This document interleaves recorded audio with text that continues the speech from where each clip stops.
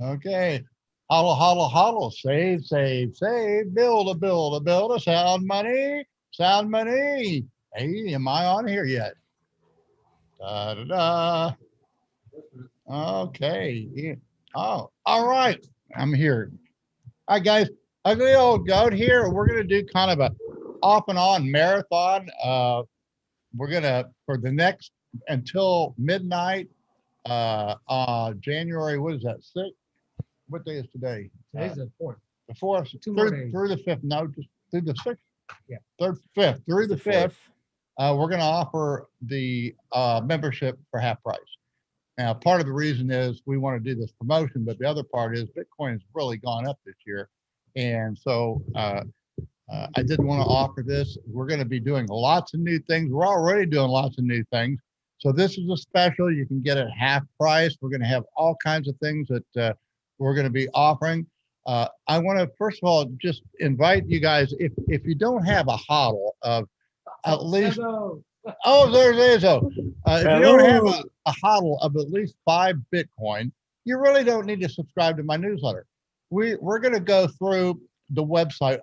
We have all this free content. I originally started out writing Medium articles, and this year what we did is we've transferred all of them, most of them, not perfectly, but pretty good job on the website. That's all free for you guys. You don't have to, it's just because that's what it's just there for you so you can learn. And I want to just kind of start out guiding you there. If you're new to Bitcoin, hey, we do these shows occasionally. We're going to have a special program for kind of newbies. And once you're in how to get into Bitcoin, the promotion that we're going to be doing this next day is really for established hodlers. But, you're invited to come here and Wow. see what we're doing. We're actually going to open up what's inside the website, what you get if you decide to do this. We really don't want you to subscribe unless you have a hodl. And if you want to trade before you trade, I really recommend that you subscribe or at least thoroughly read the website because I'll keep you out of trouble. I mean, that's the number one thing is we're going to teach you to trade your equity and just don't worry about what's going on outside there in the markets. And I want to introduce you by going to the website and showing how it works. If you go to what is it? Is it blogs or newsletters? What is it that you go to on the website? Just go to the website and then we'll go to that one. So you guys look, we'll go through this and you guys can scroll with me. And I'm going to just introduce you to what we do. Let's go to the website first, and then you can just go to the website. Not there. We're going to go to the website so they can understand how to get to it. Okay, here's the website, guys, and we have this lead: how to achieve the same results of a professional Bitcoin trader without taking the inherent risk. This outlines dollar cost averaging. I do recommend you read that letter. Uh, you read that. We update it all the time. That's a great article, and it's kind of our flagship article. So you kind of want to start there first. But this isn't the first article I wrote. Actually, the first one, I'm going to take you to the very first one because I just blew out of the market, guys, and all my followers saw me do it. And I'm sitting here. We're going to go to blowing out. We're going to go to my very first article, but we're going to start out blowing out the bottom with a frown. Now you see the first one. So here it is, blowing out the bottom with a frown. But if I said I started writing, see, it didn't transfer completely. It said started writing. I should have an I in front of there. That's okay. I started writing this blog on April 15th, 2018 with blowing out the bottom with a smile. So go ahead and hit that link. It goes right to the very first article. And this is really a great little article. And we have lots of fun. And I wrote this because, look, my history is I have a very storied past. I'm an experienced trader, been doing it ever since I was 23 years old. I actually had substantial positions in the futures market before Bitcoin came out. I've done 11 years in prison and because I did mismanage funds. So I've learned from experience, and so I'm here to help you out. I don't want you guys making the mistakes I made, and I know I can guide you through it. So basically, I started this in April of 2018 because in 2017, I actually started with a very small amount and I became one of the top 10 traders notionally on BitMEX, which is the leading derivative exchange in the world. And I did it starting with a very small amount. And I think I made over 400 Bitcoin that year and was in the top 10 notionally. Now, again, you can't, if you look at those things, you have to be careful because somebody says, oh, he made 1,000 Bitcoin here, but what did he start with? You know, your starting point is what you have to look at. So I was trading after that banner year, I was trading, and for the first 3 months, I just wasn't hitting it, man. I was trying to build a position, and it would just come back on me. Now, the key is I never lost. I was breaking even. And so I decided, you know what? I'm getting frustrated with this. And you have to learn to blow out of a market. If you're trading, you have to blow out of a market with a smile. You really cannot let it affect you. And you can't think that you know what the market's doing because we don't. And but what did happen is I just said this is the time to become a small trader, and then I started writing Medium articles, and then I decided, you know, I think I'm going to start opening a little account and start trading, which I did with 2 Bitcoin. I think I started in the fall of 2018. It's all on Medium. I documented it on Medium, and I turned 2 Bitcoin into 22 Bitcoin in about 6 weeks. And then I decided, you know what? I know I can do this. I'm going to publish all of my trades and build a website. So I took a little risk with 10 Bitcoin. And that's where we are today, guys. And a lot of people have helped me along the way, especially my charter member subscribers who believed in me and have been following me ever since. And so that's what this article is about. I do recommend you go back to read this article about blowing out the bottom with a smile. It's a great one to start with. And you can actually go to blowing out the bottom with a frown. And the reason I'm doing that right now is all of my people just saw me blow out. I blew out my account. I actually just before I started selling. While I made $1.5 million this year trading, I got berries at about $20,000 and sold this last rally and went short, and particularly on Ethereum, and it blew me away. But the key is I didn't get hurt at all. It's okay to get wrecked as long as you don't get ruined. And so I got wrecked, and I'm sitting here smiling, and I can tell you about it. And you know, most of these guys brag about how well they do, and I brag about how bad I do. It's a lot more fun doing that. And I'm wrong a lot more than I'm right. Or let's put it this way. It seems like you want to follow me. Now I'm going to always be wrong. I recommend you don't follow me. That's not what this is about. It's to teach you how to trade. And so I'm just starting out with that. And I've got 2 guys that are on the show with me right now. I've got one guy, Zeso Duarte, and he's on there now. He actually was, this is a great story, guys. Because Zeso is a big fan of tone vays, as I am, and he was following me, and he was really ashamed of himself because he blew out of the market, and he was just so ashamed. He lost everything, you know. And he told Tone, and he told me, because he was doing, when he was so well, he said, "I got you." He thought he had it licked, and he was doing so great, and then he blew out of his account. And you know, we had I did a working man's Bitcoin cruise, mainly just to sponsor some young people in Bitcoin and encourage them. And I said, Zeso, you got to think about this, but you'll do so much good if you help people through this. And he's appeared several times. He spoke. One of the best shows we did was we did a show with Tyler Jenks just before he passed on, and Zeso was in there with his pajamas on, and we just had a blast, and Tyler had a blast. It was so much fun.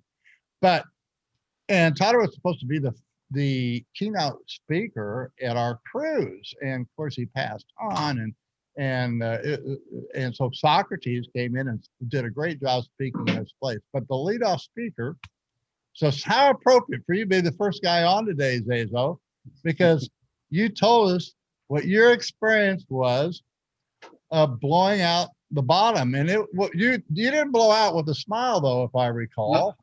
And if incidentally, we do need the link. All of these guys that appear that are on our cruise, they actually spoke, and Zeso did a speech outlining it. So Zeso, I'm going to let you have the floor. Tell them a little bit about yourself. Tell them about your experience, and tell us what you've been doing since the Bitcoin cruise and how you've recovered from getting completely ruined. Again, it's okay to get wrecked. You just don't want to get ruined. First, when I got into Bitcoin, I had a little bit saved money, and I began to do as much as I could to make money as fast as possible to buy Bitcoin. And unfortunately, I could not buy much, so I bought as much as I could. And then I took all the 5 years of experience I had as a receptionist and began to trade. And I did incredible good in the beginning. And so I knew I have the market. I knew the market. So I just don't have to care about money management. I just have to trade. And one little mistake I did, I shorted. The market was against me. And before I hit my stop loss, I thought, okay, I'm not losing 2% of my hodl. So I took the stop loss out, and the price just exploded. I thought, okay, now I'm going to lose half. No way. It's going to go down. And everything that I saw in the chart was telling me that it was going down. And until it was like a 2 months of pure agony, because I saw everybody celebrate and seeing like how much money they're doing. And I was ashamed to tell everybody that all the people that I told them to buy Bitcoin was making money and not me. And the day that happened, it was devastating. My girlfriend was with me, my son. And in my mind came like this. It's not about the amount of Bitcoin that I lost now, it's how much this is going to be worth in 10 years. And that was driving me insane. And but ugly. Since I had the speech on the boat, many people messaged me privately. And you'll be surprised how many people happened that. And guys, I encourage you, if you've done it, Zeso's there, and I recommend he can help you, because it's not easy. And I'm here for you guys too, because I've done it before. I've learned from it. And it's it's the number one lesson I teach, I hope. Zeso, would you say that's true? I hope it is. Yeah. But tell your story, and then tell us what you've learned. If I've taught you anything, what have I taught you? But tell your story first. Basically, I'm a guy that I'm obsessed about Bitcoin, because when I learned about Bitcoin, for me, more than economic part is the philosophic part of Bitcoin that just blow my mind, and everything that can come out from that. So now I have a job that unfortunately I cannot save so much money to buy Bitcoin. So I try to preserve what I have. If I could go back in time, the only thing I would do is first to pay more attention what you wrote. Because I did read, but I thought that was like, it's something that's gonna happen to somebody else. And when gonna happen to me, I'm gonna be smart enough to realize it's happening. But what people don't understand is it begins with a little tiny mistake at the moment. You just see like you're losing $50 and don't think so much. And this begins a snowball of feelings and pure agony and shame. Because I was, you really don't want to be the guy that talk about Bitcoin, that been reading about Bitcoin, and throw their Bitcoin away, right? And until today, I'm ashamed. I think because of you, I was able to talk. But I even didn't talk to you. I wrote you first. Oh, no, and I knew you were hurting. And I recommend, I said, Zeso, you're not alone. And that's when I asked you, I said, man, would you mind sharing your story with us? I would love to have you. And I said, you don't have to do this, but you're going to help a lot more people because you've just gone through it. And maybe they'll, if just one or two people hear you and get the message, you've literally sent them a lifeboat, because there's only one fatal mistake you can make in trading. And particularly now with the modern markets that we have with so much innovation, and that's if you don't manage your equity, if you don't manage your hodl. And it's so important that we want to hodl, hodl, hodl. And I'm not one of these guys that say, well, you just hodl and just, I mean, if you hodl and you never sell, all you're really hodling for is for your children's inheritance. And I believe in Bitcoin that it's sound money. And so we need to build a Bitcoin standard. So trading is going to become more and more a part of it. And we'll get into all this later, but I'm so glad you came on first, because if you're tuning in from the beginning of this, Zeso's testimony is probably the best advice you're going to get through whatever is presented here. Because, like I say, there's only one fatal mistake, and that's mismanage your funds, and it's 100% preventable. It's totally in your hands. We don't know where the market's going. The market is out here, and everybody says, well, I was just kind of in a little fun Twitter with a guy that said, well, my opinion of the market. Well, I said, maybe that's just, it doesn't, that's not how you trade. If people that make predictions, they brag about it when they're right, but they don't tell you all the wrong ones. And you're going to be wrong. You got to brag about, if anything. All right. We got, oh my God. Oh, Patrick is there with, oh God. Well, they got to come on to be in the same room. What? Yeah, it looks like Patrick's in there with Hey, is there echo? Is there echo? So sad. Oh, look at everybody there. Wow. Whitney, right? Whitney, yeah. Whitney, yeah. Patrick. And the dog, what's the dog's name? Whitney. How do I ever forget? I'm going to call him Whiskey, because I have a friend of mine that has a dog just like yours, and he calls him Whiskey. And so I confused Whitney and Whitney. Whiskey and Whitney. But that's the lovable dog that I wanted to kill during the trip. He was very well behaved, but somehow she pissed everybody off. I don't know how. So we jumped in hot with some different settings. Are you hearing us, and is everything sounding good and all that? Yeah, I can hear you. I can hear you fine. Yeah, and, doing great. No feedback. Hey, welcome your cousin. Your cousin is beautiful, and she's gonna be far more successful in Bitcoin than you ever will be, because believe it or not, having a bald, ugly head doesn't really. We need more women in Bitcoin, and certainly she's a lot more pleasant to look at than either you or Patrick. Both of us combined.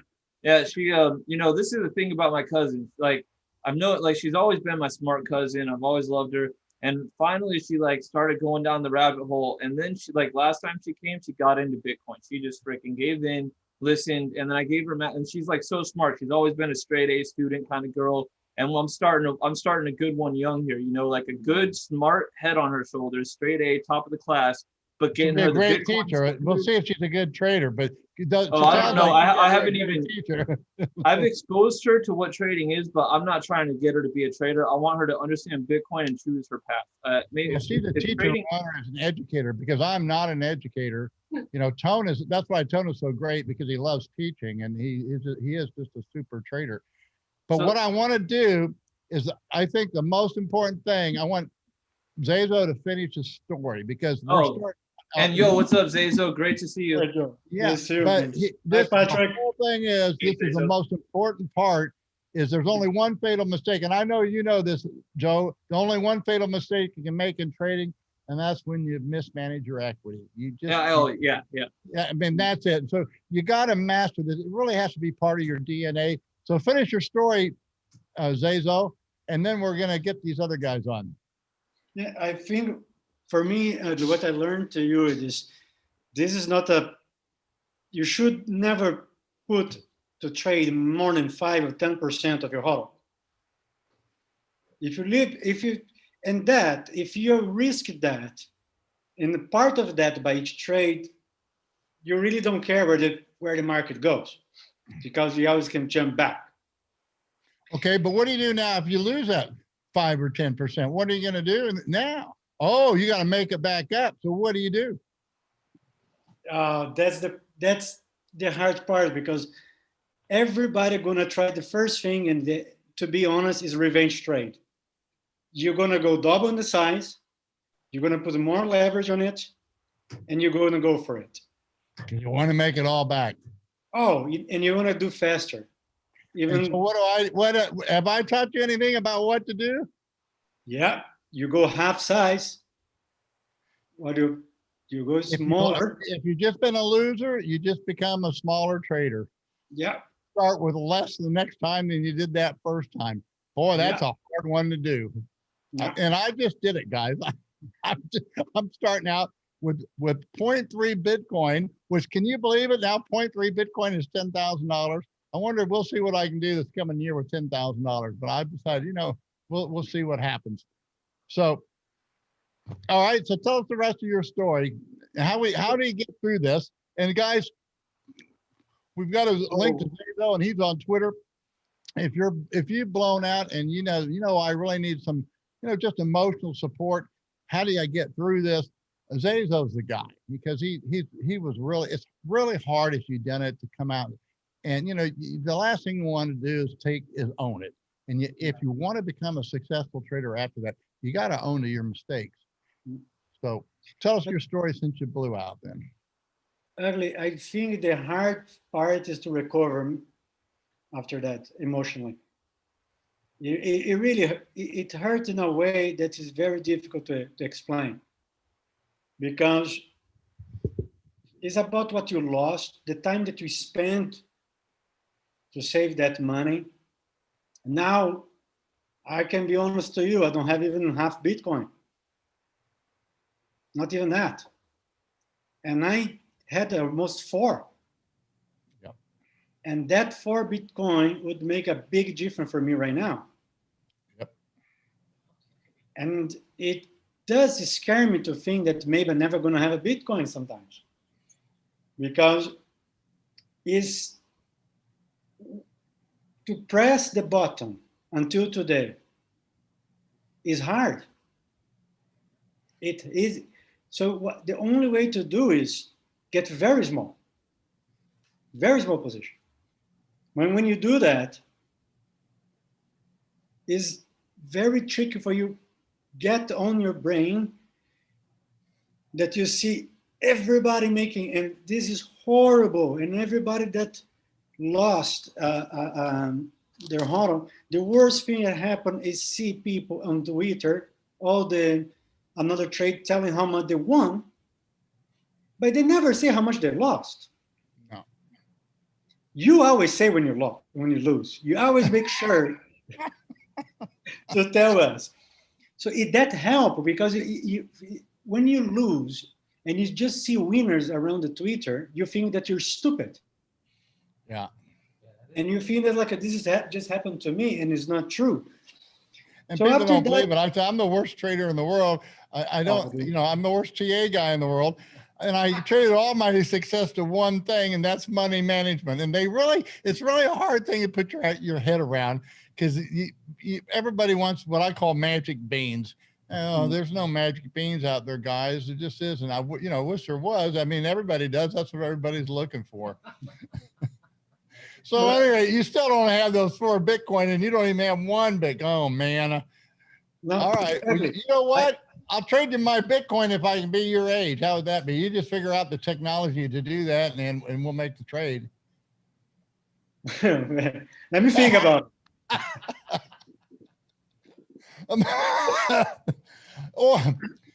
Exactly. I have to say, you have an open invitation. Oh, I want to say one thing too, guys. All you guys what we're offering this is open to all existing members too, but we're adding a new thing this year. I got I just bought another third racer. I got 3 razors down here and 2 ATVs. My daughter wrecked the one. Hey, I don't know if you know this or not, Patrick, but Esther completely wrecked the yellow razor. Yeah, we maybe show. Oh, it she later. did? Oh yeah, it's gone. I don't think we can. She's replace wild. it. She's wild.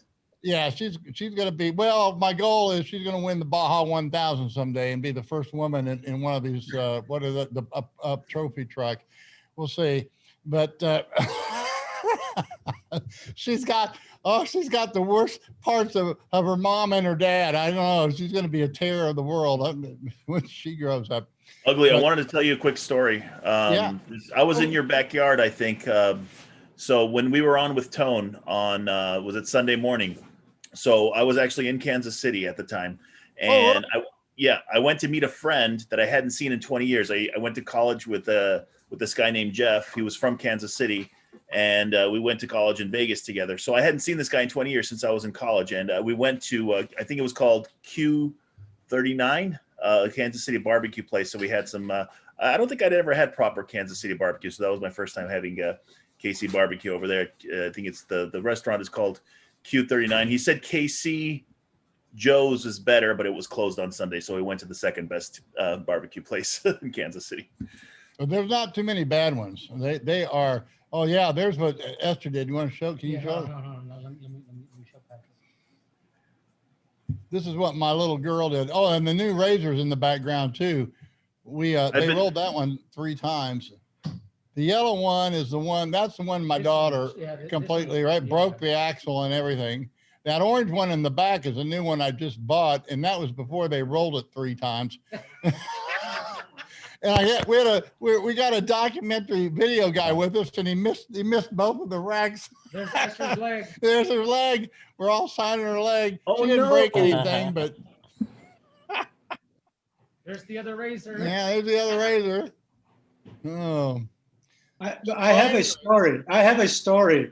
With One second. Let me about- just say one thing before you tell your story, Zeso. I just want to say that since I ate that barbecue, I'm here at Joe's place now in New York, and I've been motoring ever since. So for the past 2 days, almost nonstop. I took one small break to take a nap in my car, but I've been driving nonstop since that. So I've been going crazy last couple of days.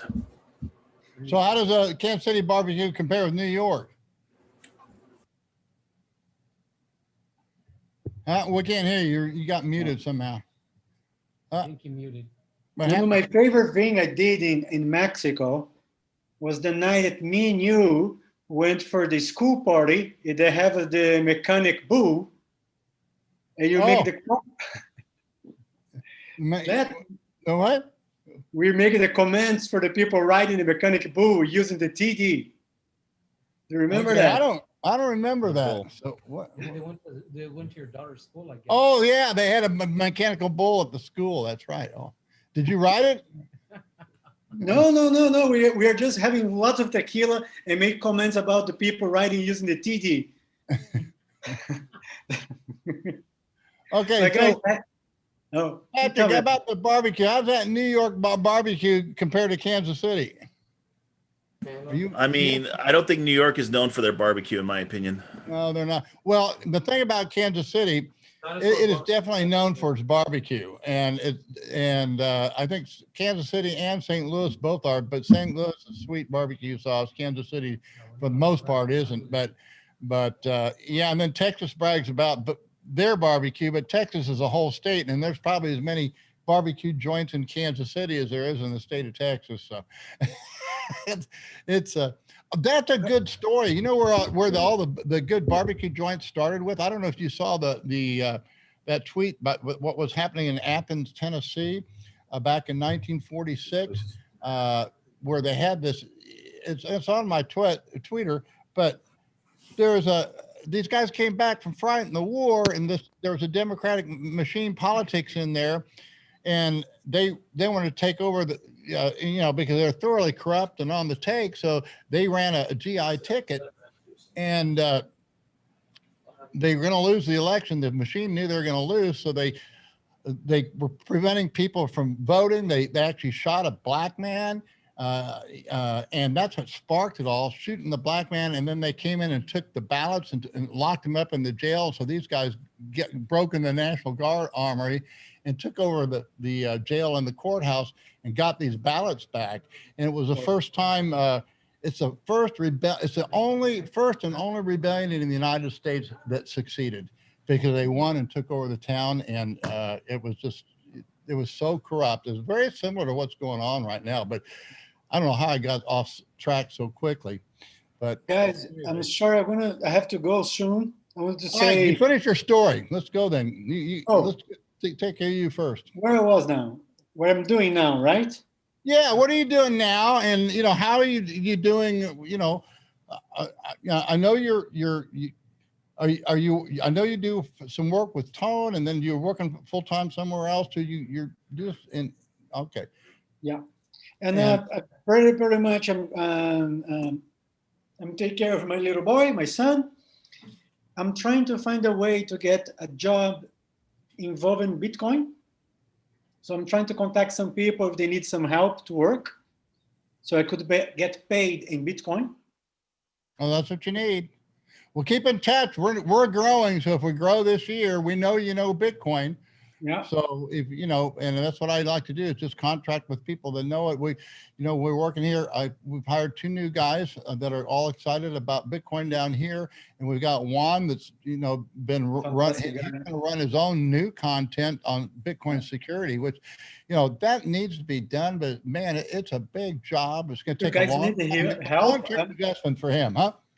If you guys need help, I'm more than open for it. Yeah, no, people, I mean, and we'll be talking about that later, because, he's tried to help me, but I'm an entrepreneur. I'm busy. It's really the last thing you want to do, because you're all excited about everything else. So it's going to be a struggle, but it does need to be made easy for people. Yeah. And I think he's got the talent to do it. Huh? What I'm doing as well, I'm going to make on this 12th of January, I'm going to make a Zoom to begin to teach people about Bitcoin for free. Because now many most of our content, guys, if you're listening to this, and I want to emphasize that again, all of the content on the website is free. Yeah. And the only way that I'm able to do this is we do have paying subscribers. I had charter members that we gave them a lifetime subscription for the first year. I don't do that anymore because it's a bad business model, but hopefully we're getting better and better. We've got a studio now. We want to just get better and better, become more professional in our content. I'm just the old fart, that knows how to trade. You guys are going to have to pick up the ball and run with it. So, and you can, I mean, all of you guys can. And so, yeah, I encourage you, keep your eyes and ears open here. You have an open invitation if you want to move to Ensenada. I know. Don't even tell me. I'm requiring anybody that goes on our trip. These guys have to have their EMT. So if somebody gets hurt, we can take care of people. So, because we're planning on doing these trips, at least on a monthly basis. Yeah. And so if you come down here and you're a member, you just have to reserve a date. That's all. And then it'll be on us. And we probably will make you put up a deposit in case you're a no-show, but you get the deposit back, if you can, and you may, if you can make it, fine, but you get one free adventure tour down here, if your schedule and our schedules work. We'll probably put some kind of a calendar on the website this year to do that. And I'm thinking about to do something, and I have to ask your permission for it. Whoa, who's here? We just showed your picture on the video and showed your wreck. Esther. Yeah. Come on camera. I want to make sure you're okay. We got Zeso on here. Come on over here. You can come over and sit on my lap. Come here. We just put your leg on there. Ah, there we go. Hola, Esther. ¿Qué tal? Esther, you see Whitney back here? You see Whitney? She's right here. Okay. Oh, look, is that your new mask? Well, that's not a COVID mask. That's a Halloween mask. Did you make that today? Yeah. They work the same. All right. That's the same results. And ugly. That's another thing. come down to the Baja. Be more you can stylish too. at a holiday because we'll go out in the desert where you don't have to worry about mass or anything else. So, yeah, we just showed a picture of what you did. I don't know if you ever saw that or not. The picture we took of your ATV. Yeah. I think it's gone. I think we need a new one. And All I right. don't ugly. like rub my motorcycle. Oh, What's the thing that was making me cry? oh, yeah, but you're a good driver. I'm sure you'll get back on. Yeah, we're gonna have to prevent people from going on the beach because everybody thinks it's really easy going on the beach, and that's what everybody sees. But it's the most dangerous thing because you've got dry sand, which is safe and you can spin around on, but the wet sand can actually catch your wheels and flip you, and that's what she did. And I did the same thing. That's the only time I've rolled it was on a beach. So, and of course, when you see that, that's where everybody wants to ride it, but it's really probably the most unsafe. But you can be going up hills and doing all this crazy stuff, and you'll be fine. But we blew a tire.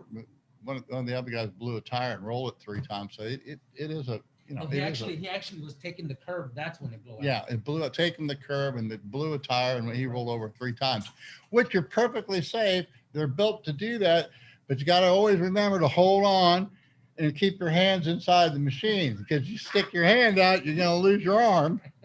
Bye bye arm. Sayonara. So, Yay. Guys, I have to say good night for you guys. all right. Well, good night. We're going to be So on Zeso, again tomorrow, Zeso. Later, We're Zeso. going to be doing this when you're free. We're going to do this for about 36 hours. I'll be coming in and Hi, dropping Max. out. And Why didn't say good Ugly. night? because it's nighttime. What time is it there, Zeso, where you're at? It's almost midnight. Almost midnight. Oh, This is shit. bedtime. Wow. Yeah. Yeah. Yeah. So that's what I say. And- At 5 in the morning, these guys are ready, You're still on No there. entiendo. But Ugly, just for finish, I have something I would like to say, and I need your permission for this. What's that? I'm thinking about to open a service for free where people can contact me for people that get completely wrecked. The name of the thing going to be Goat Food. Goat what? Goat food. Goat Goat Food. food. Well, you know what? We can probably, you do that and we'll actually put a link on it. Maybe we can put a tab up there for goat. That's the a great goat, idea, man. You know, and we'll just, And- you Yeah. can have your own Rec website, therapy. We'll link to it too. So yeah, if And you're a goat food, anybody want to contact me, they don't have to tell the name. They don't have to show the face. I'm not there to tell anything special. I'm there to listen to what they have to say. I love this idea. I will let you know Zeso, more. I absolutely love this idea. You can get the website like get like rect therapy .com or something. Just like anonymous therapy services for those who are wrecked. Zeso, Love I it. just want to say Absolutely love one it. thing. there we go. We call it Zeso. BA, Bitcoin Yes, Anonymous or something. TA. Let's call it TA, Trading Anonymous. That's the appropriate name because everybody that blows out, they all do it on TA. Zeso, that's a good idea. I'm glad you're doing that. Just remember that we've all made mistakes with Bitcoin. The important thing is to forgive yourself for your mistakes, not to beat yourself up for them. That's the hard important thing. part. Yep. But guys, I have to go. It was a pleasure to see all of you, and I hope to see you soon. All right. Well, thanks for coming on, buddy. Yo, yeah, Really Zeso, you're a great Have a man. good Always a pleasure, dude. Thank you, Joe. Pleasure, man. Bye. Okay, Joe, what's going on? Tell us what you're doing now. Well, like as in with the peeps. Me and Miss Queen Crypto, we went shopping, had some fun. Patrick just landed, so Where you was know, it? Here? keeping an eye on Whitney and getting her fed. But yeah, we're just in for hopefully a nice little night of hookah and good conversation. What's up, Juan? You're gonna break them. Hey, Juan, can you hear Hey, me? what's up, man? Yo. How's it going, Joe? Good. How are you? Yeah, I can hear you just fine. Can you hear me? Mic to the check. Yeah. I'm great. Sorry, we had to interrupt that. Very program. exciting day. I can't wait to have a look at the markets and hear your stories for today. You wanted to, do you want to see? Let's do. Yeah. I mean, it's been quite intense. Robert Allen from What's been a that? crazy day. Yeah, if you want to take the screen, maybe Eddie can give you powers if you wanna show off some of just Joe, let's look is at the there charts a little bit. Yeah, so it's been tough. All right. First and most Nice. importantly, I've been calling this a max pain market. This market has been pretty much brutal to everyone. Of course, there's good signals, good horizontals, good things to play into, good things to count as support. Like the gold mine's been pretty reflective of the strong moves to the upside. So some would call this a scalper's paradise. Yeah, I would agree, but you can quickly get caught on the wrong side of a trade. So I would say, this is something that I felt like in this market right now, it's more important than ever to say, like, this is almost what I feel. I feel like you can be the worst trader in the world, but if you have money management, you can survive this. This has been kind of the crazy stuff going on lately is that with all these swings, I mean, even earlier, hold on, here's this one, and look at something like this on the 1 minute. This swing over here, or was it? Yeah. So look at this action right here. We had signals, they got That's massacred. amazing. Yeah. Sellers sold into what was clearly massive support. I mean, support hasn't been checked like this in a long time. So sellers completely annihilated the buyers. But then if a fat finger move or whatever this is 1 minute candles here. We're talking a 7% move on top of the body itself. Wow. So, near 8% move just from that. Really, really interesting stuff. So I've been calling this a max pain market. I think it's really, really dangerous to trade. It's basically if I call a top or a bottom, say I got in on the bottom, I'm putting a profitable stop in as quickly as I possibly can because I don't even want to wait for the opportunity for things to swing against me. So I think money management is one of the most important things. The signals have been, for the most part, working out. If you're trading this, I would trade with less leverage, put your stop tight. You would have been stopped out here. You would have had a good trade here. So it's kind of like I personally understand a little bit more discretion and how to trade the order book, and I'm working on trying to make it so more and more people can understand.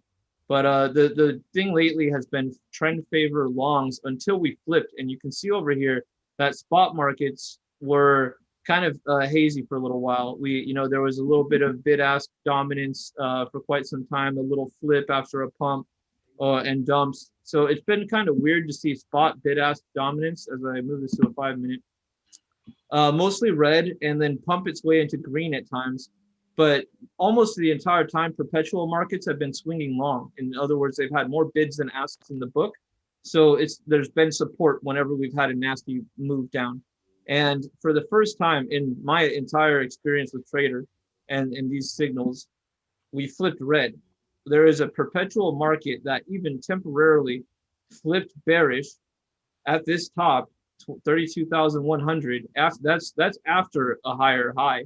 So this in my mind could very well be the bull trap, and we could start moving down because this bid-ask spread has me so concerned. I've never seen a dual band confluence ask dominant. This is bears are creating a price ceiling, and every time I see a dual bid-ask confluence green, in other words, bids are in favor, bulls are in favor of the market. It's been wild, serious moves to the upside.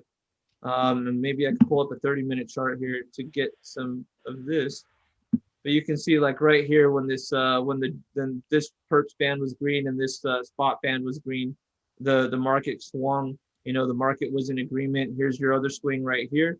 So the market is in agreement for the spot markets. The bids outweigh the asks, and then bam, price just starts shuffling. So yeah, I mean, there's quite a number of times where a dual band confluence has been extremely valuable. Now, how can I say with certainty that this is going to be, the all important confluence is equal on the bid side as it is on the ask side, on a bull market and a bear market, whatever. Because I don't know what this means yet. I'm not saying that this changes market structure, but I've never seen anything like this. I've never believed that I just didn't think I would be getting a dual band confluence until we got a top, and I do not want to think that we're topping out just yet, because if we're talking about an ask dominance of this level where they far outweigh bids or even lightly outweigh bids, which are usually showing up in strong numbers, that probably means that this is, if there was going to be those pullbacks in the bull market, you know, the 20-30%, you know, range of pullbacks, I would hope that we have some sort of signal. I'd hope this is indicating something like that.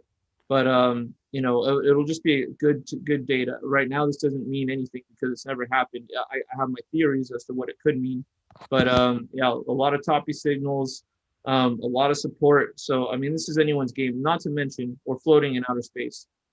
Now all the way up to, you know, these lower levels. Right. I mean, it's up to 55,000 Bitcoin. There's only 6,693 Bitcoin that needs to be bought. How much does Saylor himself own? You know what I'm saying?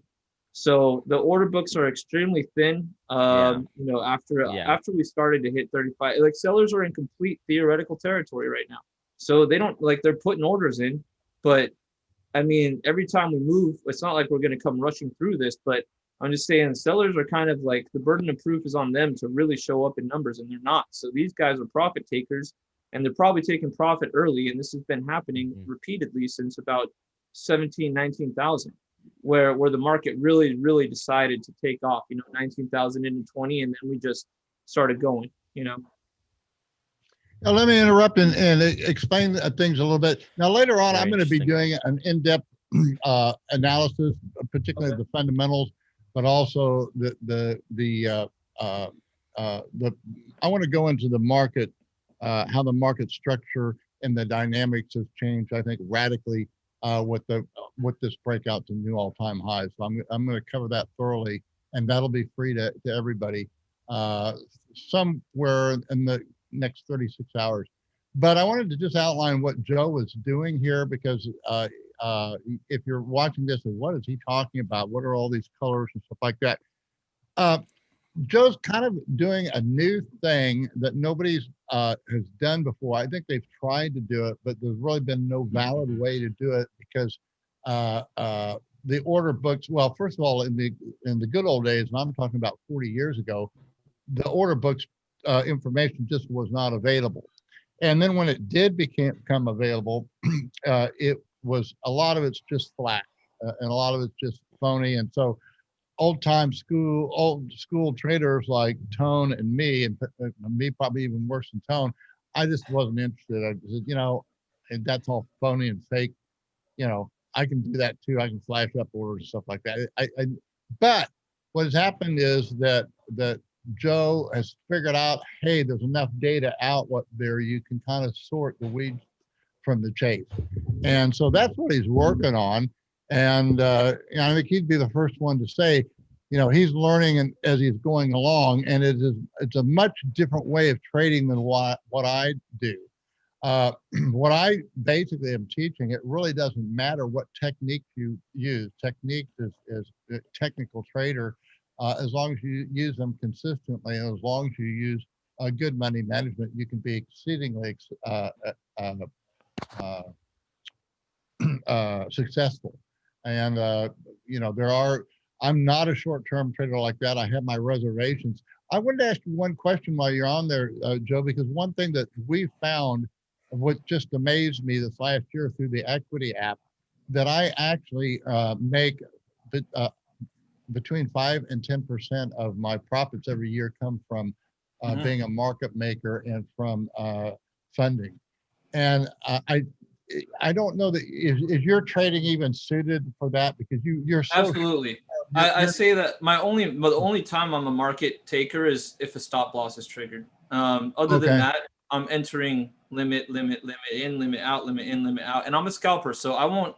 I usually catch the high end of the run, and I usually exit the first, say, 50% of the run. I'm not necessarily sniping tops and bottoms, but I am getting in. You know, I'm getting in and I'm getting out, let's say, a little early. But that's how I make my money. I don't really get greedy. But you're not making, it's costing you to trade. I'm getting rebates to trade. 0.025. Yeah, but I mean, after they wash out, would you say that have you ever done a check to see if after your trading's done, you're net positive just on your take it, or you know, does it a net cost to you? Or because I didn't realize, I knew I was making it's the net something, profit. Huh? I've never done the math, but I know it's a net profit, because I mean, if I enter 90%, which is probably more like 98% of my trades, enter and exit with a limit order, that's 0.05, profit. But then if I enter, I don't know if you're aware of this, but this is a feature that Victor has put in the equity app. So you can actually, but it's only on BitMEX. So if you're not doing okay. Well, I really like it because it's probably, where do you do most of your trading on Bybit? Is that it? Generic American exchange, something like that, what you Okay. were talking about. But the thing is, it wasn't until you said trade on your equity. I used to put my stop losses at price points where I felt like price wouldn't hit. But, it was 10 times better as a scalper being in and out of so many positions to think about the equity. If I make X dollars, I'm only willing to lose X plus 1.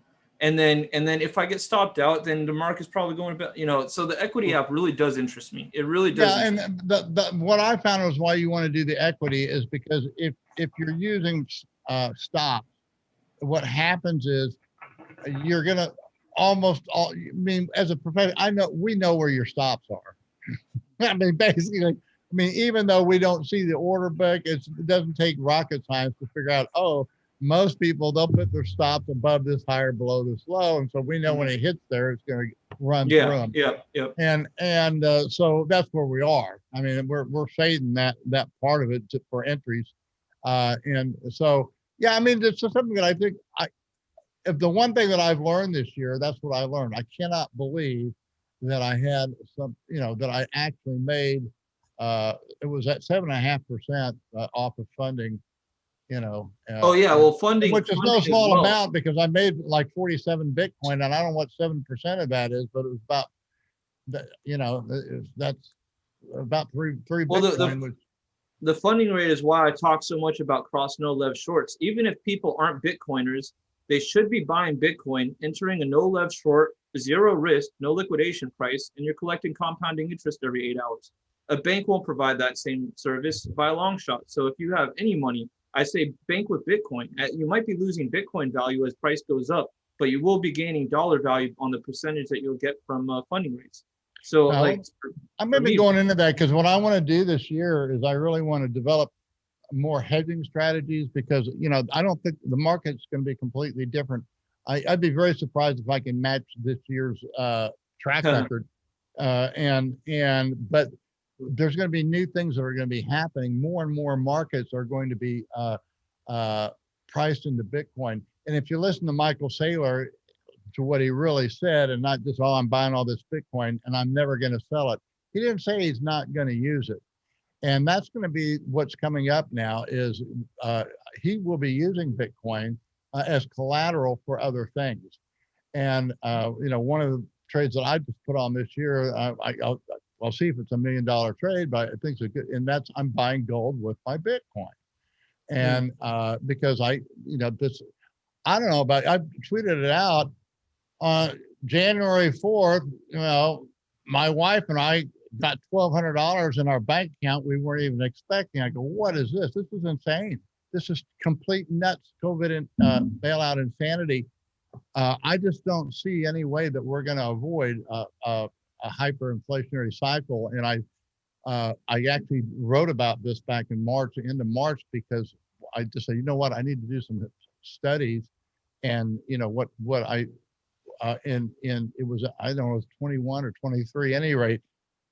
I didn't realize that France actually invaded Germany when they weren't paying reparations. And they invaded Germany and said to collect their reparations. And so the Weimar Republic said, you know what? We're going to pay you guys, but don't work.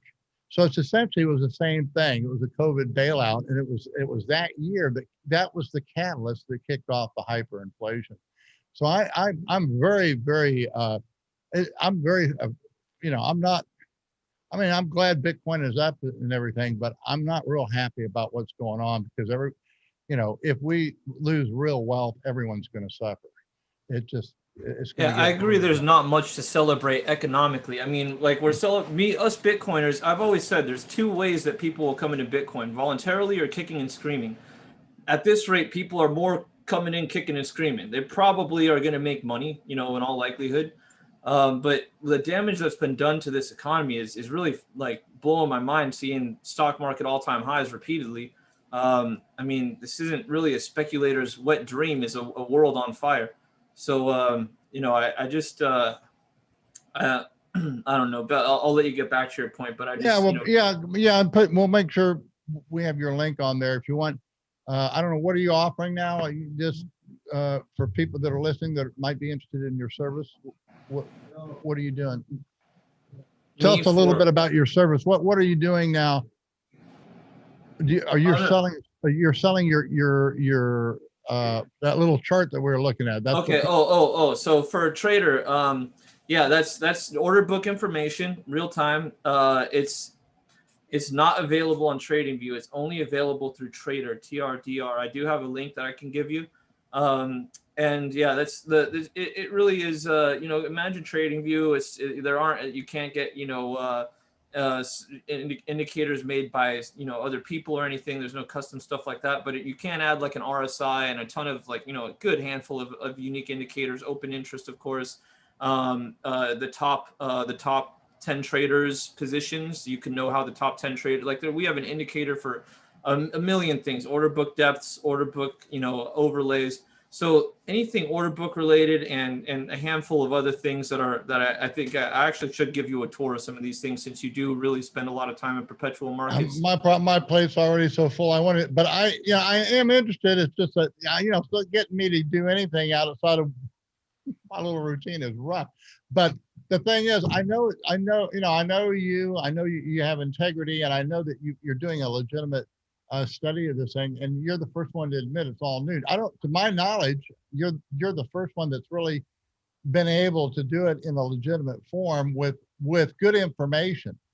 And that, you know, that's why I've always dismissed it. And I really dismissed it. I didn't really pay much attention to what you're doing till, you know, I know Tone, and when he's picked up on it, I said, well, there must be something to do with this, because I know he's not going to just, you know, look at anything. And he a lot of time with Tones, he dismisses it, and then the next day he calls you back, you know. So, because he says, oh, I get it now, or whatever. And so, yeah, I remember his light bulb, and I really appreciate the compliment. It's been like a lot of hard work, years of screenshots and notes and all that stuff. Oh yeah, I know. I mean, we built this website this year, and you know, everybody, it's not an easy task. You got a big capital investment there, and you know, and you know, but it, you know, and it's particularly if you have a proclivity for short-term trading, that you need that kind of stuff. I'm much more I do that just on a whim, but I've never made a lot of money that way. You can pick up a little bit here or there. It might be a way to build a position, to build a bigger position, but you know, I've done it. I mean, I made my money because I basically bought Bitcoin all year long and turned, you know, $7,000 into $1.4 million.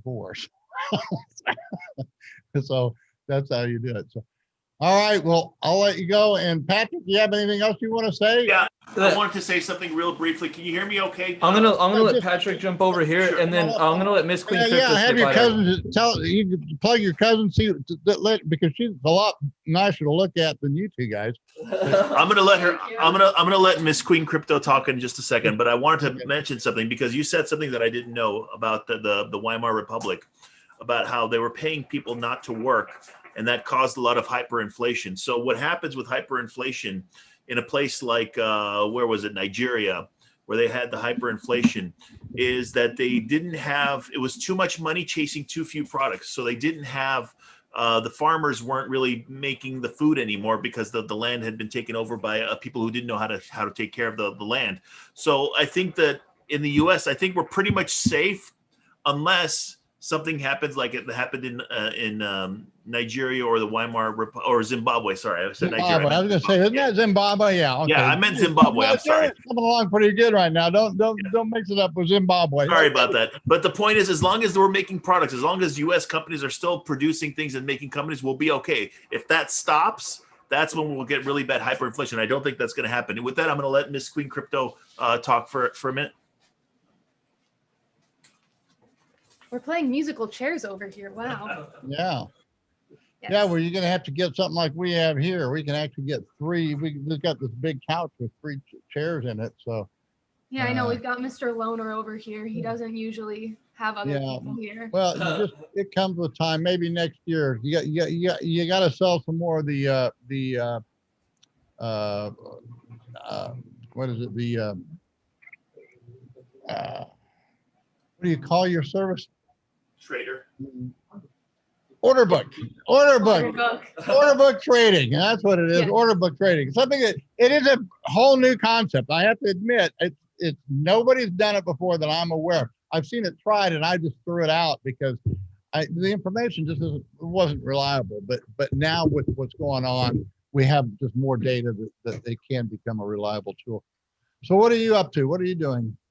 Well, I'm basically just on Twitter trying to learn as much as I can about everything. Like I go on streams with Joe sometimes, and it's very interesting because that's like how I'm being introduced to trading, like the trading aspect of everything. So I'm not letting her trade, by the way.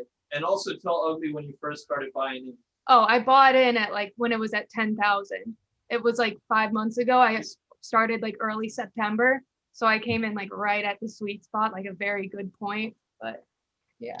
Well, I'm going to go into this later, but I mean, a lot of this isn't fun for me because I had a lot of people that, we talked Bitcoin and all year we recommended that they buy it. And of course, once it broke out and went above 20 and then 30,000, everybody was calling me, well, what do I do now?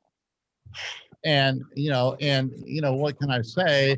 And then the worst part is I have guys that call me and they say, because I asked, I do business with them. So, and I found out, oh yeah, I sold my Bitcoin at 10,000 or 12,000 because I was going to buy a dip. And but now they come in and me, well, what do I do now, Ugly? And I said, you should have come to me when you wanted to sell it. And because I would have told you not to.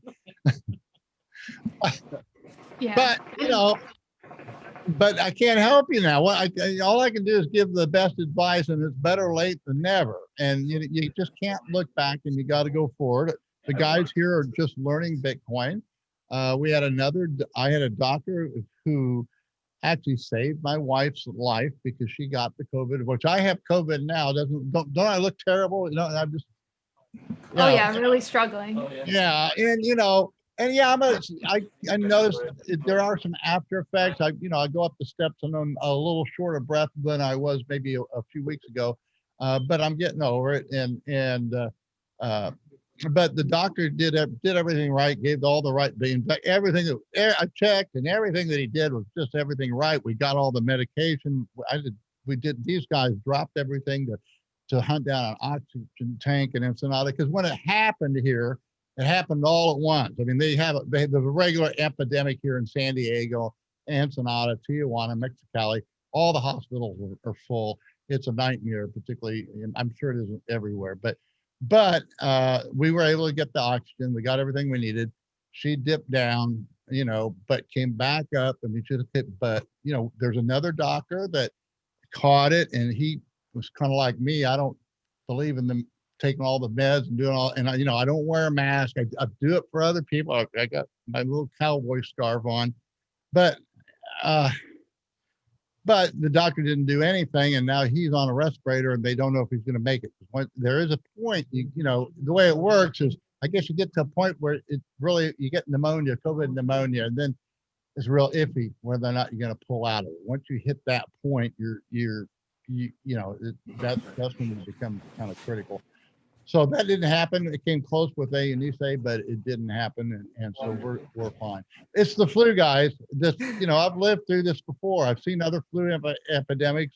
I remember I was back. I think it was '69. We had one when I was in college, and they shut down the whole college and quarantined everybody in the dorm, and everybody had the flu.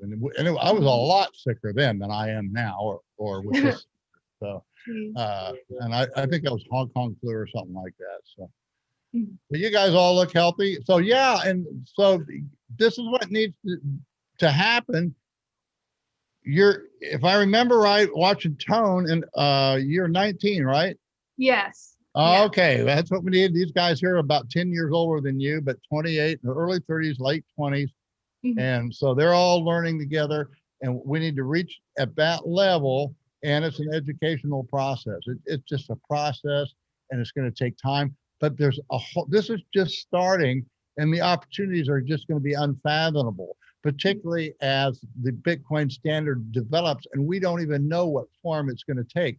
You know, we can have our own little ideas. We can go by the best thinkers in the world today and yesterday, and some things we might be able to foresee, but a lot of it is going to surprise us.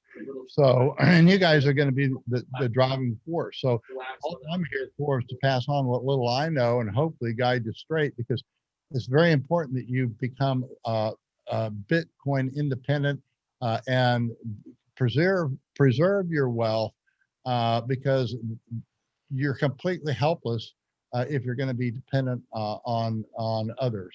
And you want to be able to have the freedom of movement. You want to have that freedom of the discipline that it takes, because for you to be succeeding, you have to have discipline. You have to be patient, and you can't be afraid to pull the trigger when it's time to pull the trigger. Those are 3 things I teach that I've learned. So I got guys here. I want Eddie to start teaching people in Spanish, that are just starting out. So yeah, I think making it accessible is one of the biggest steps to mass adoption. It's one of the most important things to do to get people interested and feel comfortable. Right. And being a beautiful young woman is not going to hurt. To that point, I actually just wrote an article exactly on the topic, by the way. Oh, wow. I just wrote an article on how to for noobs to help them figure out what's going on with Bitcoin. I will share with you right now in the chat. Yes, please. And yeah, you have a look. Let me know what you think. I wrote it specifically for people that have no idea what's going on with Bitcoin, other than that the price is going up. So all right, hopefully this will help you out. Article, is that the one that I read yesterday? Because I totally agree. There's a lot to. Oh my God. It probably is the one you read yesterday. I'm actually translating it to Spanish right now. Yeah, this is an excellent article. Yeah, I'm going to let you promote that later. So this article is an appropriate time to jump in, because this is written for the newbie Bitcoiners, guys. And this is, Juan has a vision and a huge undertaking. And I told him, you know what, you're on the right track, but this is a long-term investment. You're talking about a decade away, but he wants to really become a security expert in Bitcoin. And that's so difficult. And maybe I'll just start talking about it now, because he tried, among other things, me, and he could tell you all the problems he has. And I really need the protection, but I'm sitting here, I don't have time for this one. And he gets frustrated with me, and I get frustrated with him. But that's very the way life is, Yeah, that's what. So tell her how you can help her out. I'm an old man, and I got to go pee. And I might fall asleep during this thing too. Don't worry about that. Just keep going. Well, a repeat. Well, if we learned anything, is that you pay very good attention when you're taking a nap. So I'm sure you'll be fine. He sprung from the chair and then from the nap yesterday on Tom Vay's show, and gave some excellent commentary on the topic. Wow. Shocking I everybody. heard he fell asleep. Yeah, so the article kind of goes over a little bit of. Yeah, he passed out. During the show. It's pretty funny. I wasn't sure what he was doing. It looked like he was just really comfortable. Sorry, let me just turn this light down a little bit. It's a little strong. Yeah, I wasn't sure what he was doing. It sort of looked like he was kind of like this. I thought he was just really comfortable. Just a little disinterested, maybe not necessarily asleep. Yeah, exactly. Just a little snooze. But anyway, yeah, the article goes over I think most of what people need to know, like I've been doing consulting in Bitcoin since 2014, teaching people just from zero to as far as they're willing to go, And that article is basically the first half an hour of consulting call that I'll have with anybody, right? So yeah, I would just encourage people to read it. But if you have any specific questions, I'd be happy to answer them, and maybe it'll help a few people at least have some better tools to talk to all the new people, because it's also a complicated topic to explain to people. So yeah, it is. It's been I've been trying to read a little bit on just the subject. Well, I've been trying to read up on everything, and I asked Joe a lot of questions when I talked to him. The Lightning Network was something that really kind of it didn't click with me at first. Like when I first heard about it, I didn't really understand it.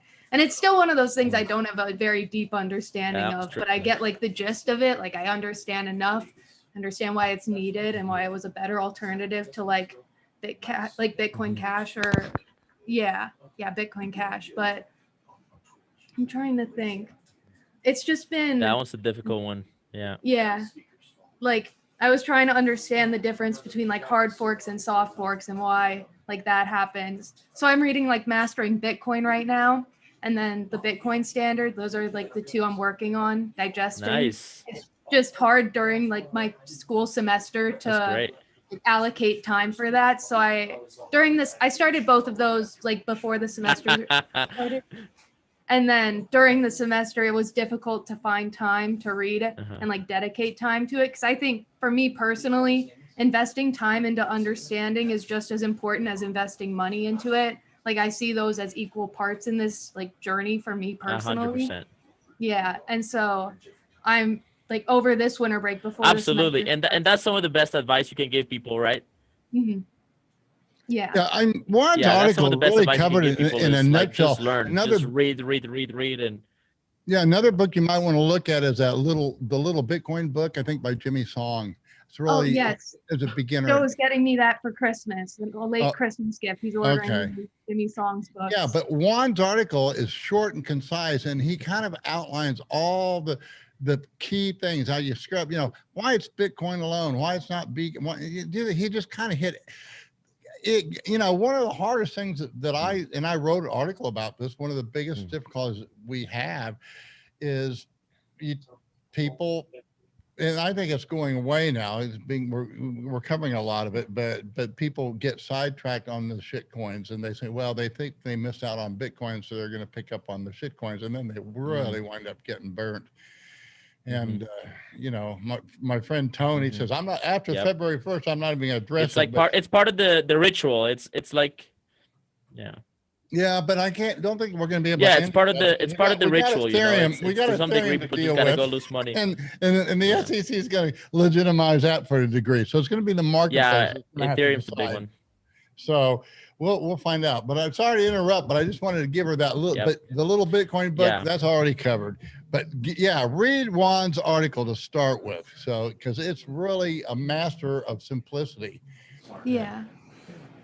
Yeah. I think being able to come up with like Thanks, man. I appreciate very that. short and simple. And I think it's great. Yeah. What you want to just outline it, Juan? You want to outline it? Go pull it up and read it to us. Man, we could do that. No, it's fine. People can read it. Book. No. Go read it. It's a great read. It's got memes. It's got little videos with like special moments. It's got tweets in it. It's got the whole shabam. And I just think it's great that you're going down the rabbit hole. I'm very excited to see where you come out on the other side of this, of getting like the fact that you're reading Mastering Bitcoin. That's huge. You're going to become a Twitter personality if you're not already. And there's many people have quit university just to learn Bitcoin, me included. So I wouldn't be surprised if you join us, there's one thing I wanted uneducated, rich Bitcoiners. Well, there's one thing I want to say real quickly about Miss Queen Crypto. So the thing is, she's really, really smart. She's really bright, but she's young enough that she hasn't been indoctrinated into this old dogma of thinking with economics. So she's smart and bright, but also she went down the rabbit hole before she got distracted by all this fake dogma economics teaching that they do in academia. I took one econ class in high school, and I don't know very much about, like, it was just terrible. I asked my teacher questions that weren't in the textbook, and she called me stupid for asking questions that she didn't know the answers to. It was very funny. Oh my God. Yeah. And I'm an economics major. And I can tell you, economics is dogma. It's not a science, at least not yet. Hopefully it will become a science soon. Yeah. Well, this lady, this economist lady on Twitter, that's all like, fractions and dividing Bitcoin into more smaller pieces is basically inflation. Is like, no, it isn't. It really isn't. Like if you have a pie, if you have a pizza, and you cut it in more slices, you don't have more pizza. It just can't get it through. And this chick has like a check mark, a Twitter check mark, and like all this influence, right? It's like, what a joke. Just I mean, it's joke. pretty funny. Verification doesn't mean much. Miss Queen Crypto Anyway, can beat her in an IQ yeah, test. Let's see. yeah, it's a weird time. Oh, absolutely. Yeah. Anyway, I don't know if we're gonna have Robert Allen coming on the show soon. He's kind of MIA, but there's a chance he jumps in. Okay, wait, he might be coming on, Okay, great. and maybe he can talk to us a little bit about the show that he's doing. But is there anything else you guys had in mind before that happens? No, I'm a big fan of Robert. Hopefully he jumps Well, why on. don't you tell us a little bit about what you're up to, Queen Crypto, and while All he right. jumps on. I don't have any like big projects So going you're on. on It's Twitter. just- I'm just looking. yeah, at I'm your- on your Twitter at account. Miss Queen Crypto, and that's really it. I try and do a couple of live streams every so often with like Joe and a couple other people, so that's been good. And I'm just trying to learn as much as I can and like explore the different avenues that I can like find, because that's what I think is really cool about the space. There's different ways to approach it. Everyone brings their own, like there's a niche group for whatever you find interesting in it. So I'm just trying to like Yeah. learn as much as I can. I'm just being a sponge right now. Yeah, I'm letting her walk the path that I had to walk. You know, like I That's didn't- great. Well, I hope you document your experience. Thank you. Yes, Mm-hmm. yes. Working on it. We're getting there.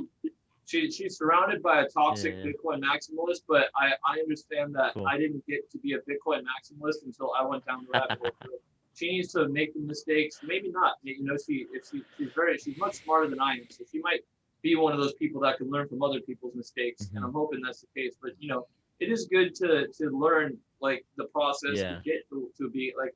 I just think, you know, she's so smart and she's gonna learn her stuff. She'll get there. She'll Yeah. get to the right finish line. Yeah, I mean, the best way to become a Bitcoin maximalist is to go down the shitcoin rabbit hole. It takes about 2 years on average. Yeah, we you'll all be went one of through it. us. I went through my shitcoin phase. I think Juan, you went through your shitcoin phase. I even Tone did. We all went through it. Trial Oh, and yeah. error. Oh yeah. But as a trader, it was almost easier to become a Bitcoin maximalist. Okay, Robert's gonna come on. Okay. While he's waiting on Right. him, incidentally. Yeah, well, it pays to be a Bitcoin maximalist as a trader because Yeah, and Yeah. on the if you over go to- time it just like, the as a market trader, favors you. But when you go to go ahead, Ugly Ugly. Old Goat, I actually wrote an article about that and why I'm no longer a Bitcoin maximalist. And it's kind of a play on words because it's just that the term was actually it was meant as a derogatory term and by Vitalik Buterin, who created Ethereum. And of course, as Bitcoiners, we have a sense of humor. And if you make derogatory comments about us, we'll just grab onto it and wear that that badge of honor.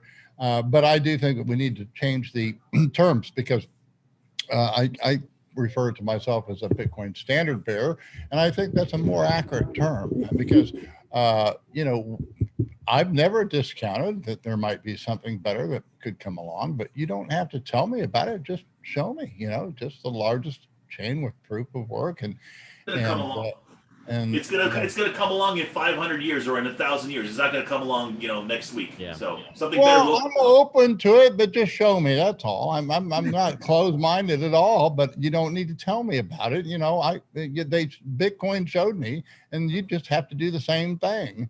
But don't tell me you're better than Bitcoin. Just show me. Prove it. You know, Oh, there is Robert. Robert, there is he on? All right. You know, Robert, you don't know. prove it in the market. There he is. All right. There's Robert Allen. Robert Robert. Allen was another speaker There we at go. the Bitcoin Robert William Allen. Working What's Man's up? Bitcoin Cruise and the working. I don't know if they'll ever bring cruise ships back. That might be a historic event that will never happen again. You were on the last one. yeah. Yeah, The they're on end of it. So fire but sale. we got a cooler thing down here in Ensenada anyway. You Literally, come and yeah. visit us and Hey, go what's on, up, Robert? go on the Baja. Hey, how's it Hey, going?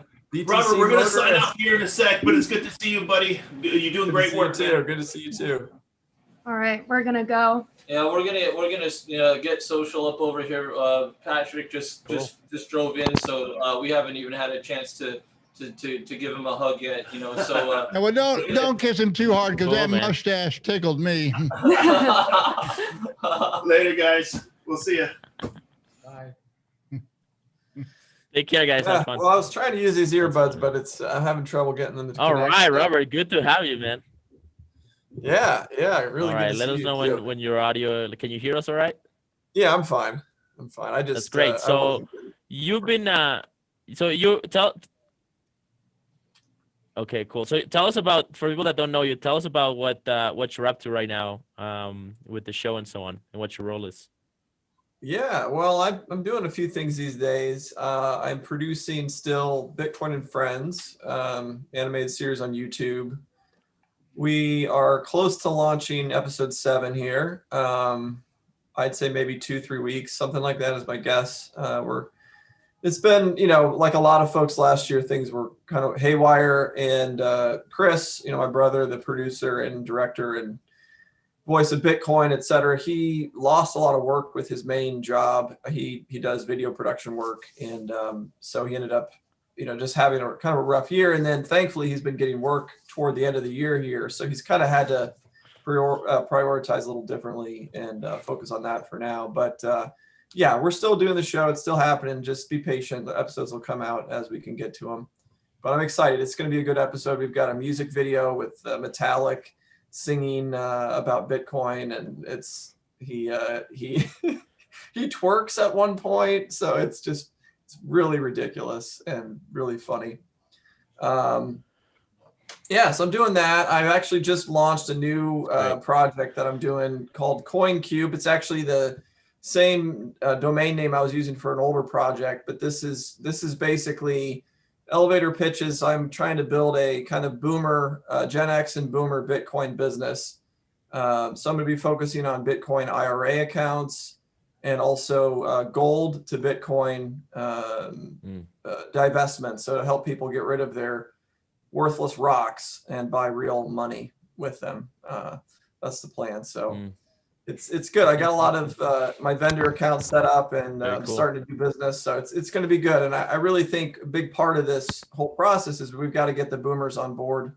We need their money, quite frankly, to get this thing off the ground. So if you have aunts or uncles or parents, send them over to me, coincube.io. I can help them out.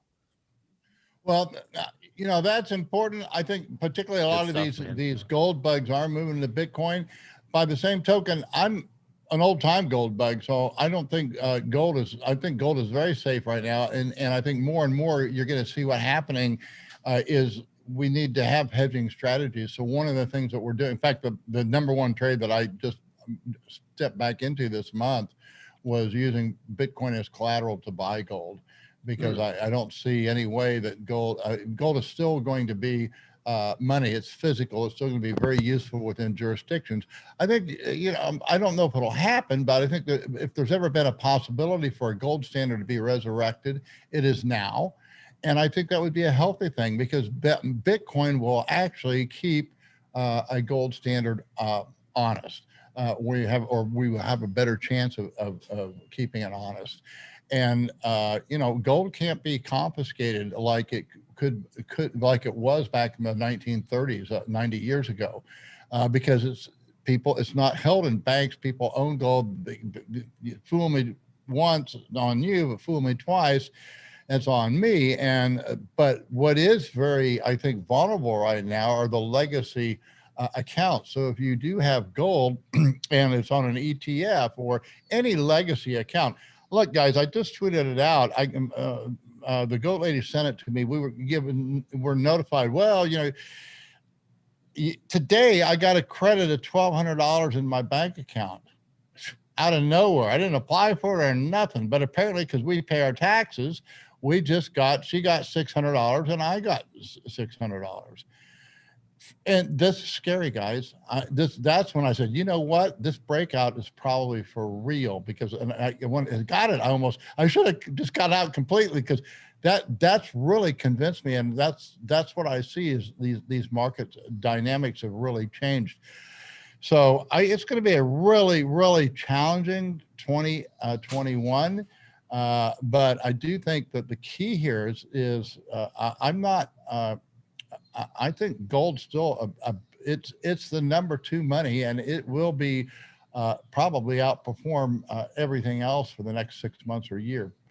I might be wrong. Yeah, but I guess I think I see it differently. You know, my thinking on gold is that it's a highly manipulated market. The governments will not allow the price to rise. They will use paper derivatives, naked shorting, and all sorts of stuff. The central banks still have like 10, 20% of the gold in their control.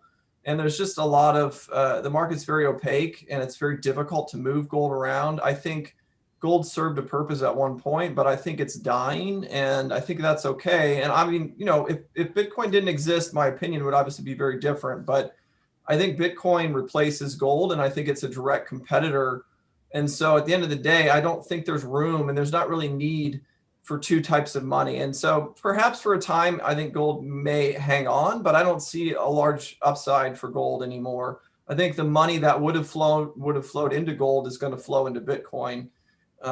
So, you know, I mean, at the very least, if anyone's watching this and they own gold and they don't own Bitcoin, they need to sell some of that gold and buy Bitcoin. Well, I think Bitcoin will outperform gold, but I still think gold will be a legitimate hedge. And like I say, you're not going to do that well if you're dollars in gold, but it's going to cost you less and less to collateralize your gold holdings and take a speculative position. It's already happening. And so, I don't agree that the gold market is manipulated any more than the oil market through OPEC or anything. Gold is still deliverable. Everybody talks about these ETFs. I'm sorry, guys. You may not know it, but I've actually taken delivery of COMEX gold. Now, you get a certificate, but your certificate is in any one of a half a dozen or dozen approved depositories. And then you have to have a approved courier go pick up your gold, and I've done it. So it's a process that you go through. I actually, back in I think in 79, I bid and won a kilo or 400 ounces of gold from the IMF. They were selling gold to try and manipulate the prices. Well, it's just like the US government. They sell their Bitcoin they get, and, you know, the wise people were buying it. And the wise person, I bought gold back there when I think it was $120 or $200. I was somewhere between $100 and $200 an ounce back there in 1979. So it is a deliverable contract. Now, actually, if you want to know the truth, Bitcoin is more easily manipulated than gold is because we don't have a deliverable contract. Well, it is in that sense on derivatives, because you don't have the closest thing you have now is a phony contract, which is this backed contract. And you cannot, that is not a futures contract that's truly deliverable. No. The issue there, my pushback on you would be that, yes, you can take delivery of these futures contracts, but most people don't. Most of the time they're settled for cash. And so if the vast majority of your trading is never settled in the actual asset, then you can inflate the number of paper contracts and you can manipulate the price. And they have used naked shorting, for example. I mean, there's articles and coverage on this. I know that, but I'm familiar with the markets, and that's just a canard. I don't buy into it.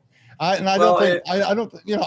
understand the argument. I worked in the industry for 4 years, and I saw and I read, and that's my honest opinion. You can, I know. I realize it's your honest opinion, and I agree. I understand it.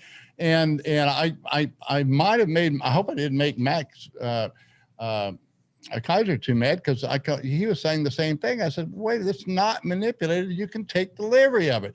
The ETF is fine as long as you have a deliverable contract. We don't have a deliverable contract in Bitcoin.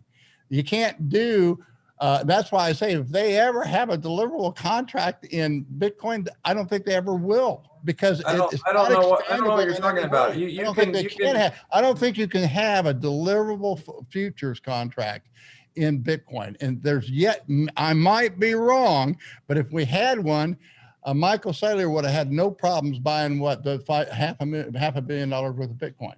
He could have just bought it on the futures and taken delivery, and nobody would have known. Well, I don't trade Bitcoin futures, so I guess I don't know that market very well, but I yeah. don't understand why you can't have deliverable. I mean, anything you can do in the traditional market, you can do better in Bitcoin because you can do it without trust. I mean, you can use, for example, I mean, granted, it's still in the process of being built out, but discrete log contracts, you can have an oracle and you can have two people put money into a contract and you can have it settled programmatically on the Bitcoin blockchain. The same argument that is made in gold was made in silver back in 1979 and 80 when the hunt put on the squeeze. I mean, And look, it's much easier. You have to admit it's much easier. It's much easier to take delivery of Bitcoin than it is to take delivery of gold, period. You can't take delivery. There's no. Yeah, you can. It doesn't matter what exchange you're on. If you want to remove your Bitcoin, you can. You put your Bitcoin on, you trade with it. That's not a futures market. I know that. That's okay. You're confusing cash and futures are not. The point is, it's much easier to take delivery of Bitcoin from exchanges than it is. It's easy to take delivery of gold too. No, it's not. No, it's expensive. It's expensive. It's costly. You're talking about insuring and shipping physical gold. It's not easy. I did it for a living. I used to do it all the time. It cost.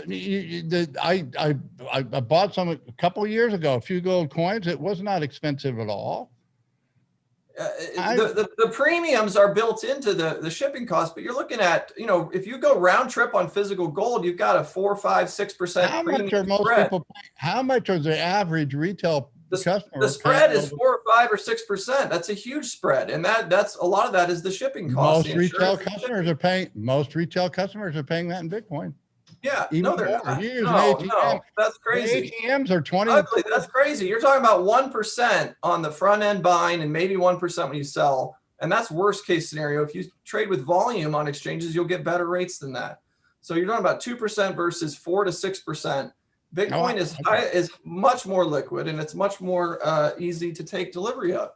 And Bitcoin is just so much better than gold. It's obsoleting gold. Gold had a place. I'm not arguing with you. I agree with you that Bitcoin's better. So, but I'm just saying I do understand the markets, and gold. You can take physical delivery on futures. Maybe I can state this in another way. There is no deliverable futures contract on Bitcoin.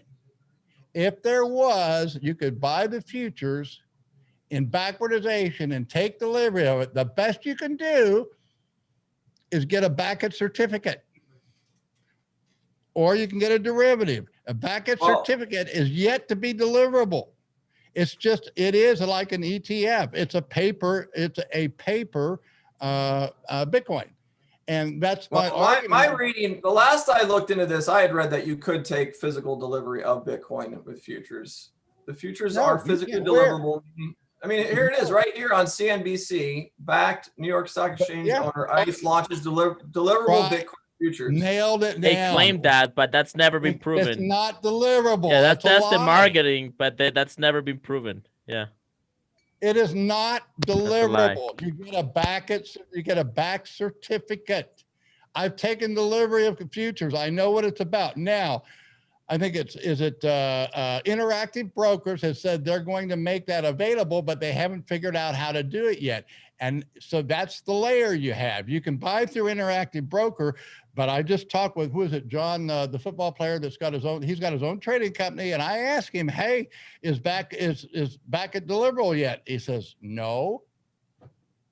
I just covered that on Tone yesterday.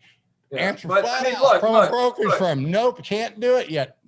The bottom line is, I don't think it ever will. The exchanges are losing their Bitcoin at a rapid pace. People are taking their Bitcoin off. This is not the case with gold and how it's traded. Most of the gold is held in centralized vaults, and this has made it easy for governments to seize and manipulate. And I'm not so sure that it is. We're going to find it would have worked. Let's put it this way: we're going to find out if the governments have gold, because my belief is that because of what happened in the 1930s, most of the gold is sitting in different homes. Let me explain what happened in 1980, okay? Because I lived through it. I saw it. Okay? All the stuff was just going on about silver. All the same arguments, that it's manipulated. And the hunts they thought it was. And the Hunts literally cornered the silver market. They had it all. They had all the warehouse stocks. They had everything. And that market went from, first it was about $7 or $8. I remember I sold my last silver at 17, and then it went way up to $50 for a few weeks. Guess what happened? You had people it was like a bank run. You had all these people that were lined up with silver and gold dealers. They were lined up for blocks, bringing in their silver because in those days we had silverware, we had silver on our mantles, and they found a whole new silver supply. I guarantee you there's a gold supply out there, but it's not in the hands of the banks, it's in the hands of the people. And the governments are going to need the gold to get back on a gold standard if they go that direction, and they may almost have to. But you sound like you're talking out both sides of your mouth, Ugly. They're not going to have an alternative. Well, it'll all play out. All I'm saying is, wait, hold on. You said they had the gold because you've taken delivery, and now you're saying they don't have the gold. Which is it? Do they have the gold? The exchanges have the gold. Do they not have? Well, okay. You're talking about two different things. I'm talking about gold, and you're talking about government gold. I don't know if the government has gold or not, but I guarantee you the exchanges do. If you get a futures contract on COMEX and you get a gold certificate, all you got to do is call up Brinks, or there's a number of approved carriers. There's not just Brinks, and say, you know what, I got this gold. Will you come and pick it up and bring it to my office or bring it to my home? And they will do it. Right. But that's privately stocked. Now the banks might have gold there too. Okay, but we don't. Right. I don't know how much the U.S. government has. So, but the fact that we can't know these things, and yet with Bitcoin we can know. Right, exactly. Everything makes right. Bitcoin. That's why you can't have a deliverable contract in Bitcoin, because literally somebody could corner the market by buying all the Bitcoin. Gold is being demonetized. They bought more than demonetized. Wait. If you buy more Bitcoin than what is in existence, okay. Yeah. And you're going to have it delivered, it can't be delivered because it doesn't exist. But you can get back certificates that say it does. It's the same thing with gold, but the difference is it's far easier to move the Bitcoin off of these exchanges than it is to take delivery of gold. The gold has a flexible supply. Bitcoin is the only monetary entity that has a fixed supply.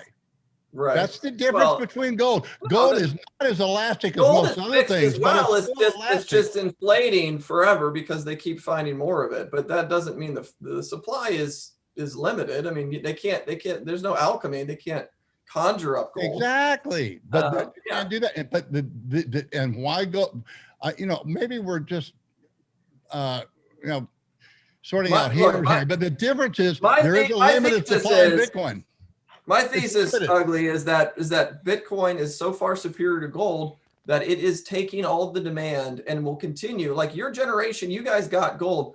People my age and younger, they most of them don't own gold, and they're not going to buy it. They would have no reason to. And so that means, you may be right. Your generation, as boomers die off, their children are going to take their gold. They're going to sell it. You're betting against 5,000 to 10,000 years of history.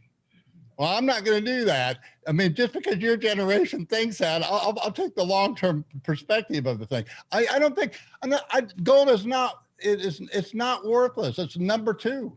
It's still there, guys. It's not worthless, but it's going to be jewelry. I mean, the value. It'll be like, what was it? Aluminum? There was another metal that used to be very hard to produce, and it was like, it was basically almost like a precious metal. And then things changed, and it became.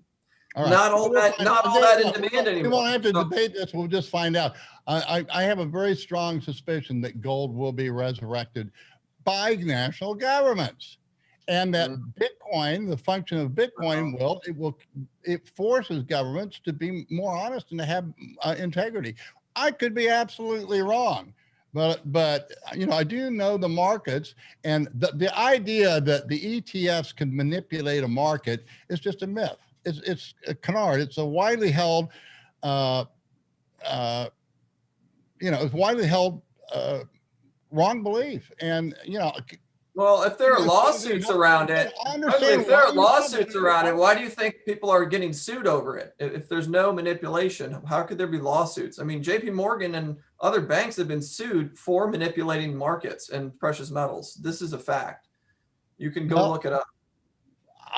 I'm not debating that part either. That's not, okay.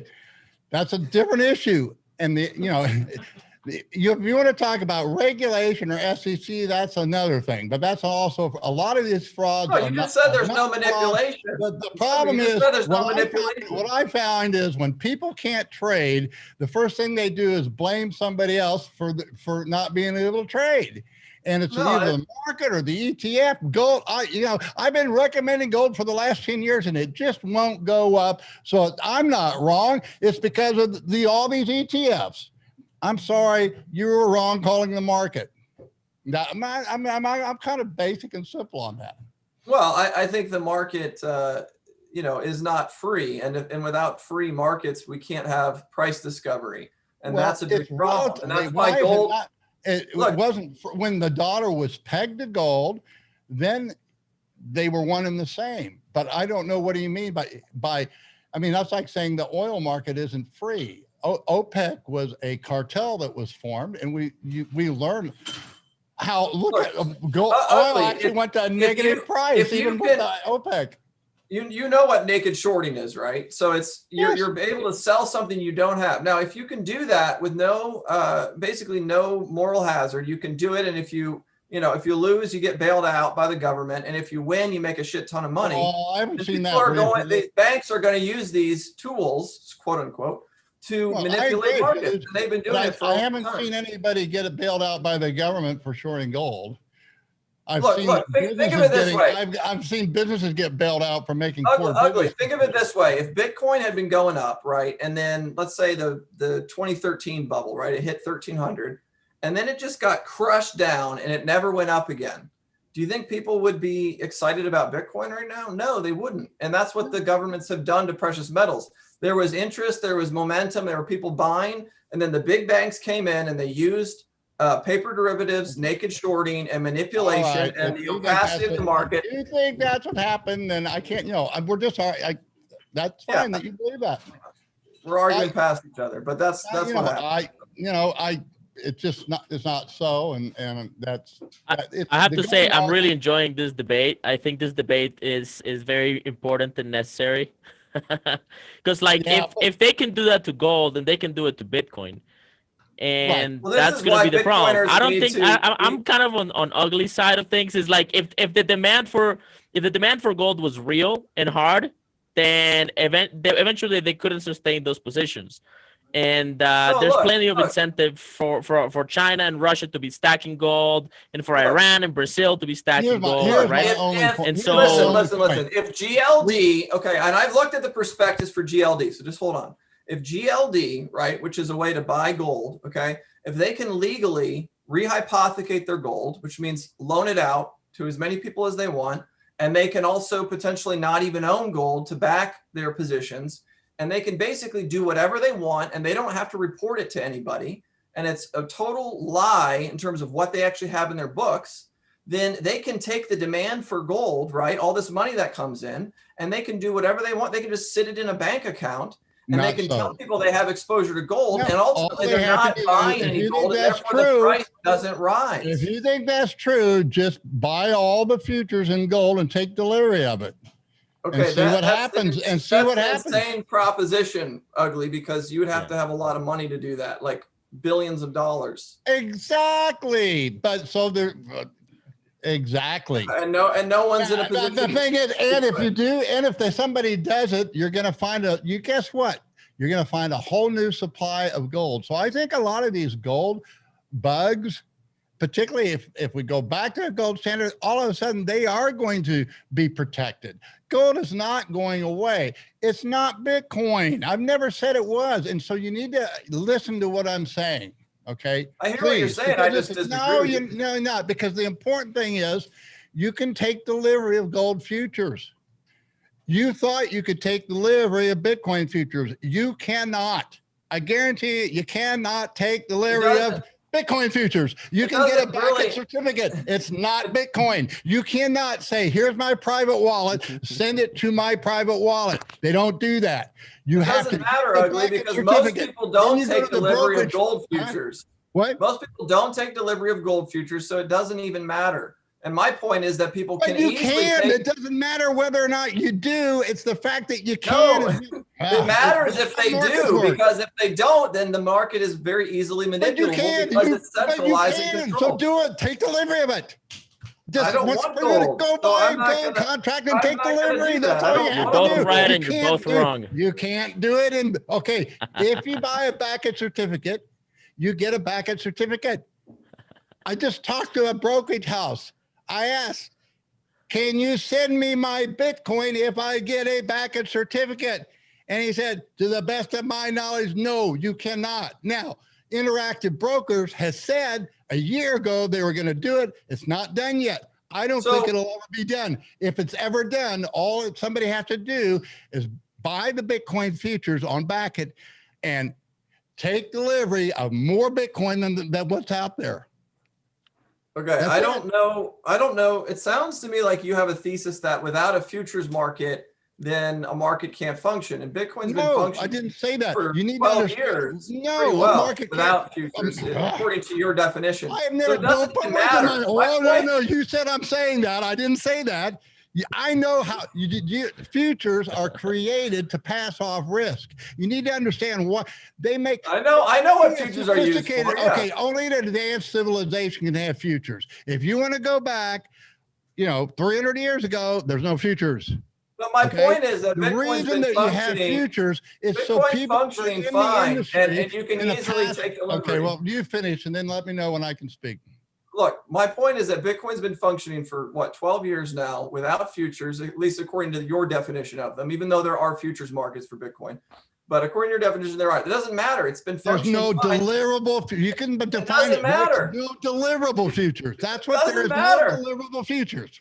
It doesn't matter because my point Well, is this. what about Can BitMEX? easily Isn't take BitMEX a delivery. deliverable futures market? Isn't No, BitMEX derivatives. That's all a deliverable? derivatives. Guys, how do I explain these Hold things? on, Ugly. This is basic stuff that if you study the markets, Okay. I guess if Yeah, I don't know. you got to know this is how the markets work. It's the wheels, and it's not that hard, but you're ignoring it. And I don't know how to get it through your heads. I understand what This you're is saying. really but basic stuff. my point is that Bitcoin I didn't realize is easily BitMEX wasn't deliverable that commodities from market. exchanges, I so thought maybe BitMEX you was a can't buy commodities it. market. Well, wait, Alan's talking. Let Robert finish because we're just talking over each other. Look, you maybe you can't buy it as you're saying on a futures and take delivery, whatever. My point is it's easy to take delivery of Bitcoin from exchanges. People are doing it all the time. And therefore the market cannot be manipulated like the gold market because Easy to do the same in you can gold. tell There's the a lie number of an exchange. Gold is the same. Unless you keep interrupting me. And if an exchange is playing a game where they're inflating the supply of Bitcoin by selling more than they have, eventually, the rug gets pulled out and they're exposed. And this is why a lot of exchanges have failed and why people are more and more cautious. This is the bottom line. My thesis is this: as long as people are taking delivery of their Bitcoin and we push forward the meme, right? Not your keys, not your coins, then we're not going to run into the same problems that I believe happened in the gold market.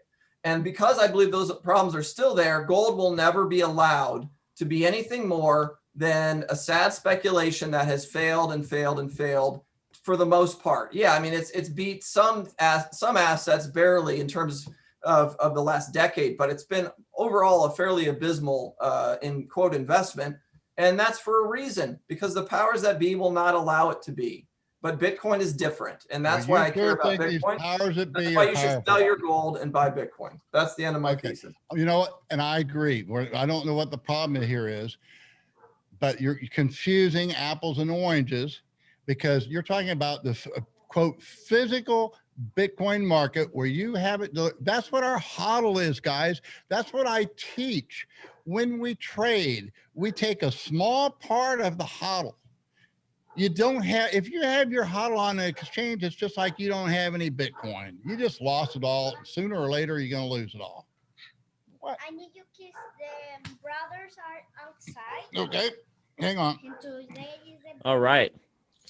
So if, All right. Well, that was very exciting. Thank you guys for that yeah, fantastic we need and to passionate move debate. on, but I think I I just, think we I do probably want hit to just most of the points clarify it if there. I can, because it's not that hard to get. That's why I teach you to hodl. You only put a small part on your exchange. There is no deliverable futures in Bitcoin. I don't think there ever will be, because I don't think there ever can be. Okay. That would be the most bullish thing that would ever happen to Bitcoin, because the Bitcoin market can actually be cornered. Gold cannot be, silver cannot be, oil cannot be, because to some degree, there's always new production. Okay.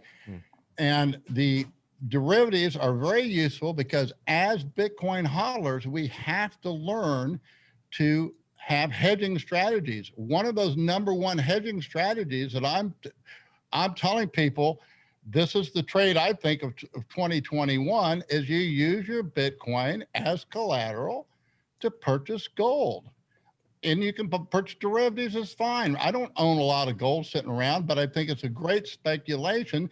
And the thing is, as Bitcoin goes up, it takes less and less collateral to own more and more gold. And when I was back in the 70s and 80s, they were predicting 3,000 and 5,000, 6,000 gold back then.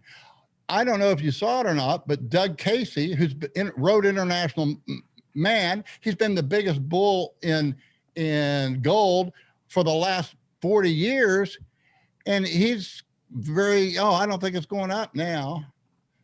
And I called him out. I said, no, you guys were saying this back in 1980. I just got $1,200 in my bank account. This is stupid insanity. And the panic hasn't even started yet. That's why this year is not going to be fun, guys. You don't want to live through a hyperinflation. And I'm sorry to say, it looks like that's what we're all going to go through.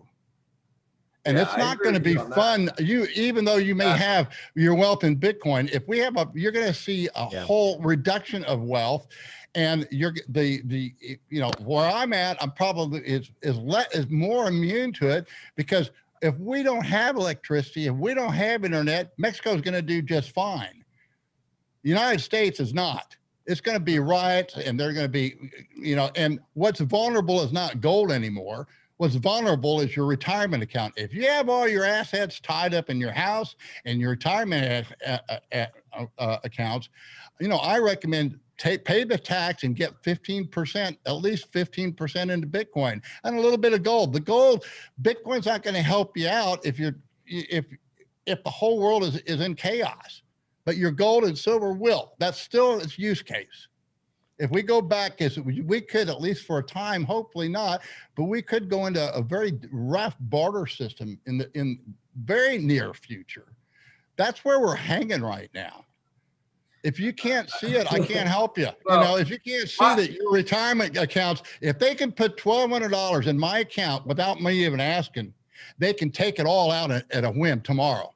And believe me, they will. If we get to a point where people are using physical gold and silver to barter, then it's like a Mad Max world, and it's much more important to own guns and bullets than it is to own gold at that point. I've never said it's not. I'm just saying there's a use case, guns and bullets are, but hopefully not, because hopefully that's why you take the proper preparations and you build a society around yourself. There's more to it than that. You know what? We don't know what's going to happen or how bad it will get, but I think it's a very, very uncertain time. I think if you look at history as your guide, this is the spark. It's not the COVID virus, it's the spark. It's the COVID bailout.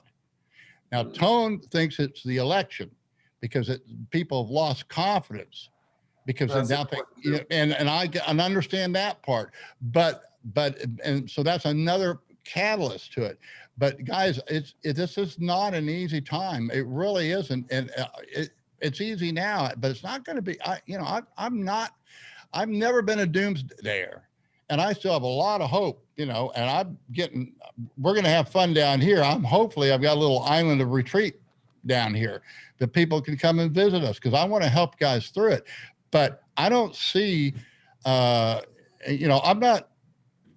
glad Bitcoin's up. I've never been better off as far as you know, physical wealth in my life, and yet I'm not all excited about it because it's, you know, you know, we're looking around, you know, good values will be coming back. You know, we need to bring charity back. We don't need Social Security. We need to take care of our old people.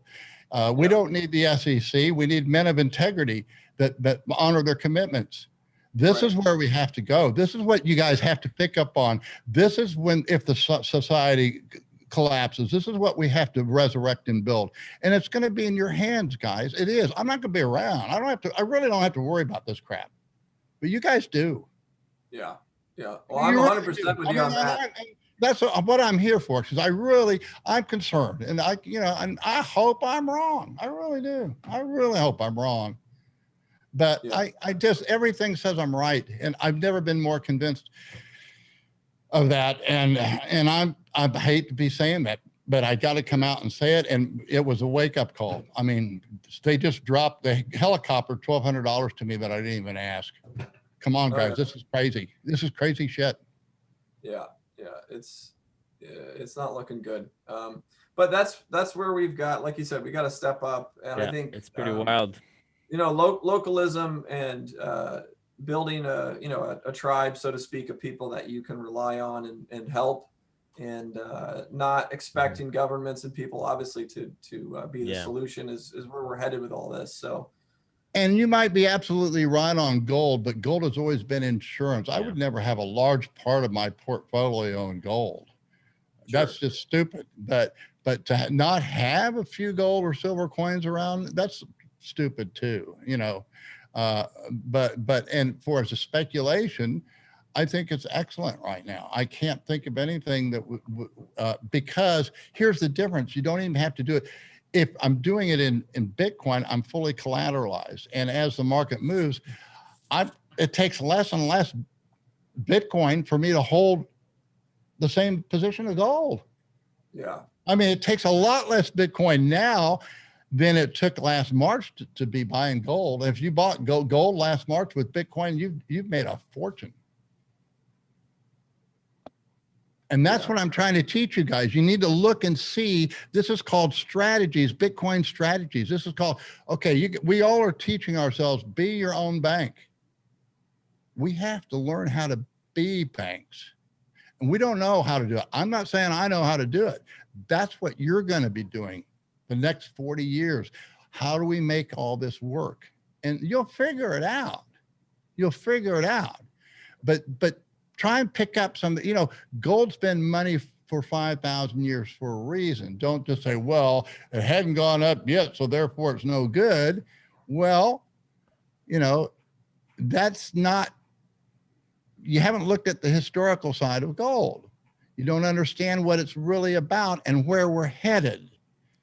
And it is the ultimate safety. Yeah, food will be important, basics. I mean, it's going to be chaos, and there'll be spots.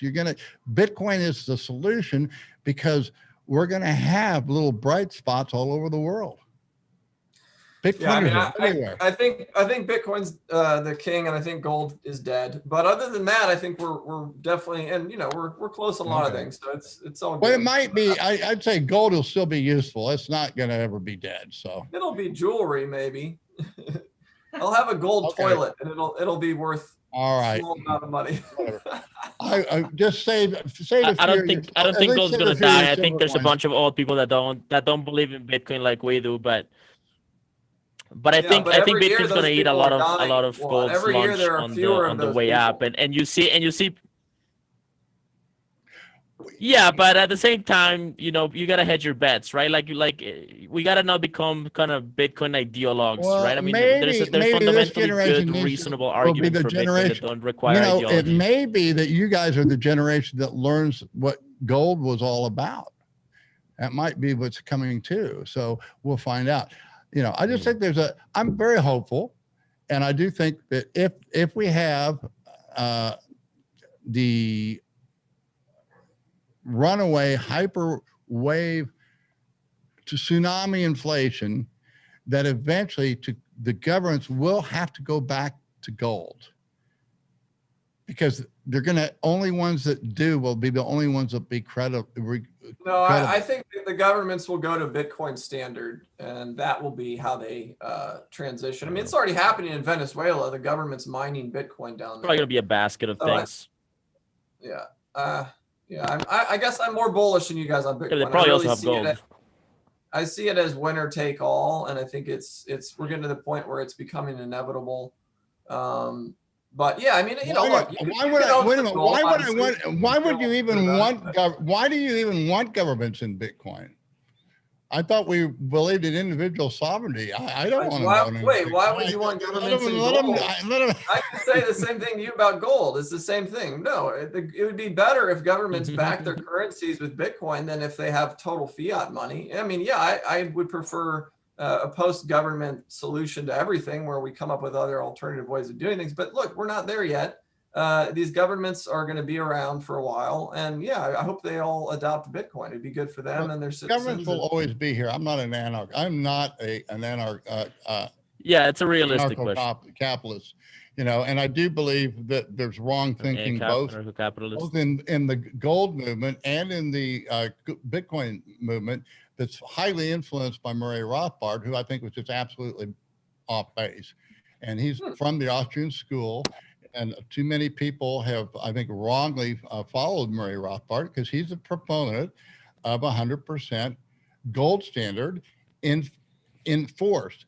Enforced means you use force to, that's the only thing you can do. Anything else is a crime. And so I call him, he's a gold, Murray Rothbard is a gold socialist. He's a gold socialist. And a lot of, in the same way, we have Bitcoin socialists. If you think maybe, can you tell me where I can read that from Rothbard? Because I've never read that from Murray Rothbard. It's called The Case for 100% Gold Dollar. Yeah. Well, I mean, yeah, he might have been off base on that, but I mean, his ideas about anarcho-capitalism, I think, make a lot of sense, actually. If we get to the point where we have people that are willing to try, I agree, but he comes across as he believes. If you read, I think the only way that our capital, I've studied this thing hard too. Murray Rothbard, sorry, go ahead. Believes in the sovereignty of the individual. He is of the Ayn Rand school. He was a militant atheist. And he believes in the sovereignty of the individual instead of the sovereignty of God. The only way that he could come up with any morals, and along with Ayn Rand, is they had to adapt divine revelation, which is revealed to us in scriptures. How do you get to the point of, you know, stealing is wrong, killing is wrong, bearing false witness is wrong? Well, you can't get there from individual sovereignty. You can't get there from the perspective of if we are sovereign individuals and supreme, the only way you get there is if there's a sovereign God. So, well, no, I mean, their take is basically rational self-interest, and they try to, I'm not saying I totally agree with them, but they try to argue. No, Ayn Rand, have you read The Virtue of Selfishness? What is this? Ayn Rand's Virtuous Selfishness. She starts out defining the term. It's Ayn Rand, yeah. She says that she defines selfishness as acting in one's own interests. So immediately she twists the words, because that's not what selfishness is. Selfishness is acting in your own interest without regard to others. Now, how do we get that point to where we regard other people? Well, there's two ways that's real simple that Christ actually outlined in his word. He said, number one, you love the Lord with all your heart and all your mind and all your soul. And number two, you treat your neighbor, you do to your neighbor as you would do to yourself. Self-interest is part of our image, that's part of who we are. But the instruction is we act in our own interest with regard to others. And she says, no, you just act in your own interest. And from that, she can smuggle in she has to smuggle in Christian morality. It's the only way you can come up with it. So, I mean, I'll say do your own research. That's my take. And, you know, you don't have to agree and we won't, but. she did a pretty good job of trying to come up with a system of morality without God that I think was a pretty good attempt. Now, I think you're probably Well, right. I would That she did recommend. There's a struggle. book by the name of a fellow that I knew. He was actually the first chief of staff for Ron Paul when Ron Paul ran for Congress. John Robbins. He has a Right. book, and I know it's still out there. It's called Without a Prayer, and it's called His Answer to Ayn Rand. And it's pretty good. It's pretty good. It was his first book, so it was his later books were much more polished, but it still was a very valid argument. It basically is a Christian apologetic against objectivism, and so we Christians do have an intellectual case. It's just that our presuppositions, our premises are different, but we have to be consistent from our starting points. And that's where Ayn Rand, she appears to be consistent, but if you get into it and look at her presuppositions, she isn't. And what's the name of that book? I'm sure I would enjoy it. The virtue, there's two of them. If you want to read about Ayn Rand, read The Virtue of Selfishness, where she defines what selfishness is. Yeah, I've read almost all her books, but I guess I didn't read that one. But yeah, I think in the very first part, she defines it as acting in your own interest, and that's not what selfishness is. Okay, and the other book is by John Robbins, and it's called Without a Prayer, An Answer to Ayn Rand. Okay. Yeah, I'm going to read that one. It's a good one. I was back in my atheist days. I was a huge Ayn Rand. Yeah, me too. Sounds pretty aficionado. Right. And she was a great novelist. I still love it. I mean, I'm still a fan. Michael Saylor, but is he John Galt? That's a good, he kind of reminds me, who is John Galt? Might be Michael Saylor. And we have Juan Galt right here on the show. No, she was a great novelist, and she influenced a lot of people. Rand Paul was named after Ayn Rand. Right. All right, guys, I hate to do this, but I got to run. I've got dinner waiting on me here. All right. Well, you'll be on tomorrow if you want to come and join us again. But it was a good, healthy debate. Yeah. Cool. I enjoyed it. Man. I didn't really want to go there, but you never know where this is going to go. Have a good night, guys. We'll find out this year. This is what we'll find out, too. I might be absolutely wrong. Maybe gold. Take care, man. In my day, they called it a barbaric relic. I think that's what Keynes called it. And so, yeah. And so that's basically your argument. I get it. No, I don't think it's barbaric. I just think it's been replaced by gold. That's all. By Bitcoin. But anyway, good seeing you guys. God bless. I agree with that. I believe in the Bitcoin standard for individuals and people. And the government's the only way they're going to get their credibility back is they have to have something physical. Well, they're gonna accept Bitcoin, and I think that's going to be their way back. But they'll have to. We're going to find out. Yeah. All right, guys. Take care. Have a good night. Whew. That was a heavy one. I almost wore myself out on that one. But that was a sprint. Yeah, no, good job. That was wow. Good. I like being challenged. Like I kind of got mine out, and I probably But I love it, guys. I love to hear the art, and that's what we want to do here. I'll talk a little bit about that. Kind of one of the visions that I have for here, what we're doing is in Ensenada is just kind of have a place where people can come if they want, hopefully get away from the COVID. And there's an old Christian theologian by the name of Francis Schaeffer, and he opened up after World War II, he opened up this little lodge where people could come and just talk philosophy. And some people would stay and live there, other people would just stay at a resort and come and visit, but that's what it is. I mean, I hope that we can develop that. We've got some property down here that I got to talk to the goat lady, get her permission. I don't know if I'll ever get that or not, but we'll just see where it goes. I mean, I don't know where this is going to go. And so our promotion now is to promote the subscription. And I probably ought to go through and outline it because we try and focus on just trading. And Juan's been really good. The history is when I started this, I started doing it on Medium, and then we built the website and I sent out newsletters. And the newsletter was, a lot of work, and it was a little shaky.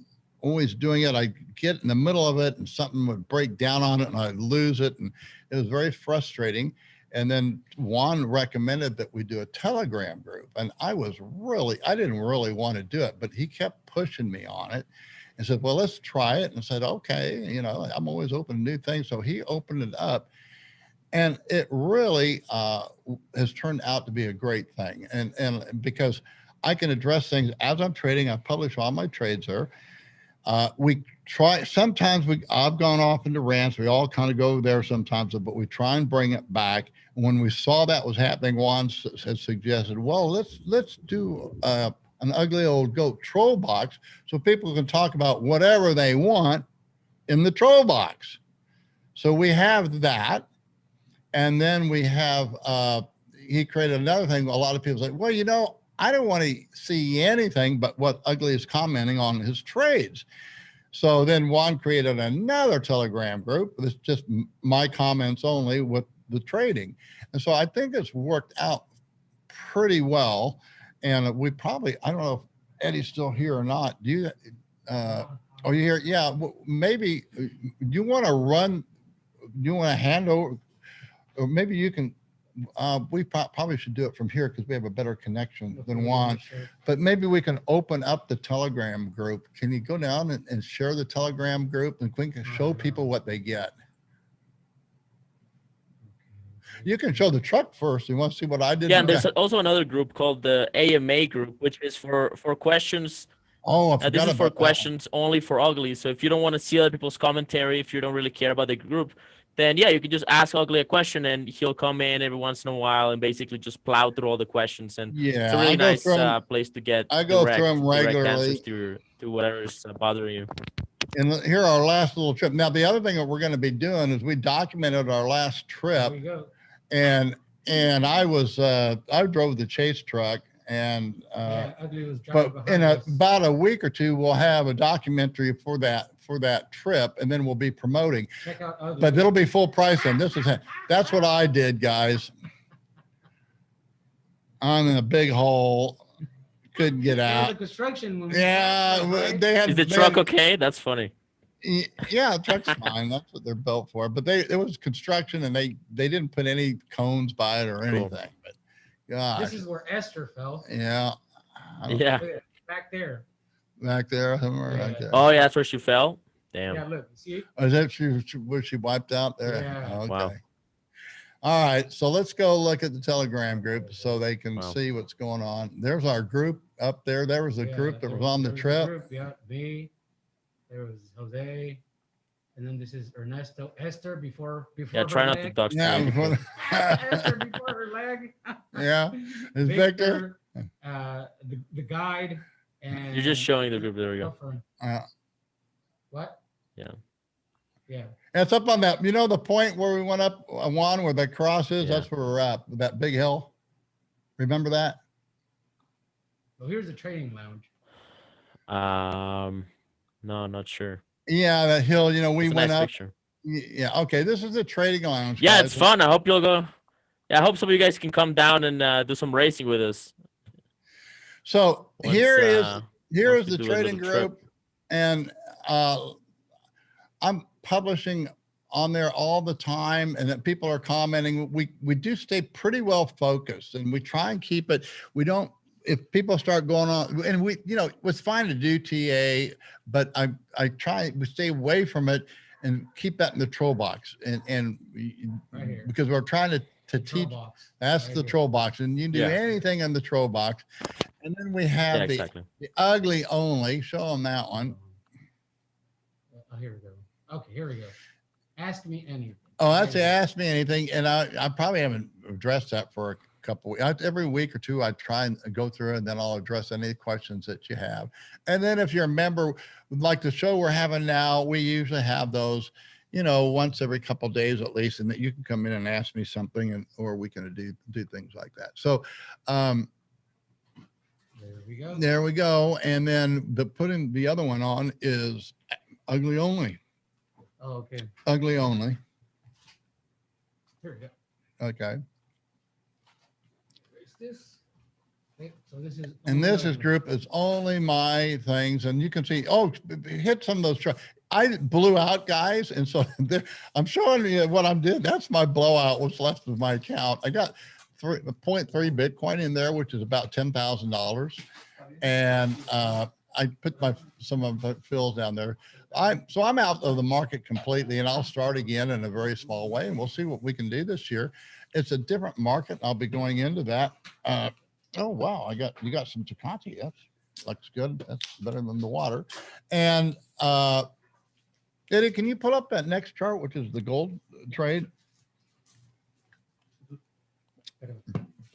And there is that one. Yeah. Now here's the gold trade, and you can see I am. Is that it? It's not a very good example. I am long from 1856 or something like that. Let's see, does it show on there? Anyway, you can see that I have a balance and I have a profit now of 2 Bitcoin. I have a starting balance of a little over 4, and I've picked up most of that I made today because the market been going up and up and up and up. But this is the only trade I'm in right now, and it's kind of it's the least risky in my estimation, and that's what I teach. I'm looking for trades where I can put on a really decent position and take the least amount of risk. I put a lot of Bitcoin in there because I didn't want to mess with it. That web page, if you want to. Yeah, you want us to go? Yeah, let's go there. Let's go to that, and because I'll actually outline it. But I still send screenshots all the time. And this, okay. So here we are, guys. Let me share. Okay. And boom. Okay.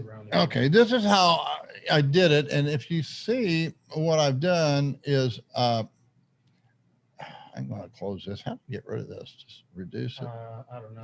I think that takes care of it. No, you're minimizing what you're doing. How do I get rid of this thing? Click on the 4 dots maybe or something. Oh, I think this is it. No, the one next to it. No, keep going. There we go. Or you just move it. Oh, just move it somewhere. All right. There. All right. So here I am, and you can see that I'm long from 1856. I have 8 contracts, which is 800 ounces of gold, and I do think that we are finally, after 40 years, I think you're finally going to see the move in gold that people were predicting back as late as in the late 70s and all the 1980s. I don't know what they're predicting in the 90s because I was locked up. But we have to get the new contract highs first. But if we do hit 2000, I think it'll be relatively quickly that we'll go to 2, 3, 4, 5. I don't know what I teach. I don't have targets. I've learned that successful trading is you want to you don't want to do target trading, because if you catch a big move, you'll miss out. You get out way too early, which was the mistake I made actually this year. Even though I in Bitcoin, I started with 0.6 Bitcoin. I made a fortune. I got out at 20,000 and I never stepped back in. And so I didn't miss out on the last part of this move against my own, usually how I trade, but I made an exception this year because we're for different, and I can go into that with all those reasons are outlined on the troll box. And as I'm trading, I actually give my reasons for it.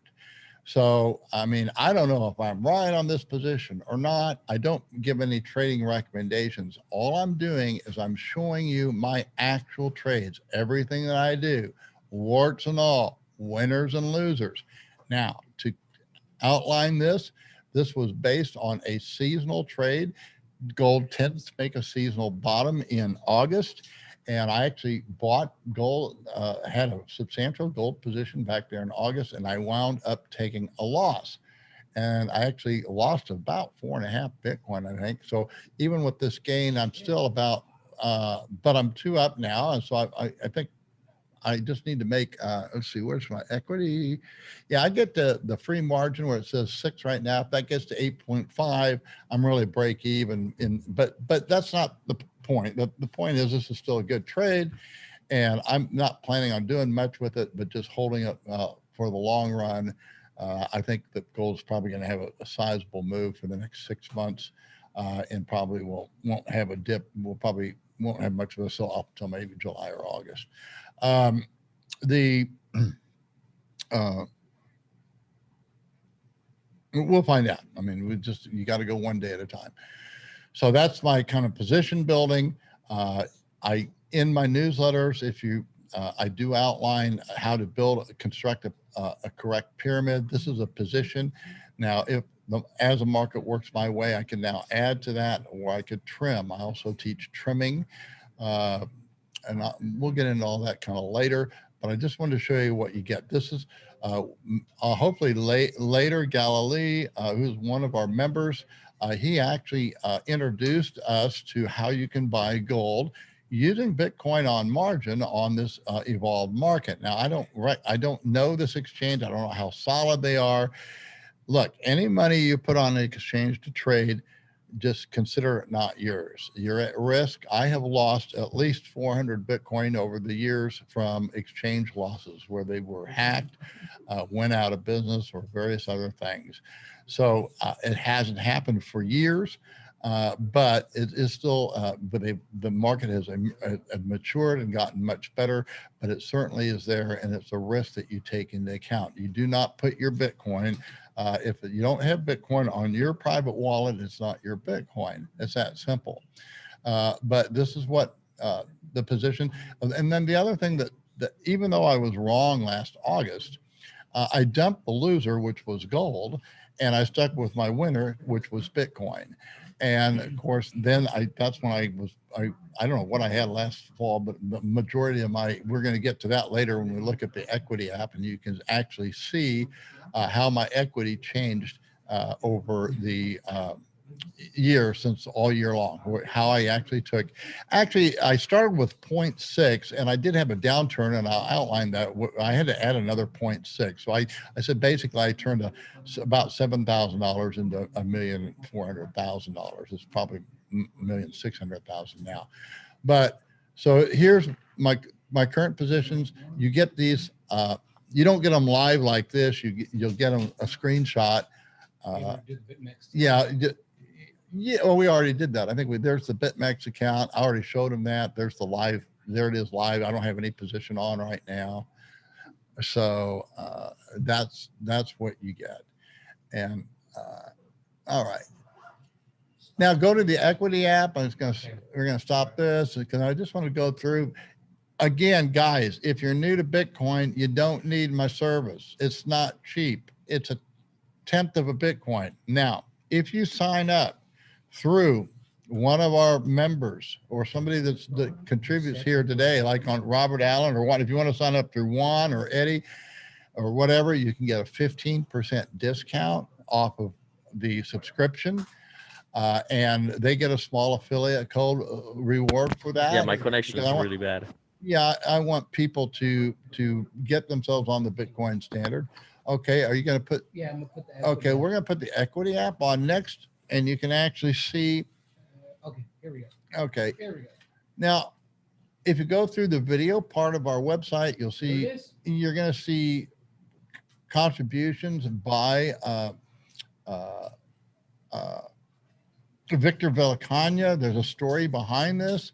When I was, as a trader, I was thinking I trade off of the equity box in BitMEX. Whoops. Okay, that's basically how I. Eddie, what's wrong with this thing? Right there. I know, but I can't get it. Get it on that screen. There.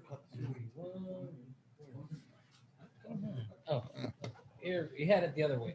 Okay. Okay. All right. So, guys, here is the equity app. This is something that Victor, who's a long-term follower, he'd been following me, and I said, you know what? I was teaching people equity trading, and I could only teach it from the box on BitMEX, which I just think is very innovative. And I said, you know, we need to be able to chart our equity because that's the only thing we can really control. And so, and then we can also put the TD, the sequential indicator on it, so you can kind of measure your own equity. So, you know, if you're having a sharp rise, you might want to lighten up or reverse your position, or it's also a good way to measure so you don't have these huge equity swings. Most traders make the mistake as they have these huge equity swings. I recommend, and I teach this all the time, you want to be a small trader. You can be a very small trader and be highly successful. The important thing is, you know, there's a few, most small traders, they remain small traders, but you can learn to trade. You can become a very successful trader. And a lot of large traders become small traders. Again, people don't really believe that. They think these whales control the markets, and they don't. So a lot of them get wrecked and ruined, and it happens. You know, you see it every year. But you can never get wrecked or ruined as long as you're that's the only thing you have control of is your own equity. So you don't want to see these huge equity swings. So if you notice here, this is a weekly view of my equity, and this starts. You can see I started kind of had a dip in here, and then in January last year we kind of grew it up. I think I made a Bitcoin, was doing pretty well in here.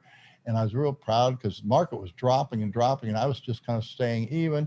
And then I went to like 5,000, 5,200, and I had to buy it. It was so cheap, and everything said, yeah, it's getting close to a bottom. And I blew out at 4,700. Juan was here when we did this, and came back from the doctor, and the thing was, and we couldn't believe it was down there. We were able, I was able to buy Bitcoin under 32 in the June futures back in March, which is incredible. So that's a spike down.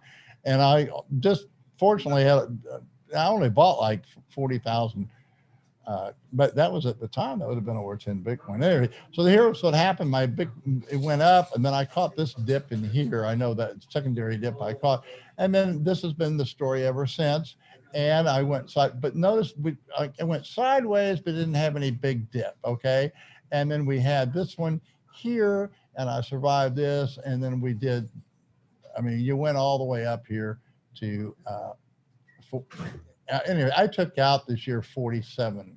Now up in here, I got real bearish, and I didn't want to give up yet. So stupid me, I sent another 2 Bitcoin in. If I hadn't sent that 2 Bitcoin in, this wouldn't have had this big red candle.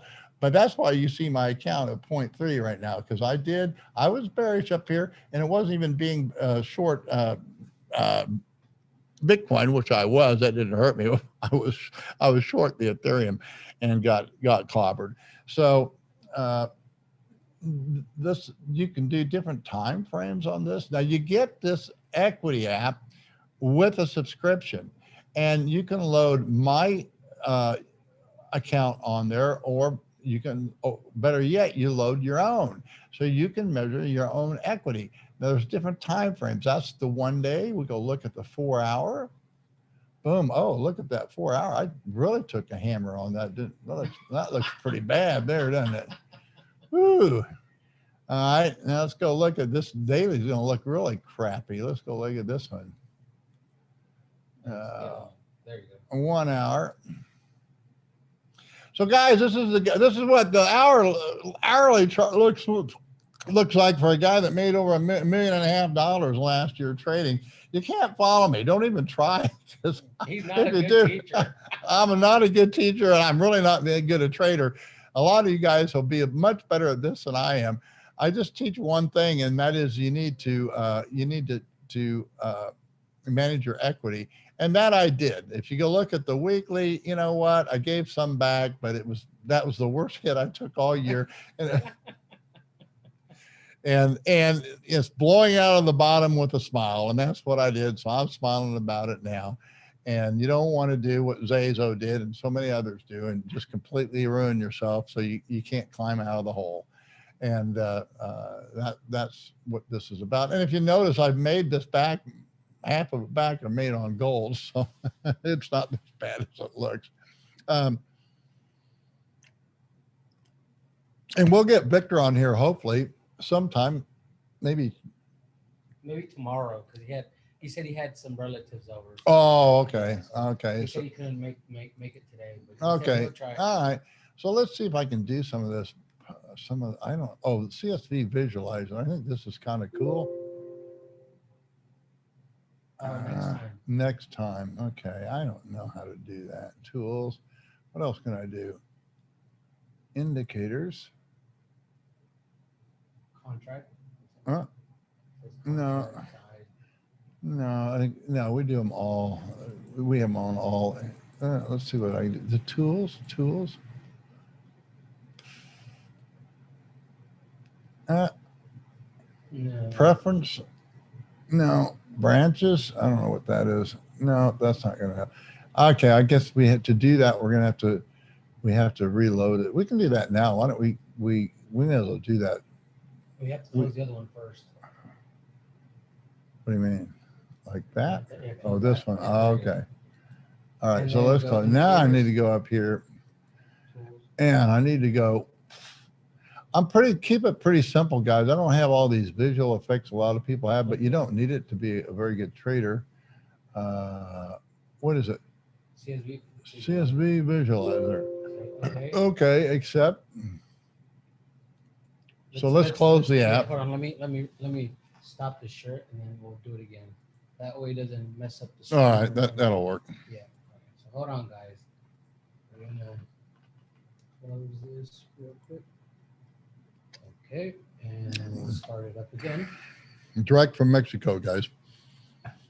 Tecate. There we go. Red. Got rojo. I don't like the diet beer. Oh, here. Okay.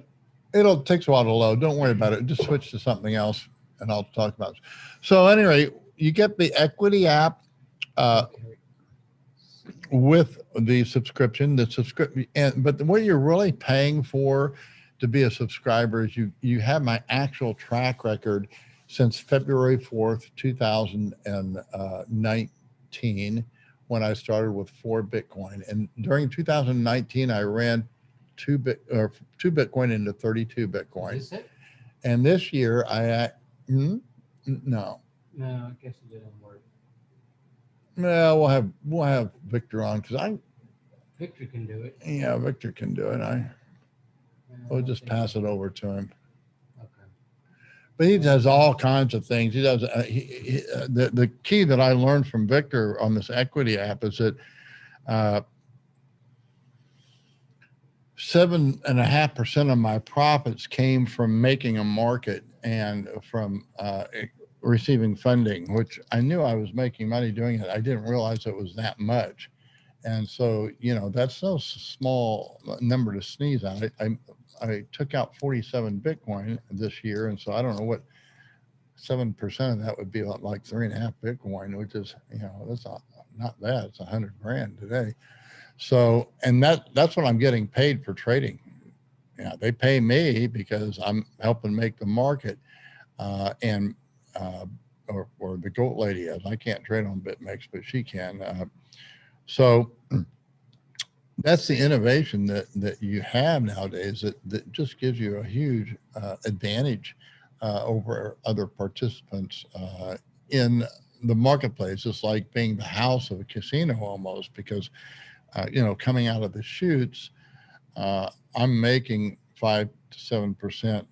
It's not costing me anything to trade. I'm getting paid to trade, and it's simply because of the way they've structured the market, and with so that as a maker, you are getting paid about a third of what you pay if you're a taker. And so it rewards success. It rewards making the market, which makes it the more liquid. And you also get rewarded through the funding, which is another innovation. And the funding actually goes peer to peer. There's the house doesn't take any of that. Either the longs pay the shorts or the shorts pay the longs. And it's really an ingenious innovation. And well, it's not probably, I know that's the reason why the CFTC is trying to shut down BitMEX, and why the Department of Justice brought criminal charges against the principals, which are completely unwarranted. And they deserve our support in every way, because they're, the two of them are out on the lam to try. They're very smart, so they were not in. The only one, I'm sure they limited themselves to make sure they weren't all in U.S. jurisdiction, knowing something like this could happen. The encouraging thing is that the principal that was arrested was finally given bail and is out. I'm sure some kind of a house arrest or something. But so that's a big development this year, guys, and I'll be following it, and hopefully they get it resolved. Hopefully they drop it. We couldn't have more competent, capable people at the tip of the sword on this. And I know I'm not taking a real popular view on this, because a lot of people that lose trading, they blame the exchanges rather than to owning it. And then the other people, they think that BitMEX has done some shady practices. I am calling people that think that out to please explain that to me if that's true, because I have found none, and I'm a very experienced trader. What they think is shady is not.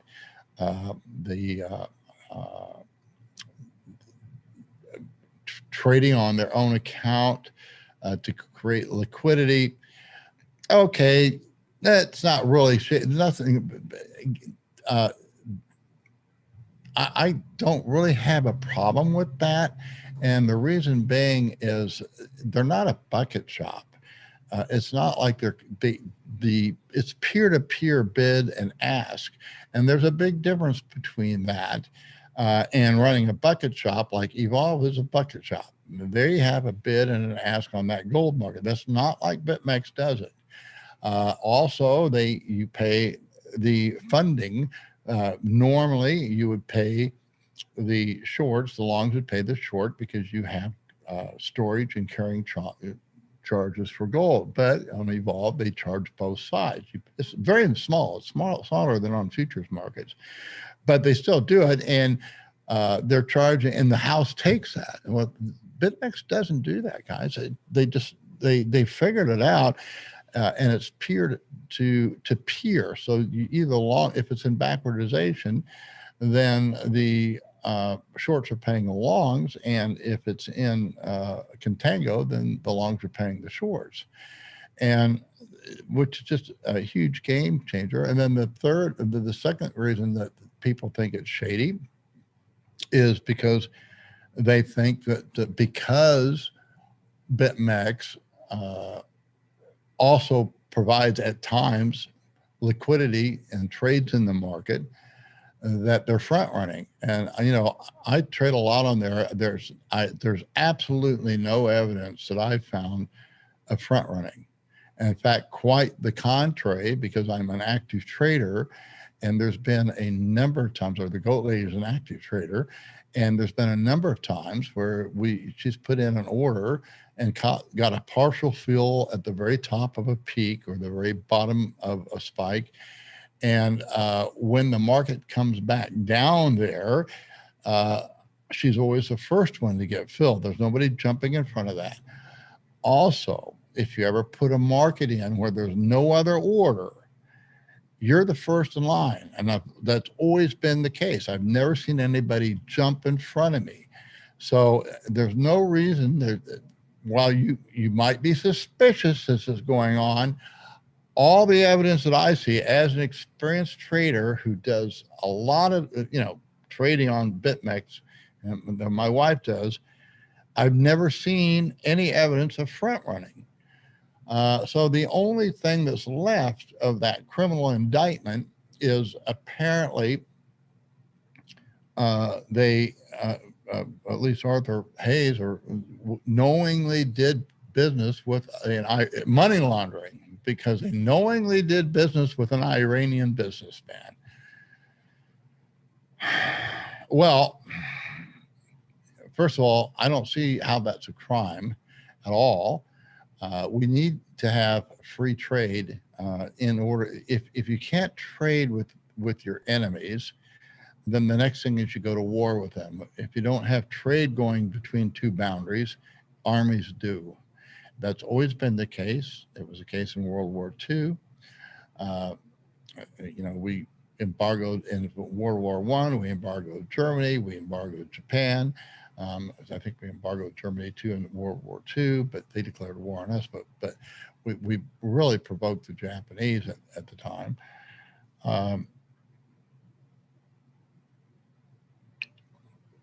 So I do think it's completely a phony, and I think that the CFTC is motivated because it's controlled by the established Chicago Boards of Trade, the Chicago Board of Trade, the CME. In New York, it's the COMEX, and there's other futures exchanges.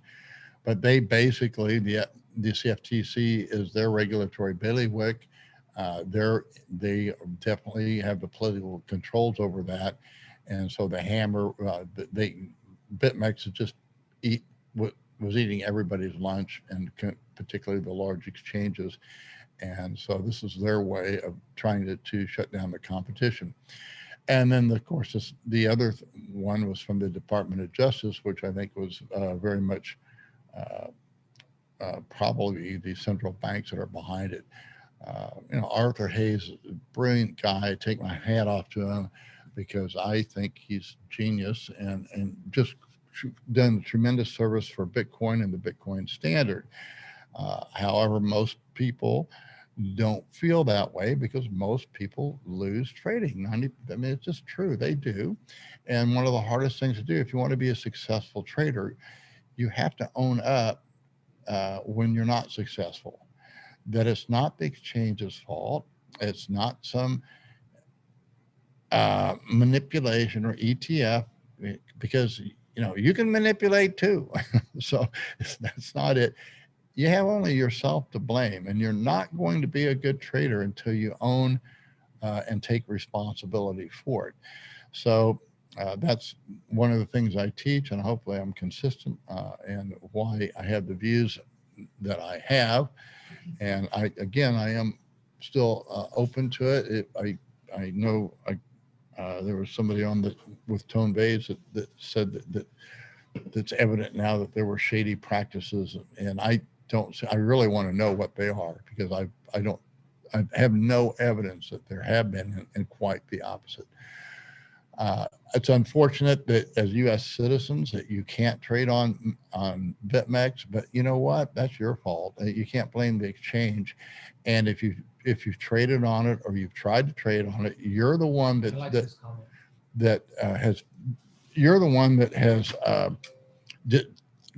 deceived. I wouldn't say defrauded, but you certainly have misled the exchange, because if you said you're a U.S. citizen, they shut you down. As soon as I logged in from the United States, I was shut down. I didn't know it at the time. At the time when I opened the account, all you needed was an email address. But they started when they saw it was coming, they enforced it, and I was shut down. I can't trade on BitMEX. My wife is Mexican; she can't. So, yes, that's the whole thing. I'm going to be starting all over again. And I was betwixt and between, and I talk about these things all the time on the exchange. I really wanted to develop hedging strategies more, and unfortunately, I haven't talked to this on Telegram because I've been so busy, but I wasn't doing hedging strategy when I don't have any Ethereum. So if I go short Ethereum, that's just speculation. It just is. And if a hedging strategy would be, I'm only shorting the Bitcoin that I have, and the Bitcoin never really hurt me going short. In fact, I think I'd have come out just fine. But what did was the Ethereum, and I'm so fundamentally bearish on Ethereum in the long run. And that I just, made a bad trade, and I'm going to, I'm going to do it again. You're going to see it. When I do, you'll see it. Oh, okay. Now we go back, scroll up. Yeah, and I don't know if I'll build a position or not, guys. I'm going to find out. I will say that I have won trading. I've been a winner. I've been traded successfully every year since 2000 and 2013. Okay, I did this.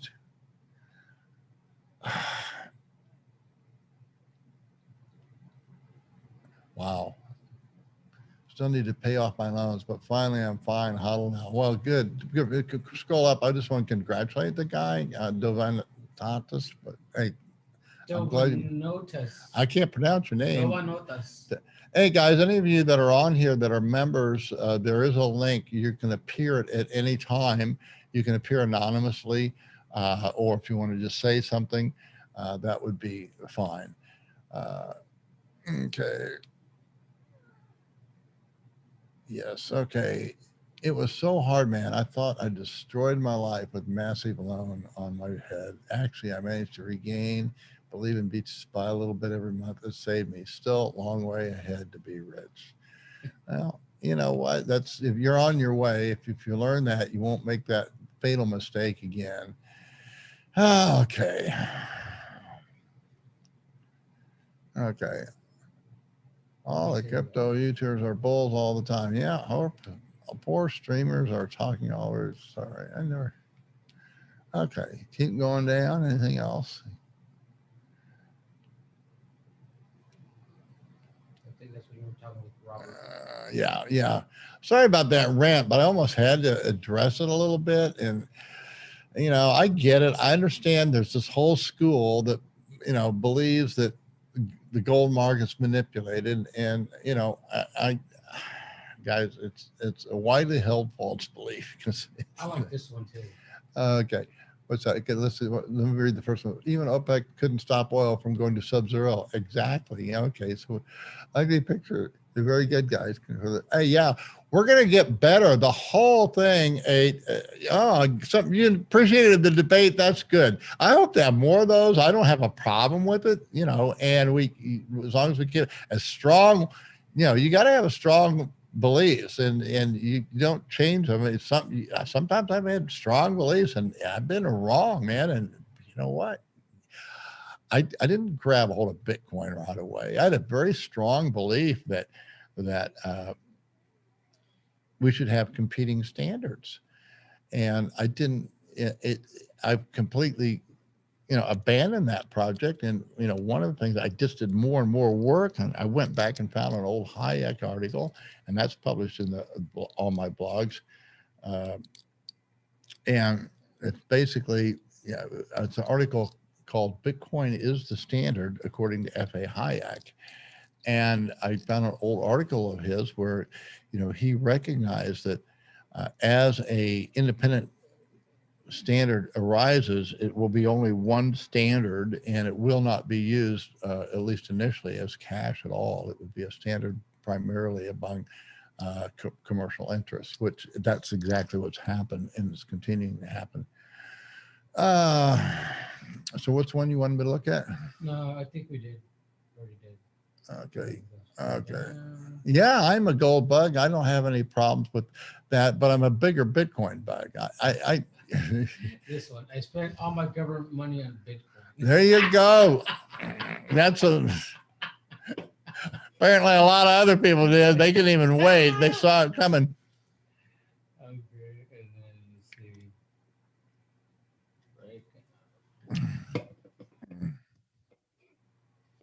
Sorry, I can't. What's that? I can't wait. Come on, or who is it? Turbinos. I don't know. I can't remember. Great show. Good. Well, I'm glad you guys liked it. Popcorn time. All right. Telegram group link. All right. Go. Okay. So I am here again. One thing that we're trying to do is market this thing, but we haven't figured out Twitter yet. I thought we could just pay them some money and then do advertising tweets. Have we been approved on that yet? We did it earlier today. We need to check. Let me check. Yeah, see if we are, because we're trying to We're going to start doing some marketing campaigns. Guys, the other thing is too, if you're a subscriber, everything that I make on this, it goes back into what we're doing here. Okay. And so I don't need the income. I make plenty from trading. I have enough other independent wealth. This is my avocation. You know, there's such thing as vocations and avocations. Is it ready to go? Oh, it was That is- deleted.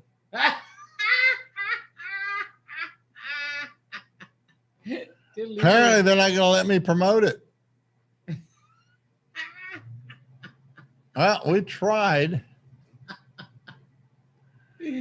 All right. Can't do. Oh, maybe it's crypto. They don't let it. I don't know. I really don't know why I can't, because we're really not promoting crypto. Okay. Well, let me see. Let me go back to Twitter, and then here we go. Well, we did pin this. Well, this one was good enough. Look. Well, yeah, but they're not promoting it. They're not promoting it. What we're paying for is for them to tweet it out as an ad on other designated markets. So, and that's fine. You know, if we can't, we can't. I wanted to do it.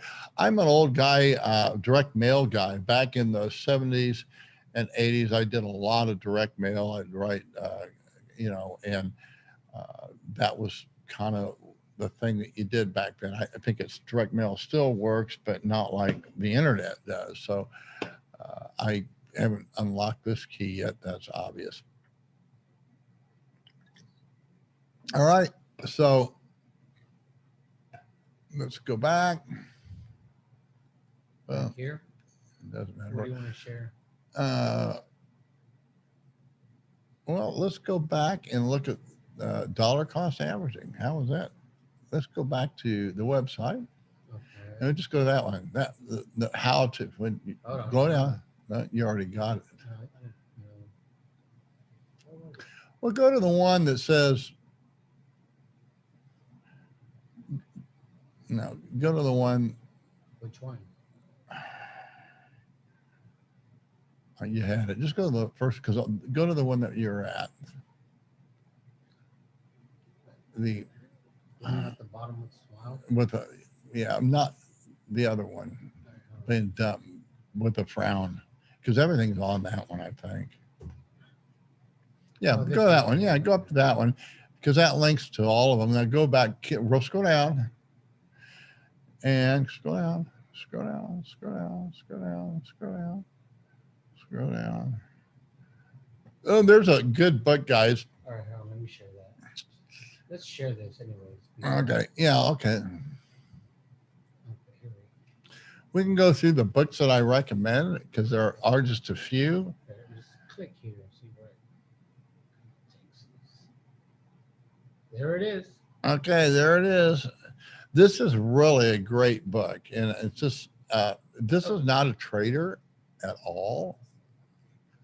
No, just send them the link. Then go to the newsletter where you got the blowing out with this. There it is, right there. If they go to the newsletter, they can click on it and go. But this is written by, I forgot what the guy's name. Lee, I can't read it. Lee. There it is. Lee Freeman Shor. Freeman. Okay, Lee Freeman Shor.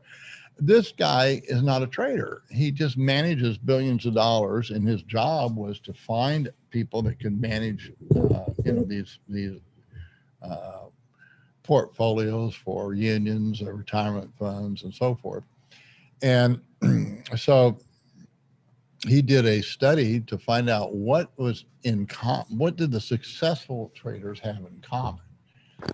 And that's when I said, wow, I've been doing this. I didn't even know I was doing it. And he divides them. I forgot what he calls them, hunters. And so he has 3 divisions, and the unsuccessful ones are rabbits. And then there's I forgot what he called the other ones. But the point is, the winners tend to have the same qualities.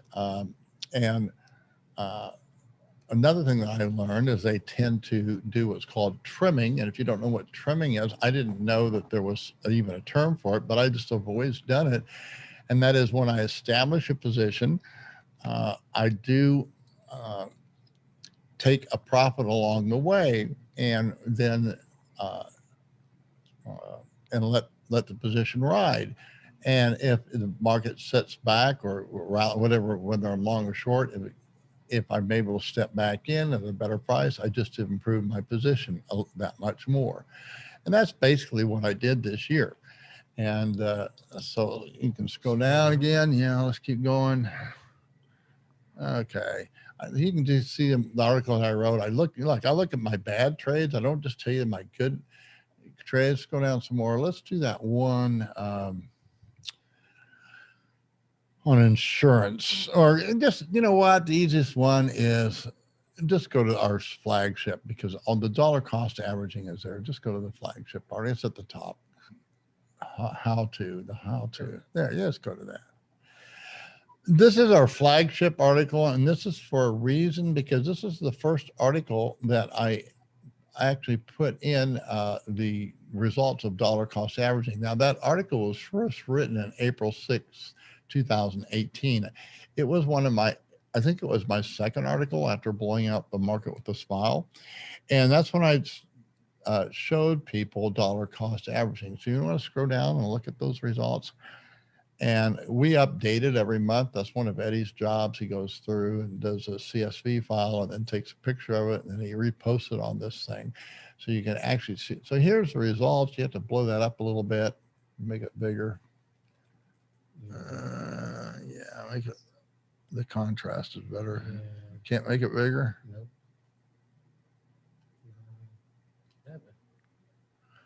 Well, can you go back there? That's better. We can still look at it. Just look it up, or just the bottom part. So the bottom part is we look at. Okay. So just look at the bottom part. Now you just go up to the top and we'll look. All this is assuming that we invest $500 a month from the peak, and this is the top of the market back in 2014. The market went up to over $1,000, but it did close up there. But this is the high on the 15th close. You start buying it there, and if you look, it took a long time. For example, look at 215. Okay, look at 115, 215. If you did dollar cost averaging here, and you had been buying, you had a total investment of $6,500, and you actually had a loss because you dollar cost average it was only worth $3,000. So you actually were down over 50% of what you had totally invested. But then as things started to work, if you go down here on here. well, that's fine. Look at there. You'll find there on the. It doesn't matter where you look. You'll see the engine. There's an 8. Look at the 2016. That was before at $18,000 spent. Okay, you had doubled. The market had gone up, and that you doubled your equity. But now you've got your hodling position. What dollar cost averaging does is just a disciplined way of buying Bitcoin, and it's based on the fundamentals that Bitcoin is sound money, and over the long run it will continue to appreciate measured in dollars. And with that premise, you will automatically be buying more Bitcoin when the price is down than when it's up. And so the results are just phenomenal, because we can scroll all the way back down to this last December, which was the last week. And with an investment of $42,000, guys, okay, you're now a Bitcoin millionaire. And it's more than that now, because now the market's not at 19,000, it's 31. So you're about $1 million. You're about $1.5 million. So scroll down one more. We're going to start at the next peak. Now, the next peak was in December 2017, and the market was at $17,600. And if you started at the very, very worst time and you started buying $500 a month, look what happened. It's just kind of incredible. Just scroll down, and now at the end of 12/15, total investment of $18,500 is now worth $48,897. So it's basically, guys, it's just a question of disciplined savings, and it will reward you. And that's the first part of money management. You do not trade until you have a hodl. enjoy all my articles, guys. If you're on here, it's all free. Go to the website and read it, and then next time if you have a question, you can get on YouTube now and ask me if you want. Most of any question that you ask is already answered on the website. Once you have a hodl and you want to learn how to manage it, learn how to trade your equity and just trade, then the subscription may be for you. It's not necessary. If you read my articles, it's all free and you can dig it out. It's just that we kind of hold each other's hands. One of the reasons I think been so successful is I actually did decide to become accountable. And so I'm very responsible in my trading because I don't want to screw up. I really want you guys to see that it can be done. And basically, I've done 3 cycles now publicly. The first one I did was not, I don't have the CSV file. They might have found it. I don't know. But the first time I started publishing, it was on Medium. And I turned 2 Bitcoin into 22 Bitcoin in 2018, starting in the fall. And then we developed 22, 2 to 22. Yeah. But we don't count that one, and you don't get the trades on that one. And then then they close out my account. They close out my account. Yeah, that's what and because we were in the US, and so we opened a new account with 2 Bitcoin in 2019 and took out 32 Bitcoin by the end of the year. So that was number 2. And then this last year, I started with 0.6. Now, that's a little bit of an anomaly because I did have to add another 0.6. But basically, I started with $7,000 and ran it into $1.4 million. So I'm sure that there are better traders out there, but I don't know of anybody that has published their trades in real time and has matched this. And I do attribute it to my followers, because I would not have done it if they had not supported me.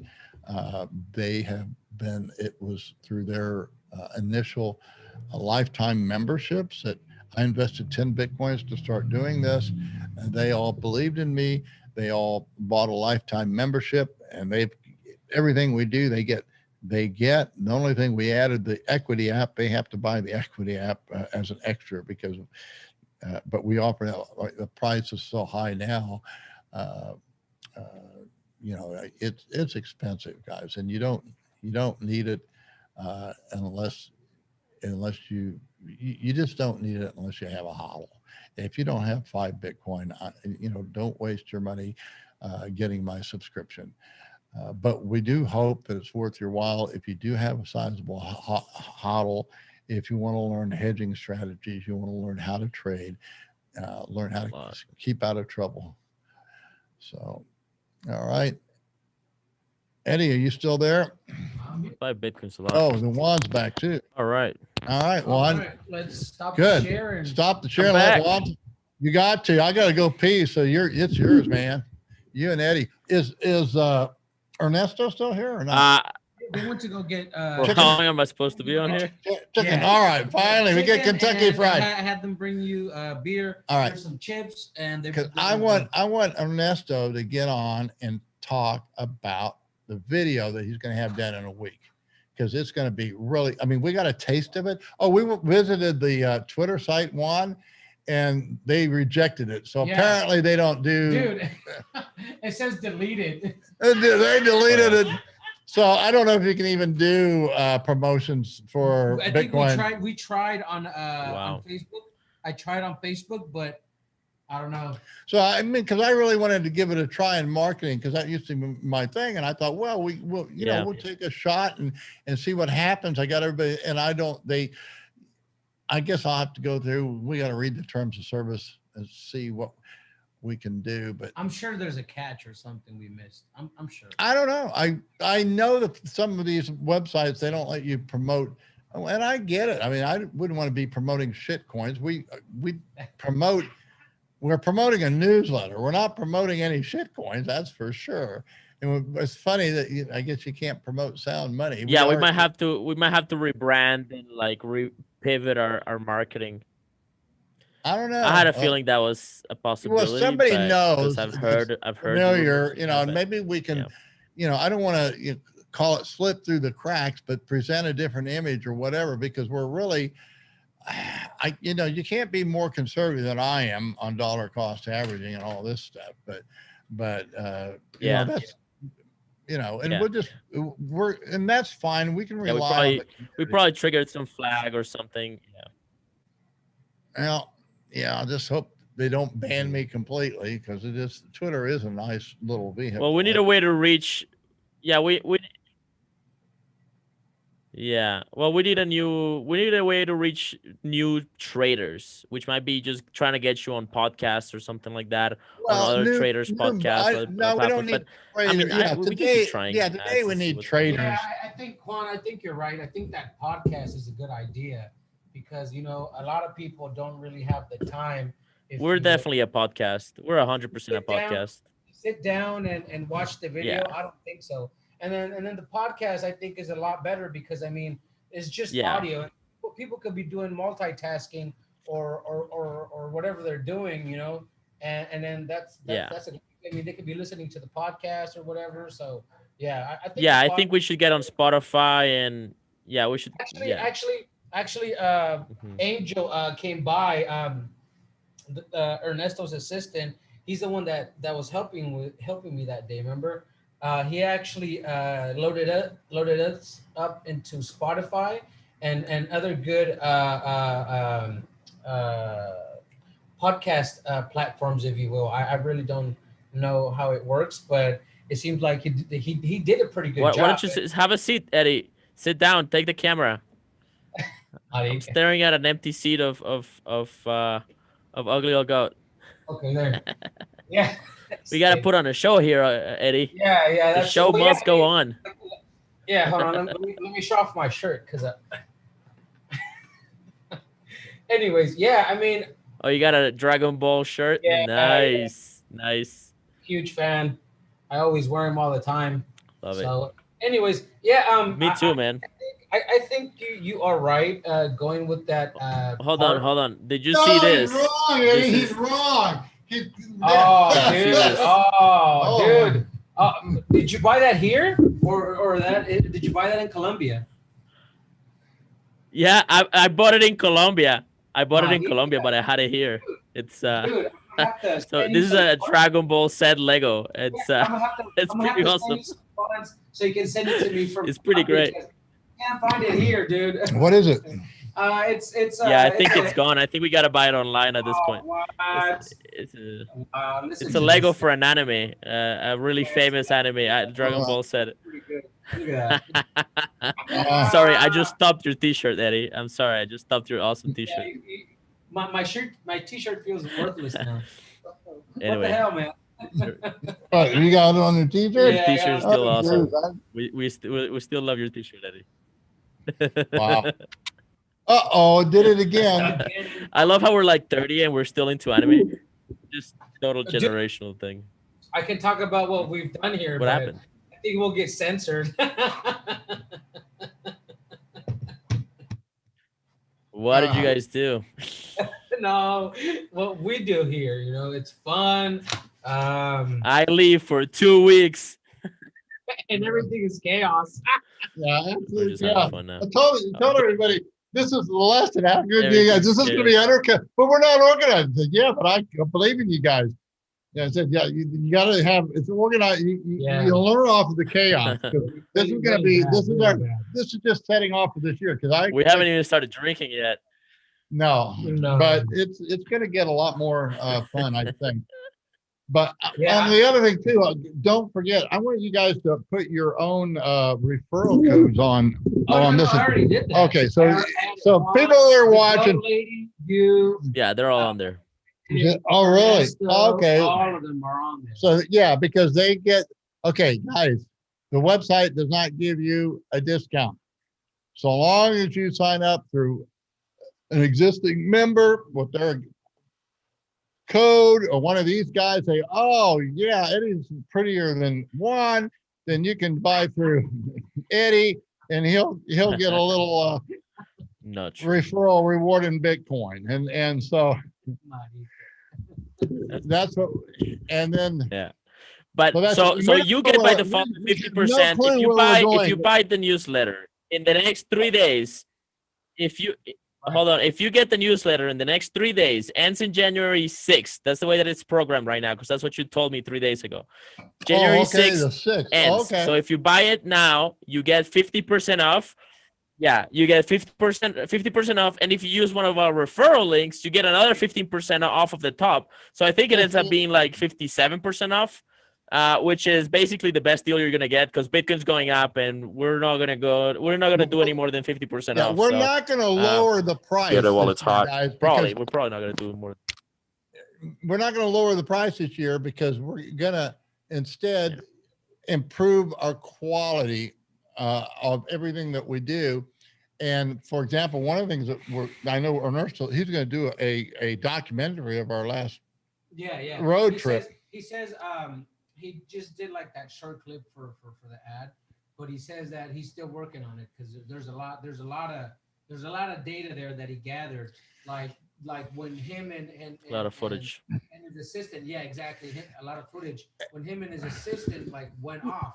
But the bad part is he didn't get the part where they rolled over or no, they didn't get the good part. So that was the good part. They got a picture of them rolling it back. Yeah, but that was about so you need GoPros on every car in every corner. Yeah. Exactly. Well, we'll get better at it. So, but what I want to point out to everybody too, one thing that I just thought of, and that was just before the show, and I'm just now adding it. Guys, if you get a newsletter, and this goes to all of my subscribers, you come down here, you get one free tour. I mean, we'll go to Arendia. We're going to get on those machines. Let us know if you need a place to stay. We have, if it's not too fussy, we can stay right here with us, or there's nice hotels right in town. So however you guys want to do it. We take a trip. We'll do different trips, but the easy one is just the Arendia. It's perfect trip because it's overnight. It starts out easy. Some nice grippable hands. And because those if they're riding the quad, right? It's yeah, and you never know, and we need to set it up so they can sign up, and you never know who you're going to be going with, because I know Tone Days is coming down this year. Oh, really? Oh, yeah, he's going to do this thing, and I know other people will too, and they're going to want to come down, so you never know who just might be on the ride with you. Dude, I had to cook breakfast for everybody. Can you imagine that? Supposedly Ugly bought like 2 dozen of eggs. That road trip was insane chaos, because we get there and like half of that cooler was filled with broken eggs and everything. Oh no, every egg broke. We had like this big stack, and they were all broken. I had a can of deodorant from Adidas, and when I get there, I tried to put on some deodorant. I'm like, what the hell? What happened? And I go back and look at it, and it's broken. yeah, about and then 12 beers broke. Yeah, more than 12 beers broke. And then we get to the beach with Esther, and then we're riding around, and then boom, she fractures her leg or whatever. And then next thing you know, we're like, hey, we're missing. Ugly was the first thing he said was like, hey, there's the cooler cap. Where's the cooler? And we're like, oh shit, we forgot the cooler. Yeah, so we learned. I mean, everybody and get a good breakfast. Yeah, they said my breakfast was good. So fortunately,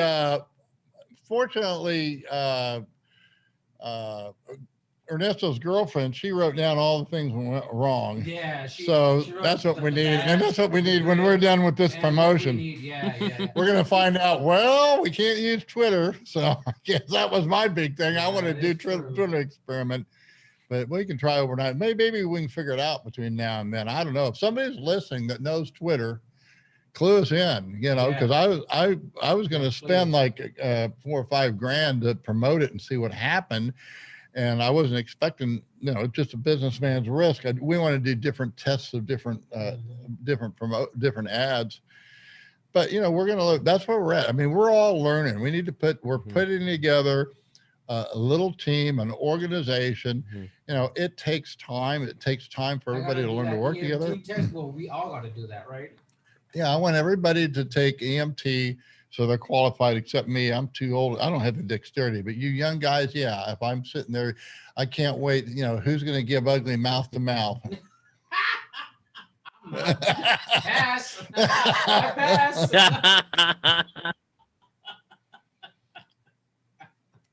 So anyway, Yeah. no, I you think know this is what? the I end, can't think guys. of a better way to go than off of my racer. That'd be a I'm great kidding. way. I'm Just just kidding. That's another thing, man. That's right. I tried one of the racers because I kind of felt like I was still a rook, a newbie, and I felt like, dude, what if something happens and I flip or I crash? yeah, but you go at your own speed. Yeah, and then the next thing I And know, did you flip it? Who flipped the racer? no, Who flipped the big that's one? we get here to the Bitcoin house, and I'm like, dude, where's everybody? I'm waiting for everybody here, and they're like, dude, we flipped. I'm like, what? Yeah, he goes, yeah. They didn't tell us they flipped. They just said What? that the And I thought they just flipped once, but they Okay. flipped 3 times. So yes, yeah, and then the next thing you know, they tell me, no, dude, we were making some footage, and my assistant took a curb. I don't know what happened in the curb. He took the curb, and when he was taking the curb, the thing popped. Dude, he says he flipped like 3 times. I'm like, whoa! And then you should have seen shit. the cage. Yeah, the Oh, wow. cage was just like broke. well, not like it's been broke in. It's broke in. It's still a good cage. That's what they're for, guys. The other ones have been broke in too. They all, if it's been reused at all, they're gonna, you know, one. Angel was scared. He's The like, thing oh, is, shit, you got to what's learn the your own racer? limits. You got to learn your own limits. Wow. You know, you just have to Because he learn your told limits. everybody, yeah, okay, guys, I rented the Honda, so we're gonna go. And then next Wow. thing you know, Angel's like, oh shit, dude. Well, that Honda's mine now. I bought the Honda. Yeah. I brought it back. I said, well, don't worry about it. I said, Yeah. it's mine anyway. But I was going to buy it. We rented it, and what we paid for rent, there's a down payment, pay for the rest of it. So, at any rate, all right. We got Kentucky Fried. Too much fun, guys. All right, Kentucky Fried finally. All right. Too much red beer. Juan, too much red beer. Very nice. Yeah. In case you haven't seen it, we have a pinball machine back there, guys. And there's like 3,000 games on it. These guys lost the key, so it has no sound to it. We got to get a key maker in here to. And I got the word from the goat lady. She came in last night. Can I tell you guys my story with this? You tell Jose Lewis he needs to keep that office clean, because we had a doctor come in yesterday that is the doctor that saved. And incidentally, I mean, this is great Bitcoin stuff. This is how you do Bitcoin. The doctor who you really say, okay, you know, I went and looked at everything that they did. He did everything out right. All these guys said, yeah, this. I checked it out. Yeah. He did it all right. I mean, he had the right medication, all the cures and all this, and the best thing about it is he has a really good bedside manner. Give Ernesto the mic so he can come down and sit. Yeah, and I want to know. Yeah. He's gonna take footage. Okay. He's gonna take pictures. Okay. We'll give him a minute and then he can come. Yeah, we'll get Ernesto on. But where was I? I was going. Ernesto is the new guy that works with Ugly in Us. And we got a new thing that we're going to be doing later on. He has, the guys, Bitcoin's so exciting. We're going to have a whole new society. Oh, yeah. He's got his family has a great big full service gym. But of course they're completely shut down now. So I said, well, yeah, but the thing is, it's not open to the public, but there's no reason why we can't privately have it. So we've got our own basically private gym and kind of make a club out of it. Guys, this is going to be the new economy. We got to go to the gym. We got to go to the EMT. We're busy all year. And so basically we're fat. Yeah, we're all fat, guys. We're all really fat. We got to work out. This Rona kept us in and fattened us up. And now Ugly says we got to get slim, EMT. Yeah, it's not our fault. It's Rona's fault that we're so. Yeah, it's Rona's fault. You know, and fault. I mean, fart. Well, yeah, you know, and I'm all for a carnivorous diet, but I'm for the seafood diet. If I see it, I can eat it. I'm not going to restrict myself. You know, they call Bitcoin a religious cult because these guys. Hey guys, I'm all for carnivorous. I like vegetables. I like meat and potatoes, and I just like food generally. And you know, it's. I've had a full life. It's really, I mean, some people want to eat to live, but you know, what the heck? I've already, you know, I've been there, done that, and I'm going to just go down with style. Oh, show the present. We only had 2. You're supposed to get one too, but we'll see. I'm going to pick up some more. Get one of those tequila things that they got. So A&EC found. Can we show the people that? She found this thing and it's perfect. But you know what? I will take a little tequila now if we have it. And if I fall asleep, guys, it's okay. Because Juan and us are here. Well, Juan, what time is it there? Like 8:30? Oh yeah, It's 8:30. Oh, So shit. it's my nap time soon. It's bedtime soon for me. Was that 8:30? 8:30 p.m. Oh yeah, you're just starting out. He works till 2 in the morning. Yeah. So here we go, guys. This is it. No, 8:30 p.m. This is absolutely. Here, I'll try to put it there. What Is is this the that? one? Show it on this camera. This There camera. it is, guys. There it is. Here we go. Is this the only camera? We need to put it on this camera. No, yeah, it's already there. Here, okay.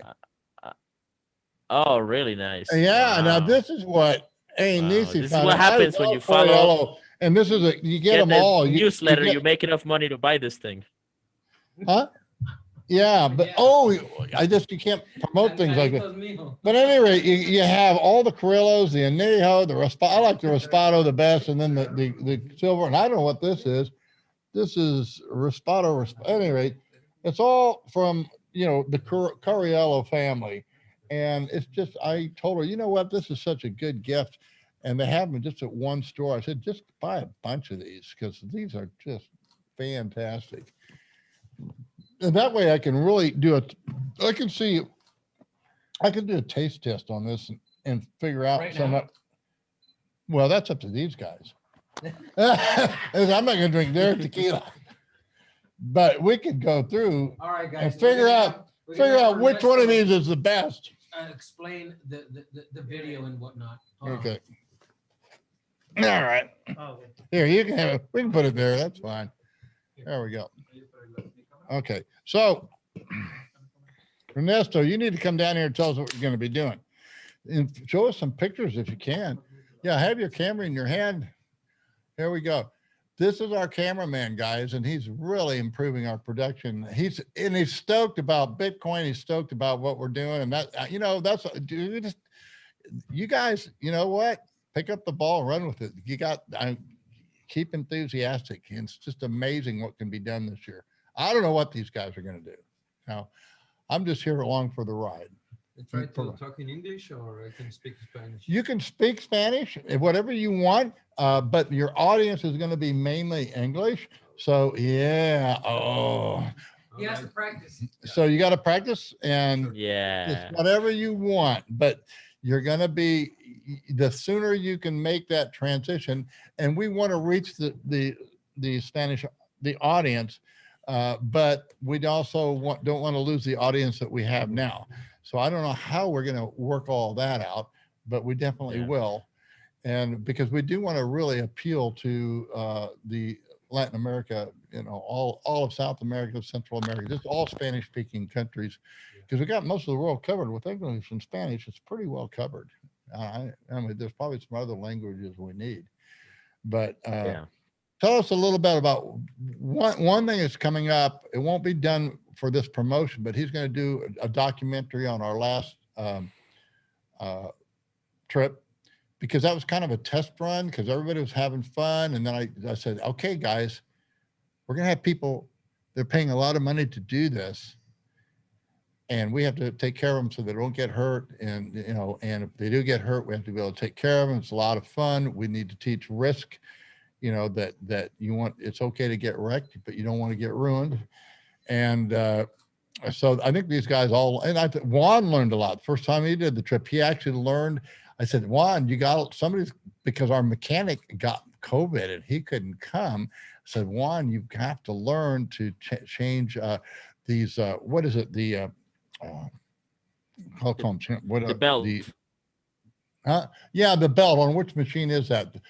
Polaris. The Polaris don't have a normal gear. They have a belt, and they can break at any time. That's one of the weaknesses of that kind of a machine.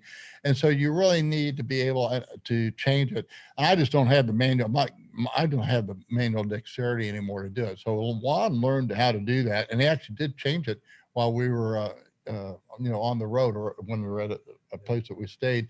And now we've got a mechanic that actually went with. We want to try and take a mechanic with us and have it's going to be a big project. So. Tell us about the trip and tell us about the your family business that you have a gym, but it's closed now due to COVID. And so, we kind of need a gym here. And so I said, you know what? There's no reason why we can't use a gym. And so I think this is going to be more and more of this kind of thing is going to be working in the, through the economies on this thing, because nobody, like right here, we're here. If you want to take the precautions and wear a mask, that's fine. I wear, if they're worried about it, I wear mine, I don't, but I try to, if somebody, but I think they're starting to get it. When I said, well, if you're worried about it, just, you can come to work and then you can isolate yourself. What do they call that? Quarantine yourself for 14 days at the Bitcoin house, but nobody's decided to do that yet. I think that kind of, when they start realizing how silly some of this stuff is. We don't want to be with Eddie. Yeah, they don't want to be with Eddie. I get that. That's a real big downer. Yeah. So tell us about what did you think of this? What are you doing? What's this movie that you're going to make about the documentary and our trip? The movie is going to be about the trip. Mm-hmm. It's going to focus on the cars and the race. Something about the experience all we have. What experience did you have? Tell us about your experience. Well, it was a nice experience. I like it. For a cameraman, it's difficult to get a good shot because the movement. Yeah, the movement of the cars. You have to have the camera steady. Do we need some GoPros?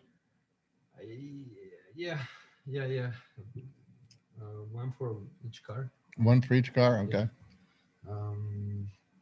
On the drone shots, I have to practice more with this drone. Should we put a GoPro on your helmet? Yeah. Okay. Well, all right. See, these are things we got to know about. Yeah, you could have at least 2 GoPros per car, and then GoPro on the helmet, and then you could just put GoPros in every direction, and you would get some crazy shots. Probably move the GoPros and be a total show off. Okay. Yeah, here's a quote. It says some members attach their affiliate links in replies to Ugly's Twitter's post too, and they aren't spam. Exactly. In fact, any of you guys that are members that want to come on, we have posted the Zoom link. They can actually come on anonymously, but we can post your referral link. If you have people, you say, hey, you know what? I want to teach you about Bitcoin, or you just want to refer them to our newsletter for the background. This is the time to do it. And, we want you guys to get the referral code. All right. So tell us, here we go. Back to Ernesto. Okay. Talk to my family business, the gym. Mm-hmm. Okay. My family and me have our own business. We have a relatively big gym here in Ensenada. We have 2 basketball courts. Really? Yeah. Wow. Yeah, we have a pool. Yeah. Swimming pool? Yeah, but the pool is not on right now. The water is cold. Right, but my Anissa needs one of the best therapies for her. So if you're a pool, don't tell Esther, please. Okay, and then we have the gym. When there you have to carry the weights. The walkers. Volleyball. Volleyball too. Racquetball. Yeah, we have, and you can play there. Really? Yeah. Football day. Oh, when in the two courts. That's awesome. You can do all the things, and they have. Guys, this is crazy. Look at the opportunity. It's completely empty and vacant now. And here we are, 5 fat fucks that need to work out. All right. So, wow. Do you have some pictures you can share with us of it? Let me see. Oye, ¿cómo les comparto para que se vea el gimnasio en Facebook? Ok, ya. Abre la página. En Facebook. Este la hacen en el Telegram.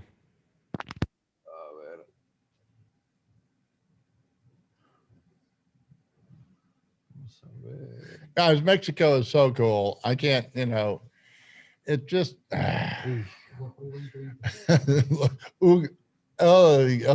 Somebody misspelled.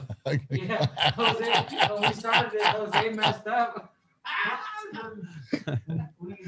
It's always funny to watch how the things get translated in Spanglish. All right. Well, the gym is closed right now. Right. No, I know. We think we want. It's going to. Yeah.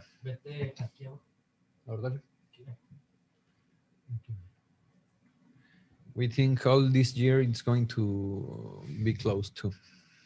Well, we're gonna be. You need to start memberships, and we'll be the charter members here. I go, oh wow! Yeah, Look at that. There's the pool. Yeah. Oh, ping pong! Wow! Look at that, the little lounge. Oh man! Look at the stairs. Look at that. Oh yeah, we need to go. Where is this? It's in front. Like in COVID, more and more. The private gym. Well, okay. The Vips down past, kind of like going to Chapultepec. You know how there's that Vips? It's on your left-hand side. Oh, right there on the main road? Yeah. It's on the main road going towards Manadero. Right by this. It's on your left-hand side. Wow, how come I've never seen that? How come I missed it? Look at that. Oh man, that's incredible. We have around 9 years working in that place. So what happened tell us what happened with the COVID? They just completely shut down and you lost all of your members, or what? Can you tell me? Well, yeah, we have around right now 60 members. ¿Cómo que están inscritos todavía? 60 subscribed members. Ajá. Mm-hmm. Al principio, ¿cómo se dice? At the beginning of the pandemic. So you were just building this business. Yeah. We. Took a loss? No, dile que fuimos agregando de 2 semanas y así, agregando el tiempo 2 semanas. So they were kind of like prolonging the memberships. Right, I get it. Right, because it just let them go for free. Yeah, Right, yeah. to keep it going. I get it. Yeah, oh, yeah, no, I know. Yeah, Oh, first 1 week, 2 weeks, then what we have to do, then 1 month, and then okay, let's put 1 month for the members. Yeah, right down the street from where we're at, we have this gym, which is for gymnastics, and it's really a fantastic school. In fact, Jose Luis, the reason he works here now is that he was her teacher, and they had to close down. They opened up, but when they opened up, they couldn't hire him. But so first of all, he tutored Esther for a little while, and then he tutored me. He was my coach. What is it? Physical fitness coach. I didn't do very well, but I tried. I did it for an hour every month. We're going to get better at that. But and then he came up to me. Well, I'll talk to him about that when he gets on here. So. Wow, I did not know this. And this, man, what hit? And why have you been able to survive? It's because you own that building, right? Yeah, so guys, we don't live of that business. My family are teachers from physical education teachers. Physical education teachers. So that's the other job of they have. Oh, so they are Yeah. teachers at a private school or No, public school? for the government. For the government? Yeah. Okay. My two parents, my sister. And this is really what I see developing in Mexico. While, for example, in the medical, there's the government, which is always poor quality because it's socialized, and governments cannot perform and then there's this other economy which is just emerging in Mexico, and it's a free market economy, just what you're doing. Yeah. And I have banana films. So yeah. Uh-huh. How many customers do you have on banana films? I don't know. It comes and goes. Yeah. You don't have anybody regular that. Yeah, I have around 20 or so. Okay, well, I don't know. It that's kind of depends. what you Yeah. want. You want those you need to have those people that, it takes a while to build a business. It just does. I mean, and your reputation. I have a really, ¿cómo se dice? Poco tiempo. I have a little time working. I have 2 years with banana films. And that's your hacienda. You created your business. Okay, and that's another thing, guys. Too, is the laws down here are crazy, and so I couldn't believe it because I couldn't get through. I can't. You have a hard time wrapping your head around things. And so I've learned, because of the regulations, you can't incentivize people to work because they have so many of these things that you're kind of trapped. You can't really fire anybody, and you have these mandatory vacations, and that's his little business.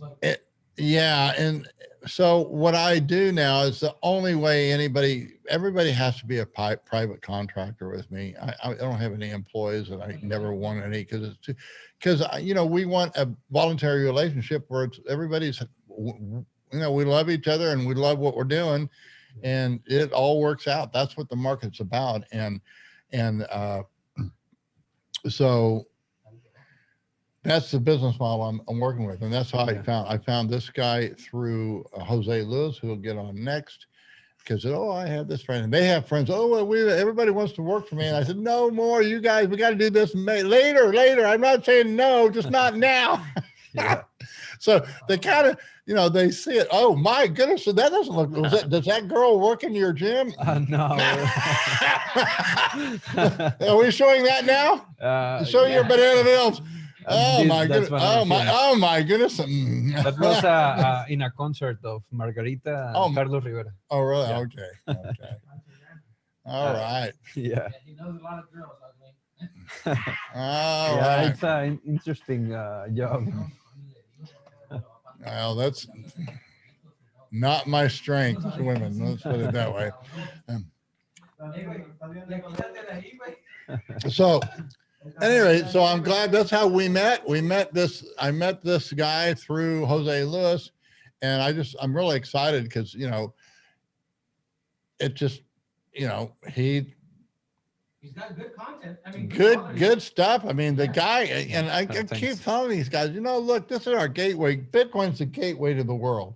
I said, look, you do this thing and you can go all over the world with your business and your Bitcoin, and you'll be able to pay people. You can make a good living. I mean, you may not want to go all over the world, but if you want to, it's open to you. Bitcoin just opens up everything to us, and things are going to change substantially. I mean, somewhere along the line, these airline rates are going to go way up, and it's only going to be the wealthy that can travel, and so.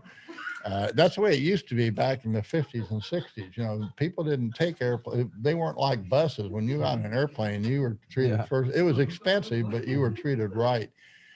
And all the problems they have now, like with the unions, they got to keep all their old help around. They don't care about you. And there's a lot of questioning. But anyway, this is the spirit, and this spirit is widespread in Mexico, and I see a huge potential, particularly it's, and I see just the opposite happening in my home country, which I love, and you know, I hate to see happening, but I'm in the best place in the world as far as I'm concerned right now. And I see nothing but Mexico just booming, particularly if the more and more we can get into Bitcoin, the more and more we can get into what a free market is about. And we'll just see. I'm very hopeful. Yeah. So Jose Luis, you're next. Okay. yeah, Jose So- Luis, you need to get on here. All right. Jose Luis is learning English, and I guess I'm. No, he does now. He just plays the part. Yeah, I just plays the part. And he's very COVID conscious, so he's the one. Do I have to wear a mask with you? Oh, okay, because I mean, I'm okay. But he's got you got a new baby in your house, and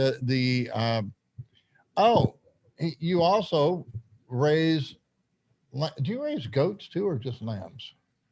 No, I think it's his father-in-law. Father-in-law? Yeah, we got a whole lamb. Next time I get a lamb from you, you need to cut it up more. I had to cut that baby up. Whew, I don't want to do that again. But I met Jose Luis. He loves gymnastics. Okay. That's his avocation. He wanted a girl, but got a boy, right? Because he wants to teach gymnastics.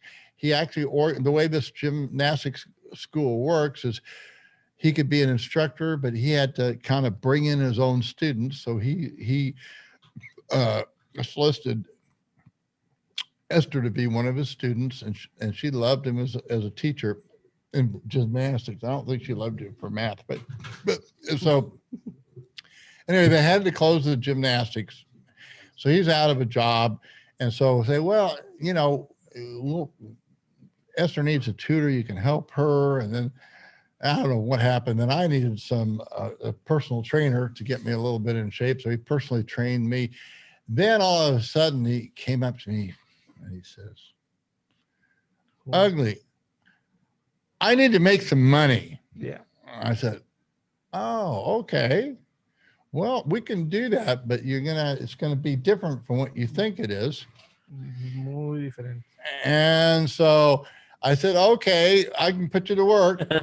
And it's a different world, isn't it? It's not what you think it is. And it's like organized chaos. And he's figuring it out. Everybody's figuring it out right now. And his thing is right now he's very COVID. How old is your boy now? How many months? 2 months. 2 months. He had a lot of physical problems too. Is he doing better now, or is yeah, it's better. ¿Cómo se dice endocrinólogo? The doctor. Necesitamos llevarlo al doctor a Tijuana para ver qué es lo que tiene. Yeah, you can speak in Spanish. It's okay. Sí, no hay problema. Porque en los estudios aparece algo, pero todavía no saben qué es lo que es, pero dicen que no nos preocupemos, así que hay que darle tiempo al tiempo. So at any rate, and our prayers are with his little boy, and we understand his concerns, and I respect him, you know, and I understand what's going on here. I don't agree with a lot of what's going on, but you know what? If somebody is fearful, I'm not going to. I will respect their beliefs, even though I may not agree with them. And they all say I took him on the ride. You and I, the first time we've been on 2 trips now, right? Mm-hmm. And you said, Ugly, you're crazy. Why do you think I'm crazy? Huh? Es como ¿cómo lo puedo explicar? Tiene mentalidad de un niño. Tiene mentalidad de un niño. Es He's like a child. sí, efectivamente. He has the mentality of a child. No, es algo sorprendente porque se divierte tanto que siento que no ve los riesgos, no tiene riesgos así sencillo, no tiene límites y es bueno, pero sí es un poco un poco, demasiado atrabancado para hacer las cosas. Es... You're too crazy to drive, man. Yeah, yeah. Muy loco para manejar, para todo. Es algo sorprendente simplemente para pensar que es algo grande él. Simplemente se emociona más que nosotros y hace las cosas como si no pasara nada, como si no hubiera un mañana, simplemente así. All right, so there you go. I'm crazy. Yeah. I don't think anybody argues with that. I don't know. You know what? This just isn't going to work. I'll hold it. So I think I know my limits driving that car. But the thing is, when you get in one, you can't believe what they can do safely. And once you figure it out, it's amazing. It is amazing. But the first time you get in, well, and then I kind of like to give a little thrill. First time I took Juan for a ride, I kind of did something special for him. What did I do for you, Juan? Yeah. I should, and looking back, that was not the wise thing to do. Let me tell this story in full detail. So we were going to this place, and there was a hill, and the hill was like, if you're driving into it, it looks like a 45-degree angle, right? Well, instead of slowing down because it's a road and there might be a car coming in, he sped up. I'm pretty sure we took air, right? We took some air. And as we're landing, there's a car coming. So he just like lands and just. I mean, I trust you. So I was like, wow. But I'm pretty sure that people on that car shit their pants.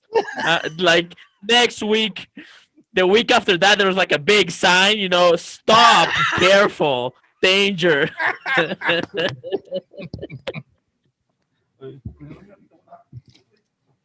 Well, anyway, yeah, and I pushed that one. I don't do that anymore. That was exclusively for you, Juan. I only did that for you, and that was Thank you. That was wrong. Okay, that was absolutely wrong. So. Oh wait, we're not done with Jose Luis yet.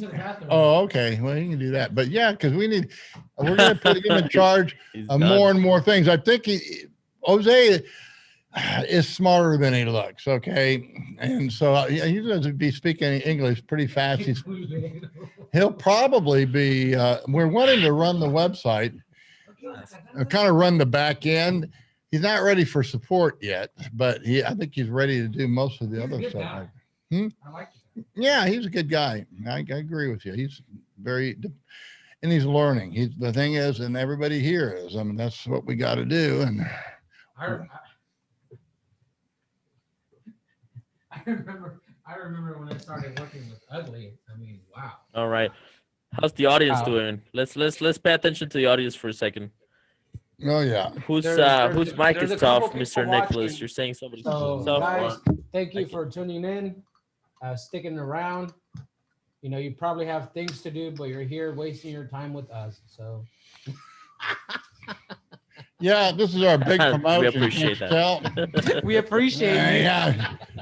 I don't know who's wasting more time going out with a bang. I mean, we're having a great time. Too bad you're not here. What can I say? Well, he's having wine, so yeah, I'm having a great time. Okay, all right. So we do work, and we do take everything seriously. Chilean wine, apparently. It's like 9 a.m. his time. It's like Eastern time. Indeed. Central there. Right. Yeah. It's hard. No, it's 9 p.m.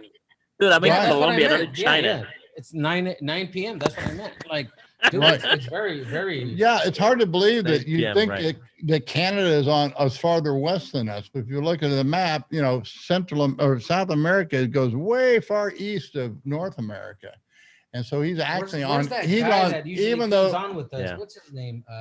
Galilee.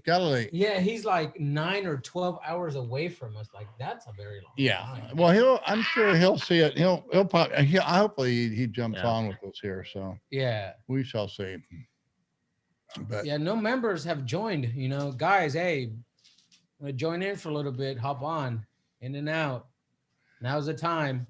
Yeah, they don't have to. I mean, that's just something we want to give them the option if they want to, and that's the whole thing. Is it's kind of a committee.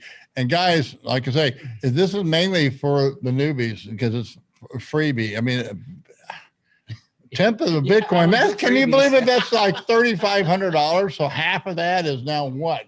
1,500, and take another 15% off. Dude. I mean, that's a lot of money, guys. But hopefully we earn the content. But I'm not looking for a big following. I want to. Most of the stuff is free. But I do think what I do offer, my actual track record, I'm just not going to give that away. And these guys are the witnesses to everything that I do. So it's not like, I'm, and I just there's so much BS out there, and everybody wants to be, but you hear about everybody when they're right. You never hear about them when they're wrong. And if you have a phone or something, or if your laptop doesn't work, I mean, someone wants to join in but says, I don't have the equipment to join in. Sorry. Oh, okay. You can't join in by phone? Oh, dude, just use your phone. Yeah, that's what I told them. Yeah, you use your phone. You don't need something else. Just click on that link and you don't need download the app. Yeah, I'm worthless completely. You should be fine on your phone. I mean, you don't need nothing else. I hate. I think Juan's on his phone. Are you on your phone? Are you on your phone or laptop? No, I'm on my laptop. Oh, okay, my bad. Are you on? No, I'm on my laptop, but I'm using What kind of internet do you have? Do you have satellite or what kind of data? internet? So I'm in a farm. I'm in farmland somewhere in South America, and so we only get DSL here, but we do get cell phone data. So I bought like 25 gigs worth of cell phone data, and this is the best that I can get where I'm at right now. So yeah, this is cell phone He said data. he's in farmland. That's a good one. I'm in a farm somewhere in South you know America. what? I love it. If the world goes to hell, that's the best place you can be. Like I say, if the world Shipley, Juan is on dial-up. Yeah. Good one, Shipley. I remember dial-up. That was when I first got out of prison. I was dial-up, and they go and all these beeps, and that thing is man. That. And it just. But when I got out of prison, I don't know. I had all I had was $50 in my pocket, and I come out, and then I find out about Facebook and Twitter and all this crap. And there was like touch phones. I'm like, dude, what is this? Like, how long? What years were you locked up? 2008 to 2013. Oh, really? Okay. Yeah. Okay. You know what fascinated me the most when I got out that I just couldn't take my eyes off of? The food. No. The food where I was at was awful, man. They gave us actually dog food. I unloaded the truck once. They had dog food. Where were you? I was in the low down over there by in the middle of the desert in California, over there by Bakersfield. The places I had fantastic food. Like no. And then the one of them talked about. El Reno was the best. I hated Lowe's. But anyway, I don't want to go into. What was I going to say though? When I got out of prison, the thing that shocked you the most, was spinning wheels on cars. you're talking about the rims. They actually keep. Yeah, I know what you're talking about. They're not tires, they're rims. Actually, ugly means is you keep going, you stop, And there's actually a song about that. They keep spinning. Oh, wow. Yeah. That just but I say they were spinning more anyway when they're driving. I was just looking at this stuff and.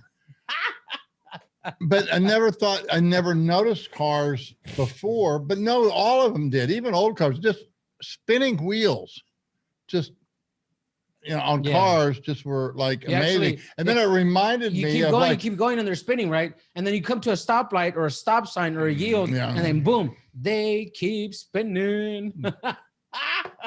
Well, and then I remember too. Then you read scripture, and I don't know if it was Elijah or Elisha. One of them saw these visions, and that's what they were describing were these spinning wheels. I said, "Wow, that." Yeah, anyway, it was just something that I'd never noticed. I grew up with cars my whole life and all that, but all of it took me days to get used to. I was just fascinated by those cars and fascinated. And then you just said, how do these things really work? Everybody's just driving. It's like everybody has their own chariot. Trust me. Incredible. When before I got locked up, all you had was there was no Twitter, there was no Instagram, there was no Facebook, there was no Facebook Lite, there was nothing, man. All they had was MySpace. Juan, you remember MySpace, dude? If you remember MySpace, we are old. We are. Oh yeah, old. it's the good old days. Yeah, man. my ninjas. If you remember MySpace, yeah, we we're are definitely old. My ninjas. See, okay. Yeah, and you know what? MySpace did not ban us. They did not censor us. They let us customize our own page like we wanted. Was just to we could put to music, kick colors, back and talk with people. You can actually post stupid things, and you will not get banned. I remember. I remember. I was like, what, like. Right. I was in my 20s I was in my 20s and dude, you would go to MySpace and boom, you'd pick up chicks like if they were like chips, dude, like nothing like that. See, okay. Wow. I was too young for that. I'm just kidding. Yeah, see, look at that. Cryptos are old. MySpace. Yeah, like we're old, dude. We're old. If you remember MySpace, we are old. You guys crack me up. Look at that. See, Shively says, MySpace is how I learned CSS. Yeah. That's amazing. That's great. I know. Oh, man. Some guy in Russian telling us they were old. Look at that. Yeah. Shivs, you remember MySpace chicks. MySpace chicks. Yeah. Kind of like, what's the new one right now? Tinder chicks. I'm pretty sure I was in high school when right. I mean, Tinder's like dead right now. I'm all over Tinder right now. I look like a Spaniard model on Tinder right now, and there's just nothing going on. They're all terrified of going out. They're all masked, heavily masked. You remember but that TikTok you is where it's at right now. Shoot it.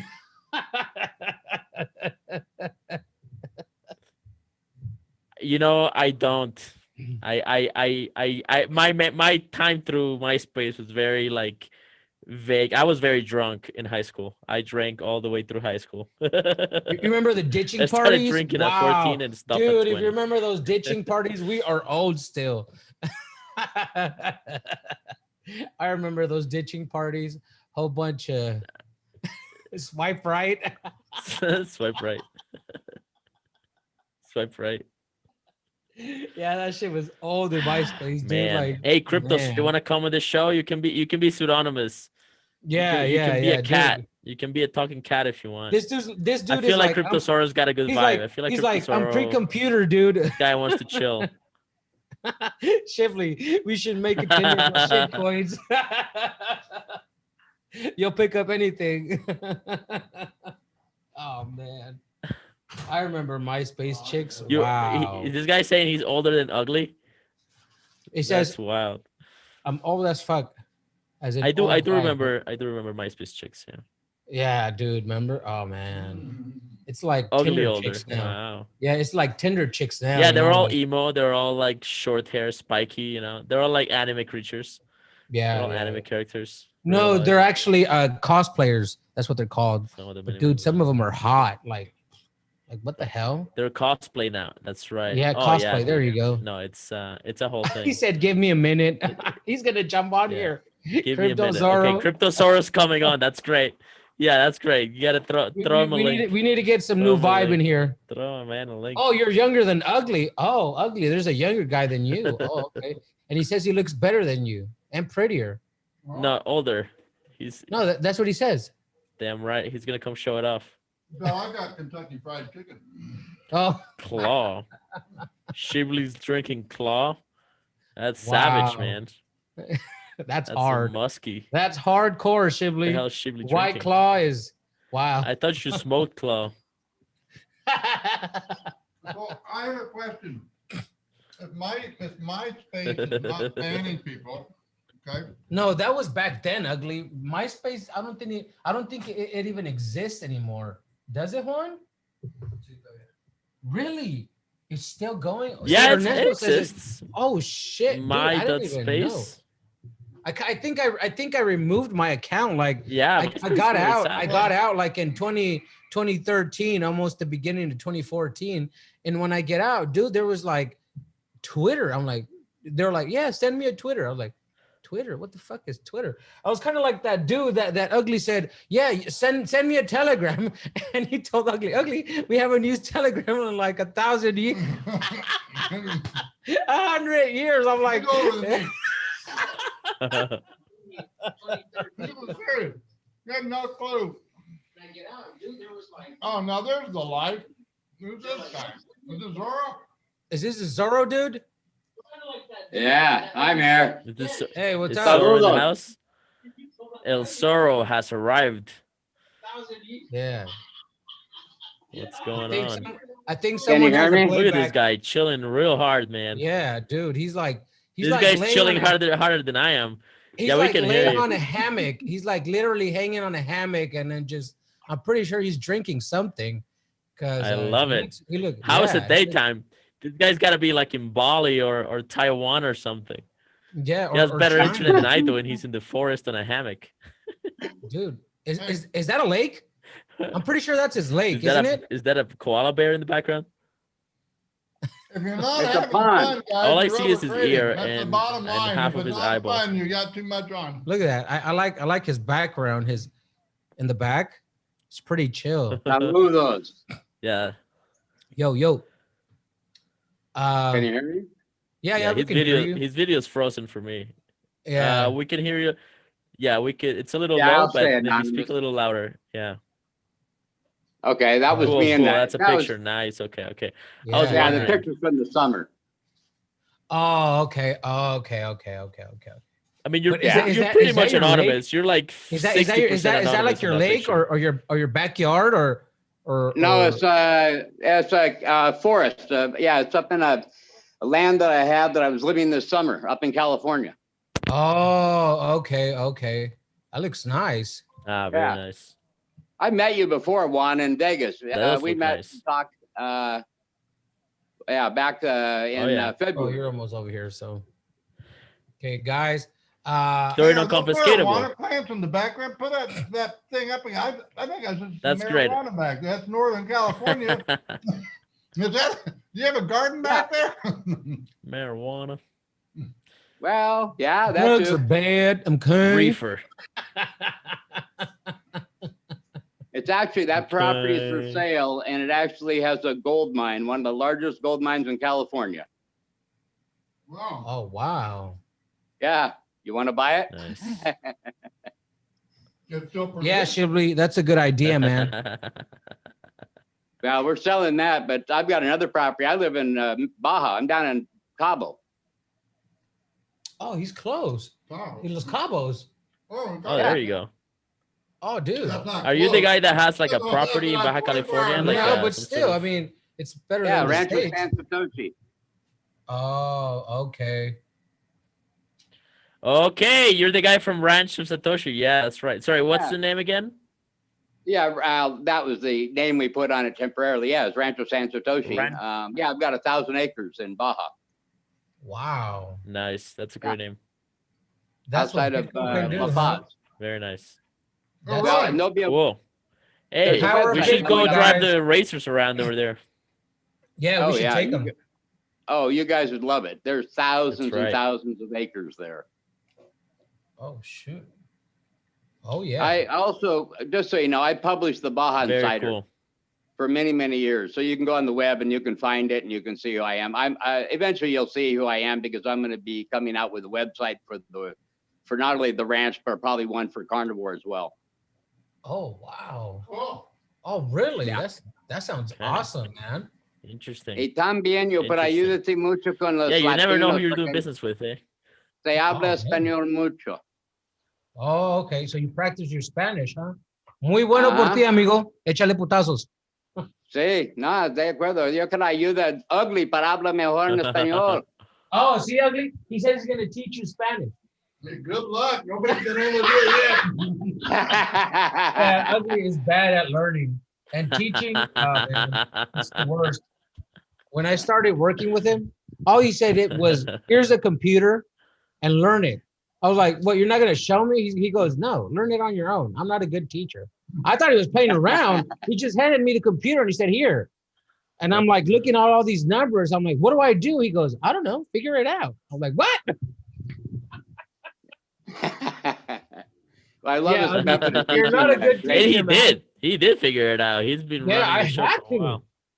He said, I'll give you 6 months. And if you can learn it in 6 months, you can stay here and work with me. And if not, I'm sorry, but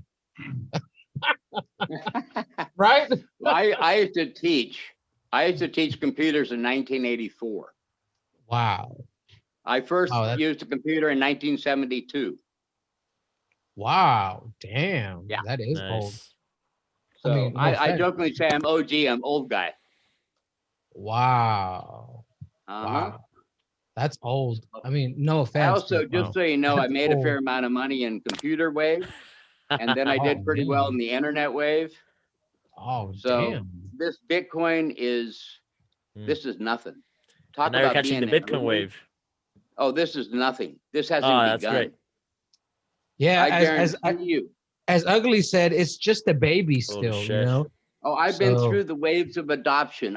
You don't know what I've been through. I've been dealing with boomers all my life. I'm a boomer, but they would never get a computer. They would never, ever want to use a computer. They didn't understand it. They couldn't understand, why would you want a computer to talk to a computer?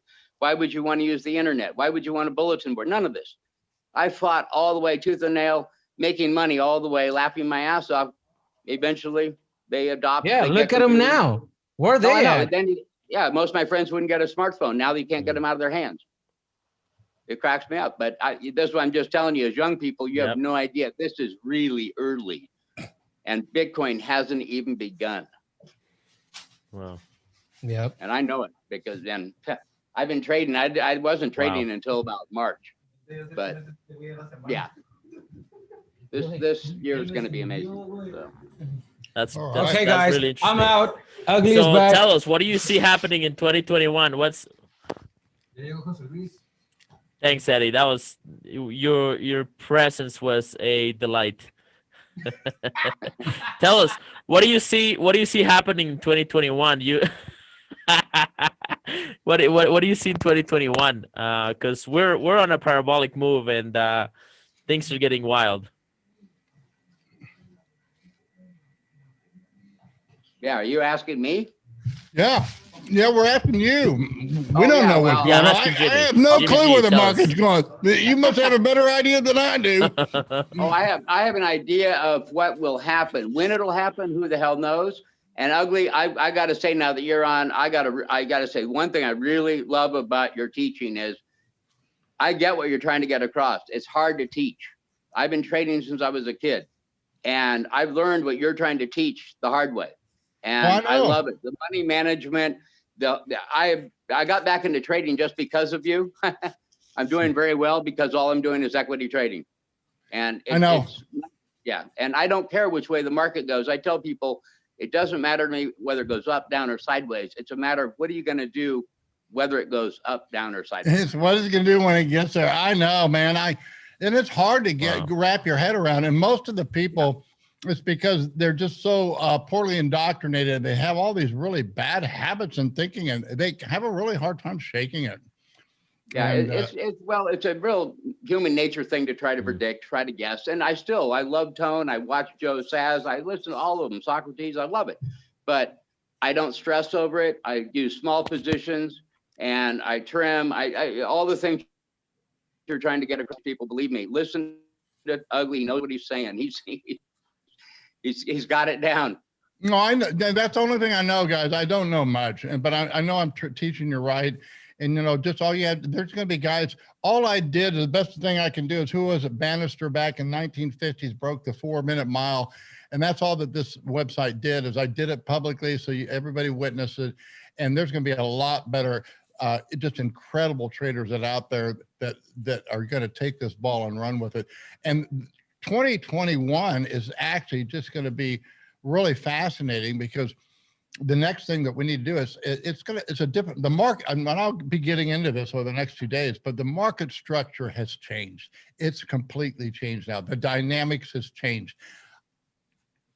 If I make it like I did this year, which I don't expect to, but maybe I'll do better. I don't know. Who knows? But it doesn't make any difference to me. I don't even need it. But the whole thing is, it's not going to be the way I did it this year.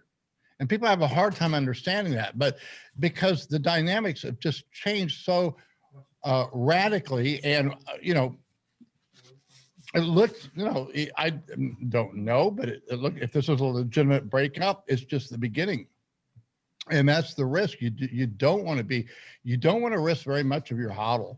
You just, you know, you can trade very successfully without it. No. And you may not be wanting to trade much at all in here. It's going to be a different, like I say, one thing I got out of Tone Vase the other day with all those guys that got on is there's going to be more and more things that are going to be traded in with Bitcoin as your collateral. And of course, my only position I have right on now is I have a nice gold position on, and if there's $1 million trade, that's it. I mean, it goes to 5,000 and I have 700 ounces on. It's like, I figured the other day, what happens if it just goes there? It's $2.5 million. Guys, you can do it, you know, but you're not going to do it all at once. You take it one step at a time.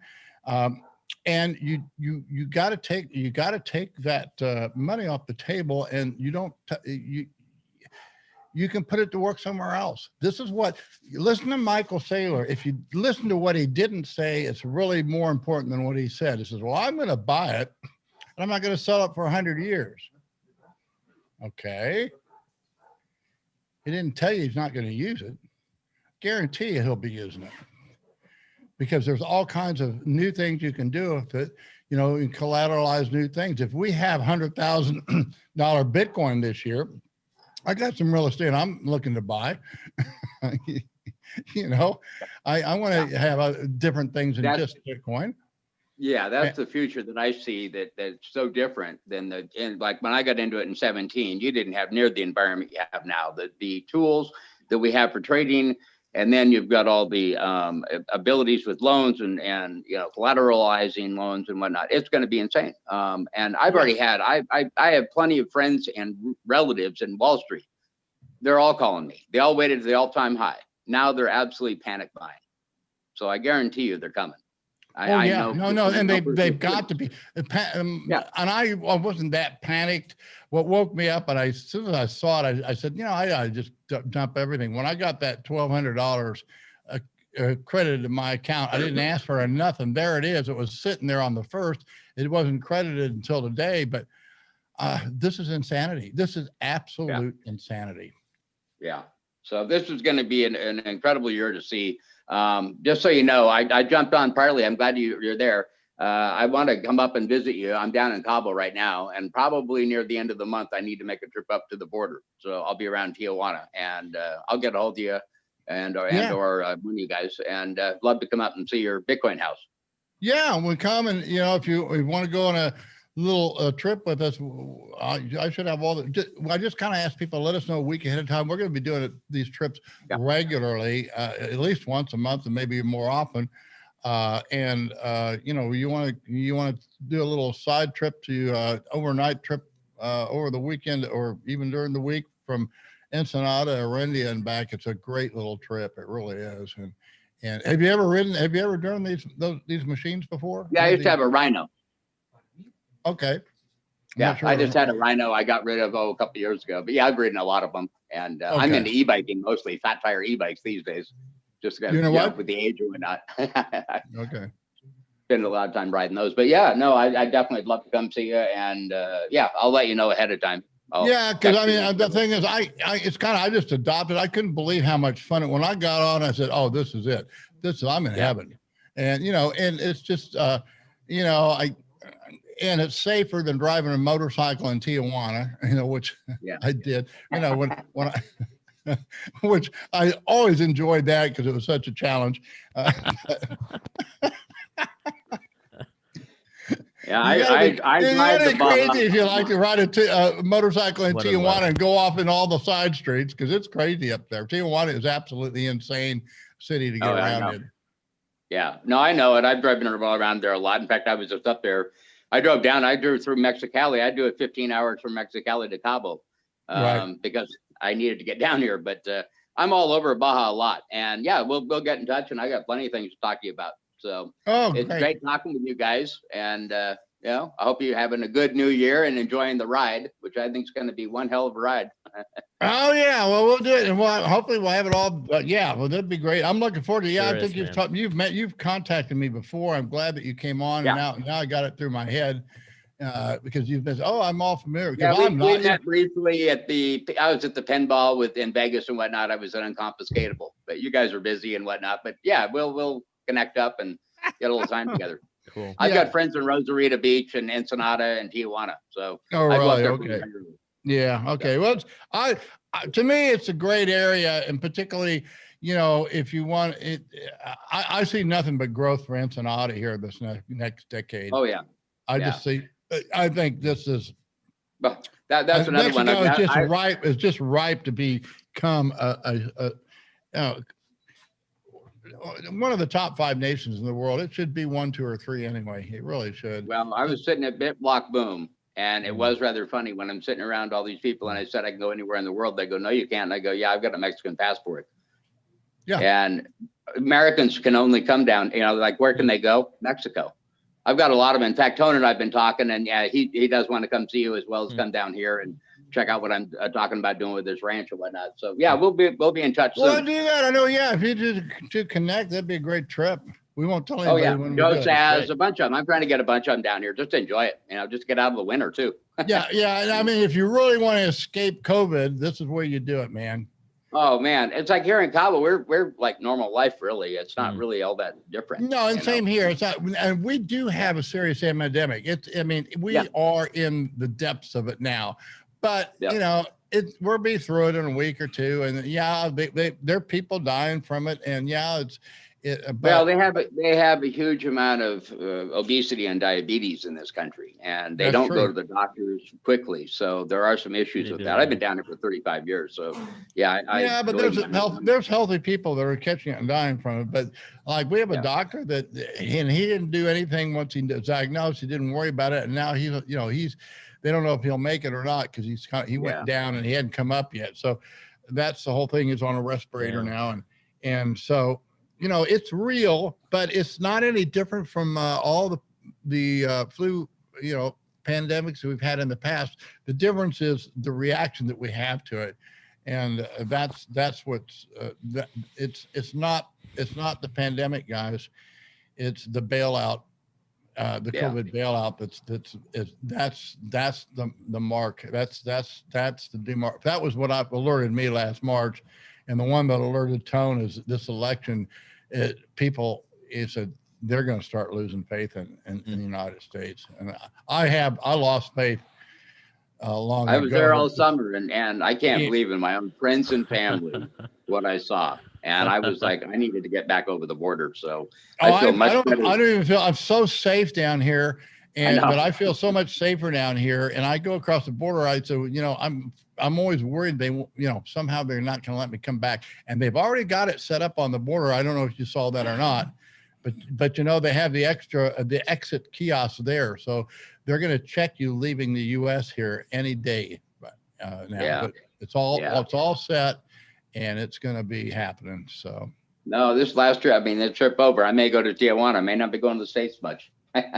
We'll see. Yeah, but I still comfortable have to down go here. across, you know, regularly, but I might, you know, I don't have to. I can figure out other ways to do it. It might, you know, I do Yeah. have family, you know, I have family over in San Diego too, but you know, they can come down here and I know. I just feel That's what- safer there, guys. It's I just- know. I hear you. I hear you. Well, Hey it's been man, I'm great glad catching you up with came you on. guys. Yeah. Yeah. And Well, I'll be yeah, in touch hope- with you in the next week or two for sure. yeah, it'd be guys. great. We'll set it up. Yeah, please reach out. Tone's Please reach planning out. on We'll coming. figure He did. something I said, look, I just need a week. I need a week notice to set it up, and we can have. Yeah, okay. We'll Yeah, start well, with the nice thing about me, I'm really flexible on my schedule generally.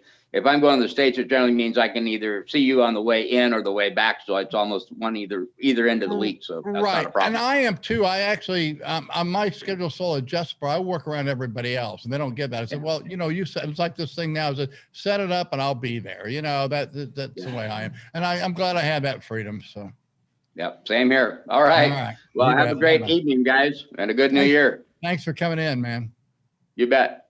Salud. Take care. Take care, man. Happy New Year. Happy Bitcoin Happy birthday. Yeah, same. Exactly. Oh, there's a question. Zenaya, greetings from Chixia. He's got a strategy by algos. Would you like to try?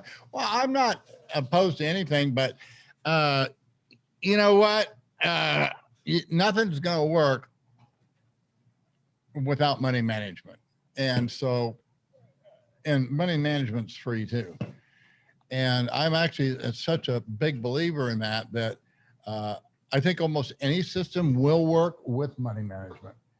And the problem is all these algos, all these bots, they eventually get beat. And, you know, you got to make sure make sure that you got your programs in there to get you out before you get ruined. So, yeah, well, if money managers figured out, then you should be okay. I have, call me maybe old school OG or baby boomer, but I don't think I'm going to trust a computer and an algorithm for my money management. I don't know, because a lot of, you know, I don't know. I mean, I'm open, but boy, you're going to have to, you know, jump through. You know, you don't need it. I certainly don't. And, you know, but I'm not opposed to any systems. I've looked at, I'm familiar with almost all of them. And there's no such thing as a bad system as long as you have money management. But I would say this, any TA system without money management it's going to beat you. You're going to just blow up eventually. So it's just a matter of time. So that's the only fatal mistake. That's what this is all about. So that would be my concern, is handing my trading equity over to an algo. I don't know. Maybe it can be done, but and maybe you guys figure it out. But I don't know if I could ever feel comfortable with it. All right. All right. So. All right. Yeah, I don't know that we need more viewers. Maybe we do, Shipley, but you know what? We just got a few new memberships. This is mainly, we wanted to do test marketing.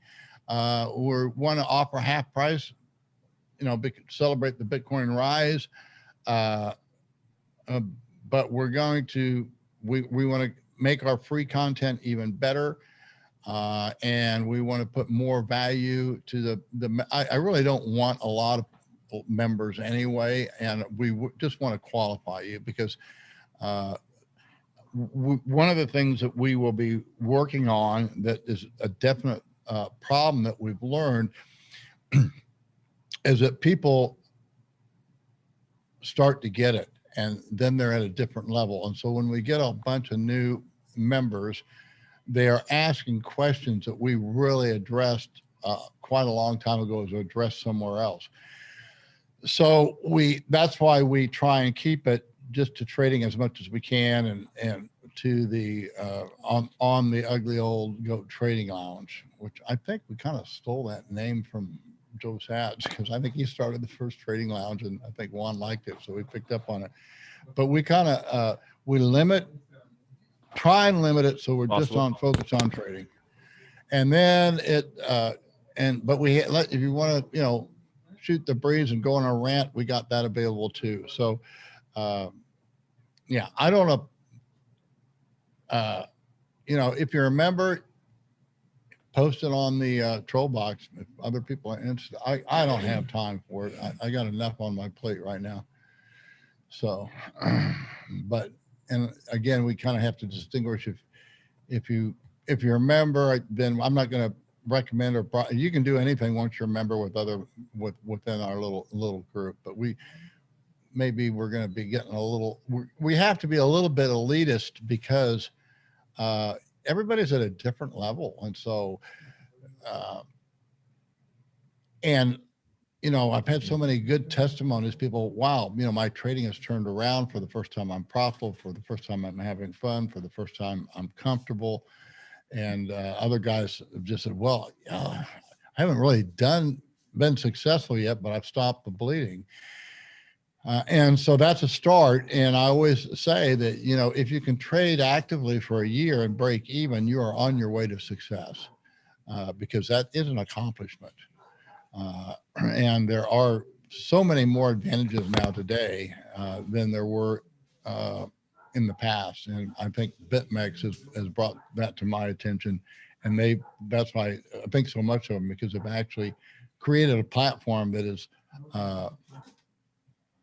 far beyond anything that's been created before, and is very advanced for successful traders and for legitimate hedging.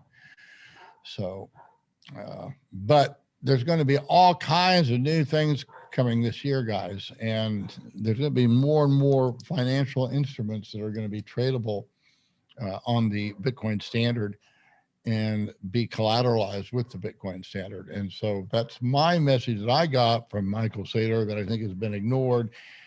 He didn't say he's not going to sell. He said he's not going to sell, but he didn't say he wasn't going to use it. I guarantee you that's what we need to be doing. If we are our own banks, then we need to start acting like it. What that means, that's what we're going to be living to find out. I don't have all of the answers. I think a lot of it can be learned from the past and through other precedent. I think the most outstanding example is the contrast between gold and the gold standard. And I think it's very important that we all understand what the gold standard was and how it's different from just gold. And it was actually the innovation in the late 19th century, and from the post-Civil War days, just up to the time that they created the Fed. And they didn't even realize what they had done, and it's been forgotten about. But it was a market mechanism to control the money supply. Another thing that I'm going to be addressing is the idea of seigniorage, because people are saying, well, what about cash? And the old idea of seigniorage was the word comes from, it was kind of the right of the king to provide a useful coinage or specie that was indexed or tied to the standard, but its intrinsic value was less than the face value. And that is a legitimate service that can be provided. And it was considered to be a legitimate way for the state or the king to raise revenue. And it's without taxation. And it can be done responsibly because whoever's providing that should be rewarded. And so that's what seigniorage is. And that's kind of the reward you get. And I think that the marketplace can do that as well. And that's what I see evolving. And I might be wrong on this, but I see that evolving rather than something like Lightning.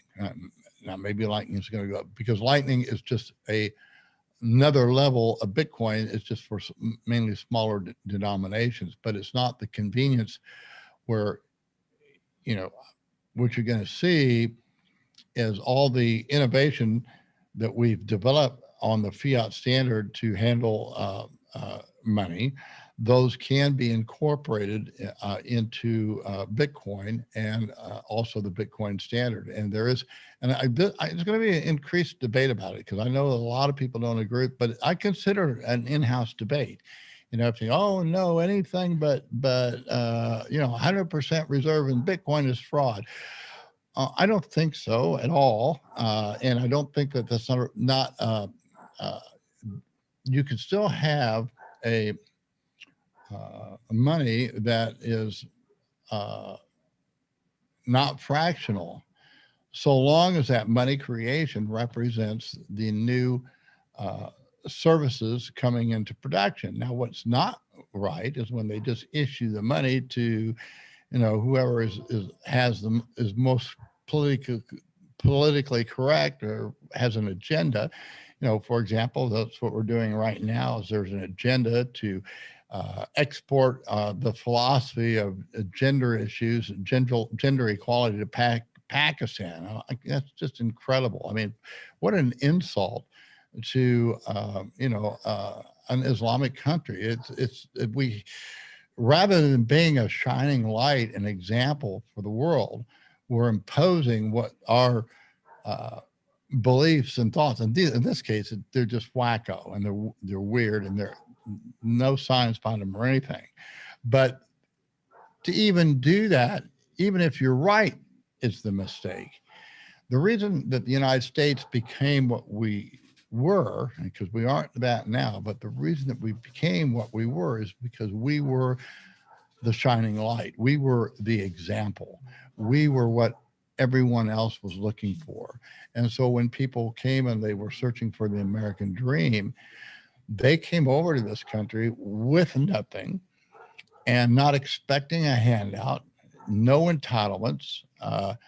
In fact, it was just the opposite. In order to come across, they actually had the idea of indentured servants, where, if you were in a European and you couldn't afford the passage, you would come across and your passage would be paid for. And in return, you would work 7 years as an indentured servant to pay off that loan. There's nothing wrong with that, guys. What had happened is, it's not, because once you get over here, everything changes. Well, I don't want to be an indentured servant anymore. Well, you made the agreement for 7 years. Just honor your 7 years and then get on with it. But it's the same old thing. We always want to, well, you make a contract with your word, you need to honor it, even if it hurts. And, we're going to relearn those lessons. So that's what's going to happen. And it's going to be, I'm just sitting here. I get $1,200 on my account. I don't even ask for it. Guys, this is crazy. It's insane. Even a year or 2 years ago, we had a Democrat candidate who wanted to have universal basic income. There was one candidate years ago that wanted to immediately, when I'm elected office, I'll give everybody $1,000. And that was completely nonsense. And yet in less than a year from a so-called conservative president, here we are. And it's fiat accompli. And so we're going to pay for it. And economically, there's other things that America is going to pay some sins that they're going to pay for, but the economic consequences of this one, I just think it's going to be inescapable. And that compounded with the fraudulent election that, everybody realizes. I mean, if you've checked the evidence is there. It's sad if people are actually just closing their eyes to it. They want to believe, oh no, that can't be. Just like you want to think that you have free speech, you want to think that you have due process, and all the stuff has been taken away from you. One thing at a time over a matter of 3 generations. And it started out very, very slowly. And now it's just gotten to the point of utter insanity and nonsense. And that's what we're going to have to do. So, yeah, well, thank you, Joseph. I am doing well. Yeah, he doesn't have to sell Bitcoin at all. He won't be either. And it was the best move that he could make for his company. What buying Bitcoin in your portfolio is going to be a fairly good insurance policy that people are not going to sell your stock short. So, all right. Anybody have any questions for me? I can go through. Right. Ugly, are you actually thinking of doing like a 36-hour live stream here? No, I'm going to be off and on. I can't go continuously. I'm going to have to go take a nap and so forth. But I kind of want to hit different time zones at every time because I don't know what time it is around the world. I know Zeso was coming on at midnight. What time is it now? It's about to be 10 o'clock for Juan. Yeah, if you need to go do something, that's fine. I'm just going to go as long as we can. We shut down when we can, and then we start up again. That's what I plan on doing, and see how it goes. I mean, I was hoping to. Yeah, I mean, I can start real early because like I wake up and you guys are actually waking up, so it's perfect. Dude, no. Really? I have a hard time believing that one. Okay. Man, you don't have to lie to us. We know what's really going on. No, time, man. Time travel. Time travel. Juan, time travel is in it half. getting late over there? You Juan, still not your bed. You don't go to bed. You don't go to have bed to lie to one. kick it. You don't have to lie to kick it.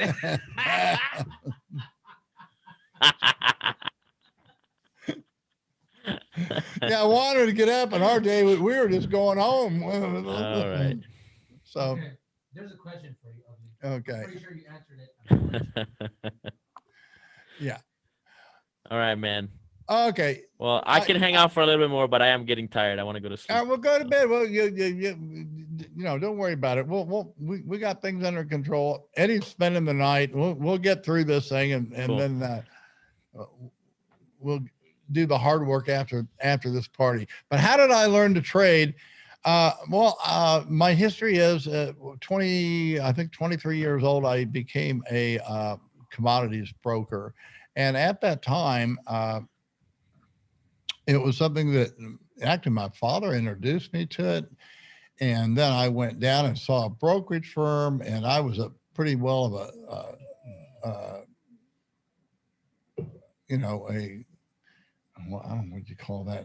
Anyway, the only reason I got a college education at all is because we had a war going on that I didn't want to fight, which I need to write that article on why the real heroes back in the Vietnam War were the people that were avoiding and dodging the draft. I have no problem giving my life for my country, but you can't win a war and you can't go across the 50-yard line. You can't win war. When you fight a war, you fight them to win, and they're not pleasant, but you want to get it over as quickly as possible. And that was the problem with the Civil War, is that they didn't realize it would be a war of attrition. And they thought it all was going to end real quick.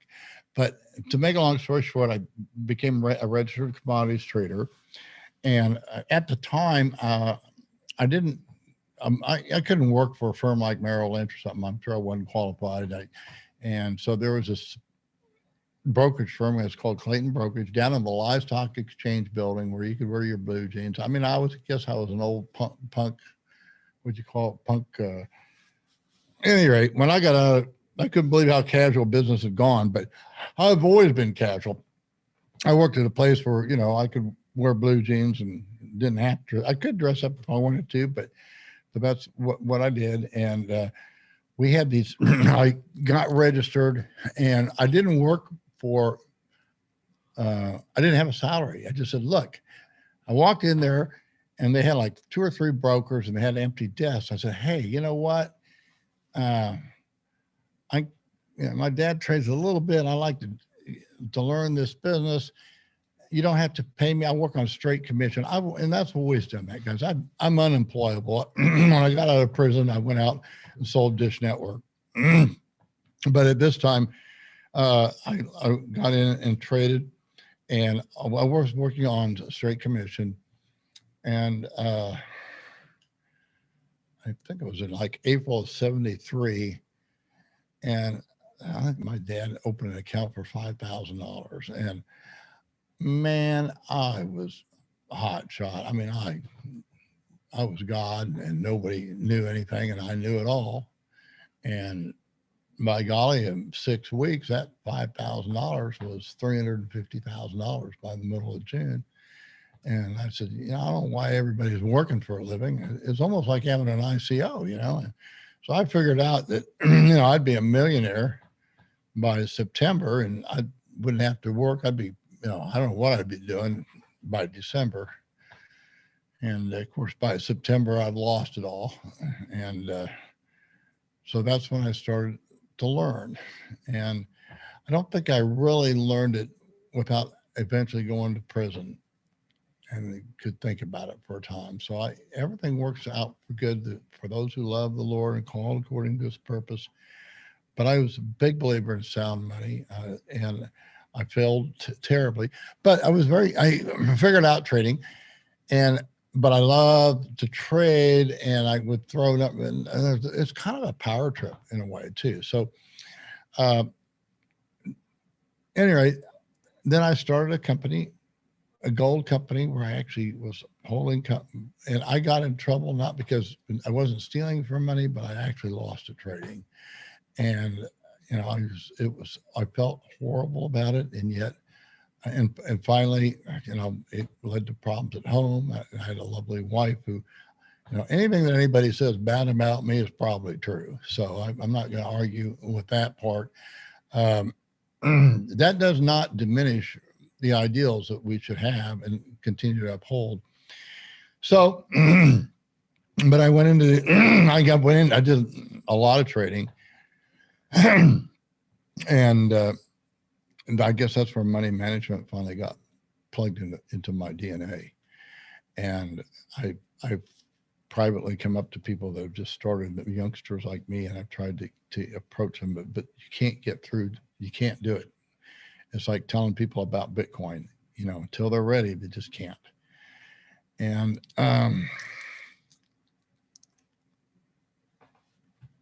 okay, Anna, that you can actually go on Medium and just read those articles starting about in October. I think I made it in 6 weeks. What it was is all year long I'd been trading, much larger positions, and I just was breaking even, getting frustrated.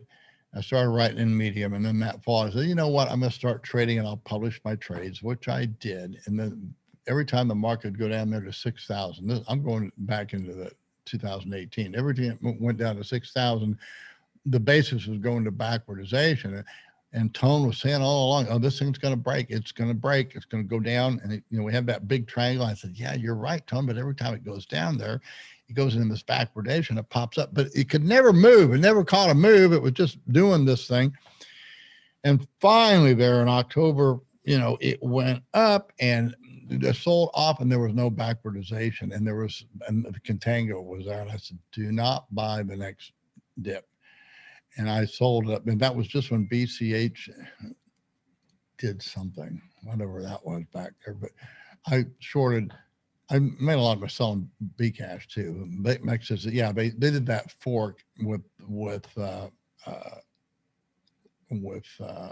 fake Satoshi, and they weren't going to honor both sides of the trade. They said, we're only going to honor this one on the derivatives. And so I said, oh, crap. So I sold that rally. I sold Bitcoin.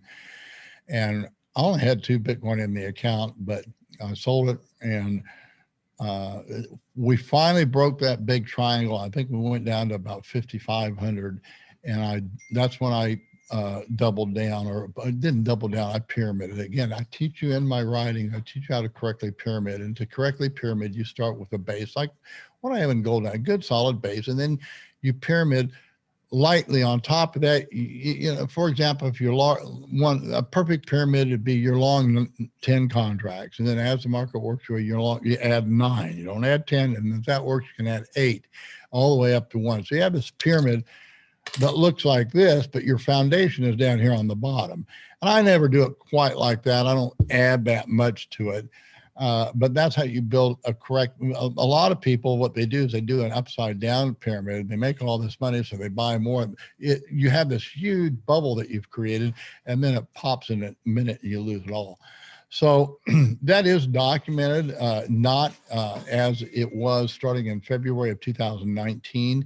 It simply is a published trade, and that was the worst year I think I've ever had, and I didn't make any money that year until the very last part of the year. And then we broke, and in December I got real bullish because we went back into backwardization. I said, I don't think this market's going to go under 3,000. And then at the unconfiscatable back there in 2019, I was the only one that was, I said, this is not this market's getting ready to turn. And so that's why on February 4th, we started trading. And by the end of the year, I'd taken 2 Bitcoin and run it into 32. So, and then we had a similar situation this year. I was just breaking even. I wasn't doing anything. And I actually got wrecked with everybody else on what they call that Black Thursday. It was actually a Green Thursday because I got blown out. I immediately sent 0.6 back in to start trading it. We go back, come back, and the markets, I couldn't believe it. We had a $1,500 backwardization. And I just was trying to get market orders in, and it wouldn't take it. And finally, somehow it got in there. It freed up, and I caught the one, got it before the first rally. Anyway, that's the story in itself. You can check our videos, but that's why I started that position. And then I've just worked it ever since. So let me see what else we can do.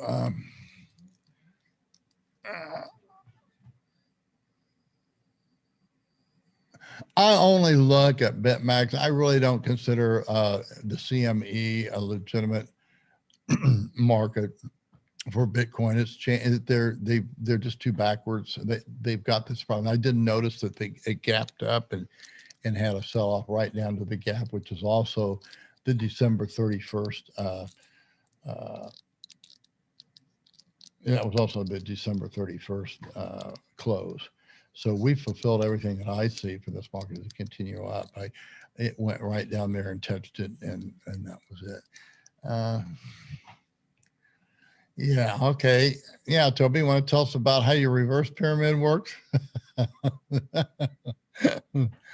Yeah, that's what's changed in the market. Is that you did briefly hit it, but yeah, I don't see. And I've said this all along that eventually you're not going to have backwardization in Bitcoin. You're going to have and that might change, but the market structure has completely changed now, and you're not going to have the kind of market. It's going to be much more volatile. It's going to be a much more difficult market to trade. So I will be very surprised if I do as well as I did this last year. I'll be very surprised if I ever build a big position. We'll see, but we don't know what's going to happen. But I'm got to get myself back into the time frame of trading with a little bit, and just forget. I have to deal with where I'm at. I don't have to do this at all. I'm going to try and guide you through so you can see how it's done. Is it okay to sell part of piece for trading profits to USC to be more than 50% of my capital? Yeah, I do recommend that. When I first started, I had a business in debt, and so I built a business, but everything that I had, all my assets were tied in the equipment. When I got out of prison, I couldn't believe how quickly that they extended me credit. And I never abused it. Credit is a great thing as long as you're buying assets that produce revenue.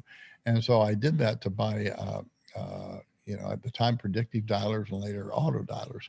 So, and I built up a substantial credit card debt. I think of over $100,000. I think the high point is 120 or 160,000 right in there.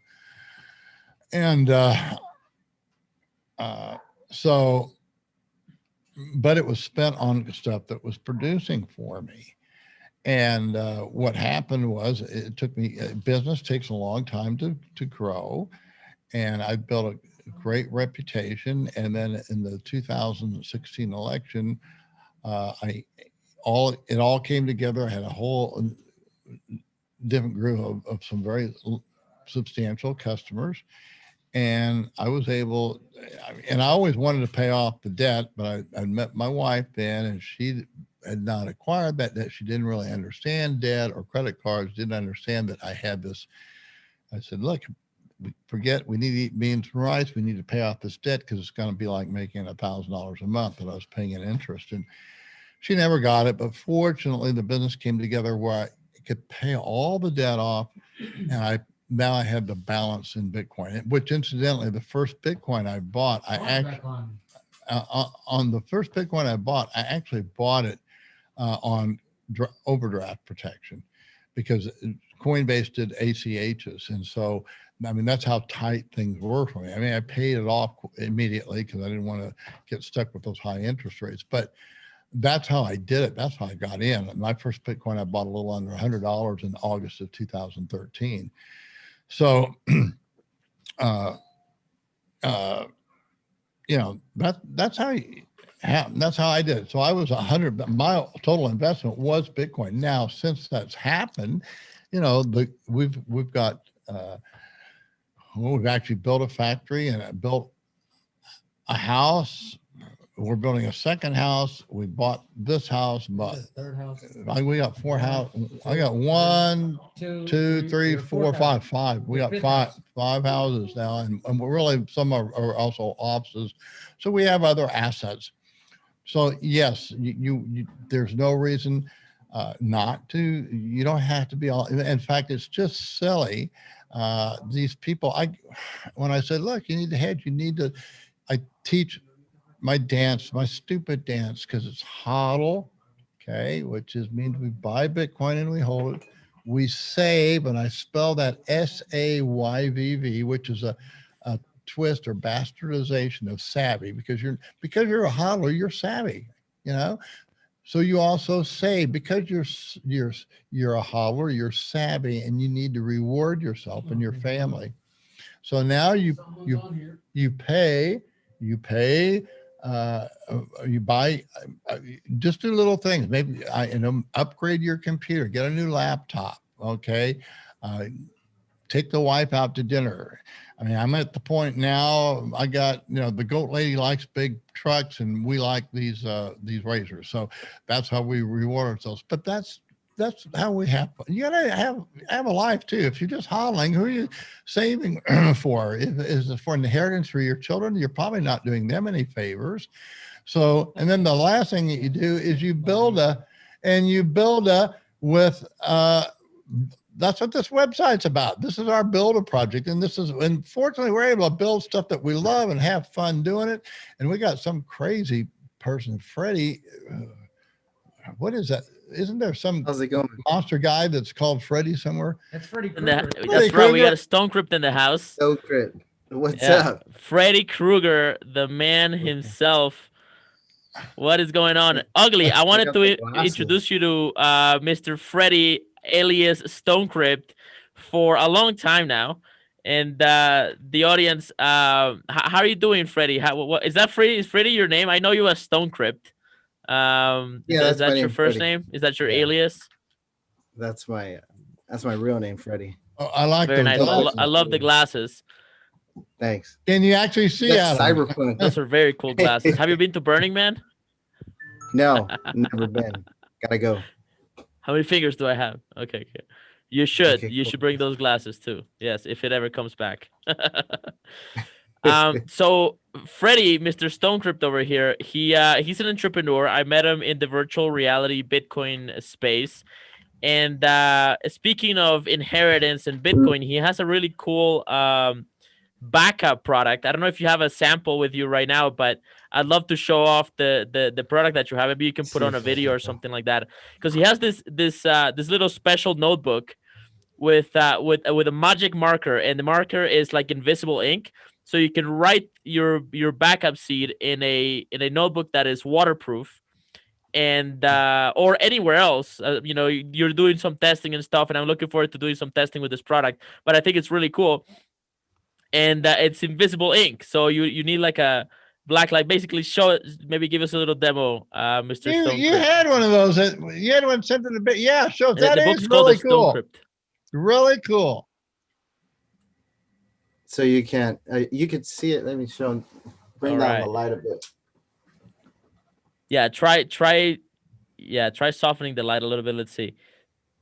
There you go. That's great. I freaking love it. So you see it says Bitcoin right there. And if you turn the light off, it's not there anymore. This is your invention, Freddie, right? This is what I think that's really cool. About, guys, huh? Yeah, it is. It's been around for a while, but I said, hey, what the hell? Put in the notebook. People could really hide their keys wherever they go. I mean, that's just an extra layer of protection. Just to have. Well, that's what Juan is keeping his eye out for, because I think his dream is become a security specialist, which we're gonna need in the next decade. It's just it's not easy, guys. It just isn't, and it is time consuming, and I think the trick is, how do we make it easier for people? That will make it. That's certainly a good idea. Oh, thanks. Yeah, it's a notebook. Everybody knows a notebook. It's a really cool idea. Simplicity. Yeah. Oh, go ahead. Go ahead, Freddie. No, it's. I mean, everybody knows. There's a little bit of lag because I'm like really far away, but go for it. So yeah, it's a really simple notebook to use for seeds, private keys. I'm surprised there wasn't one that's came out already. We do have metal wallets, but I think this is an alternative option, easier method. Just you're worried about fire, just put in a fireproof safe. It's waterproof, so protects against that, and it's made from stone. Most people trip out on that. It's actually made from stone paper, so it has no tree in it, no paper. It's not made from paper. Is that right? Stone paper. Stone. That's what they call stone paper. Get out of here! It's made of stone paper. It's made of stone, dude. You should and resin. Just change your name to Stone Crypt. Yeah. Resin. Like resin. I love it. Yeah. I didn't know it was made of stone. I didn't know you could make paper out of stone. That's wild, dude. That's really cool. Me either. I just found out last year. That's really cool. I'm a big fan. I really like it. That's awesome. So we were talking last night, I think last night at the Bitcoin birthday party at the Alien Treehouse, or virtual reality environment. We had a little party. Check it out, Alien Treehouse on Twitter. And we were talking about how like you can actually you're working or doing some testing on like tattoo, like using the marker to write on your skin. And it's like an invisible ink magic marker. So, I mean, the possibilities are endless, right? Like the notebook is very cool, but you're pushing this industry forward. I don't know anybody else that's actually like trying to like turn this into an actual Bitcoin security product. I think it's really cool. You're innovating on the ink as well. You're talking about the ink a little bit. Maybe fill us in on that. Yeah. So the ink is it's not your typical invisible ink. This actually has an adhesive in it, so it pretty much stays on almost a lifetime. The UV ink doesn't go out, so it's going to be fluorescent throughout the time. You could write it. Well, I've written it on my skin. You're not supposed to, but just in case, like you said, if someone could travel the world with private keys on their body, they could probably do that. Just got to wipe off the oil on your skin, just really dry it up, maybe do it and get away with that. But that's that ink is pretty much not coming off. It's pretty very adhesive to the stone paper. Yeah, it's very interesting because it's a really interesting addition to the memory, to the brain wallet idea. Brain wallets in general have been kind of shamed out of the market, mostly because people are really terrible at creating randomness and entropy. So creating a password is hard enough. Try to create a password that's secure enough to hold Bitcoin, and it's really difficult. And then to get that, you have to memorize a 24-word seed, basically. Like the 24-word seeds used to be 12 words, and then they went to 18, and now they're at 24. And that's for very good reasons. So memorizing 24 words not easy, and so but in combination with something like this, I could see a whole new kind of way of securing Bitcoin in like a very sort of very narrow temporary, like a short-term sort of travel scenarios perhaps, or other Yeah. scenarios where it makes sense to, not have any hardware, not have any paper backups on you, right? Like if you gotta run away from the communists, right? Maybe this is the way to go, right? Like there's multiple Yeah. scenarios, and also like just to hide it in hide it in plain sight, right? I think it's really interesting. I'm really excited about this product. I hope you keep innovating on it, and I'm looking forward to doing a little demo of it. I have an old version, an early 2020 version of it that I'm gonna be playing with soon. I've just been so busy, but I really wanted to play with it. Well, we So already look out got for somebody that. that wants to know where you can buy it, so we need to give you a link. Yeah, throw up the link, There you go. That's right. You got to give us shieldfolio.com. affiliate links too. We'll pump it. Yeah, I got to go ahead and Shield send you Folio. that. All right. Cool. How many people are you working with on this product? So far, just me and someone else. He's pretty much taking care of the whole, trying to get it Cool. to the UK.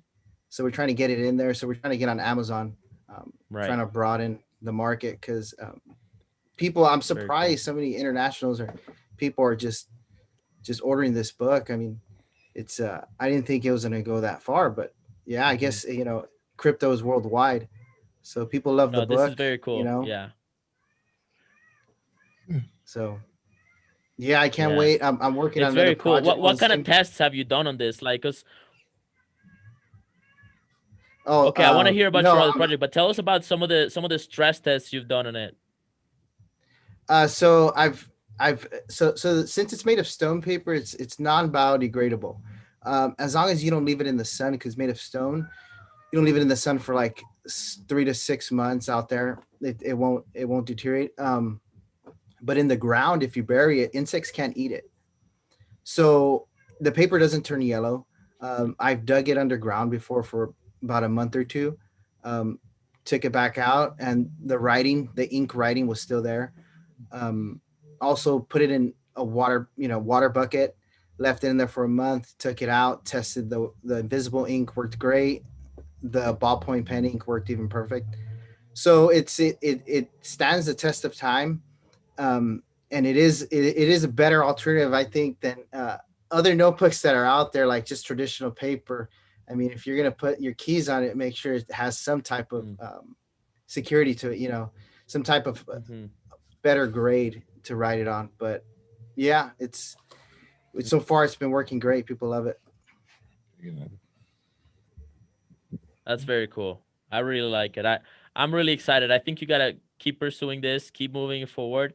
It could become one of the kind of one of the few options that we really have to secure Bitcoin, because we have hardware wallets, we have paper backups, which you're an innovator on.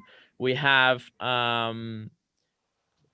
brain wallets, which are basically dead on the water for the reasons I just explained.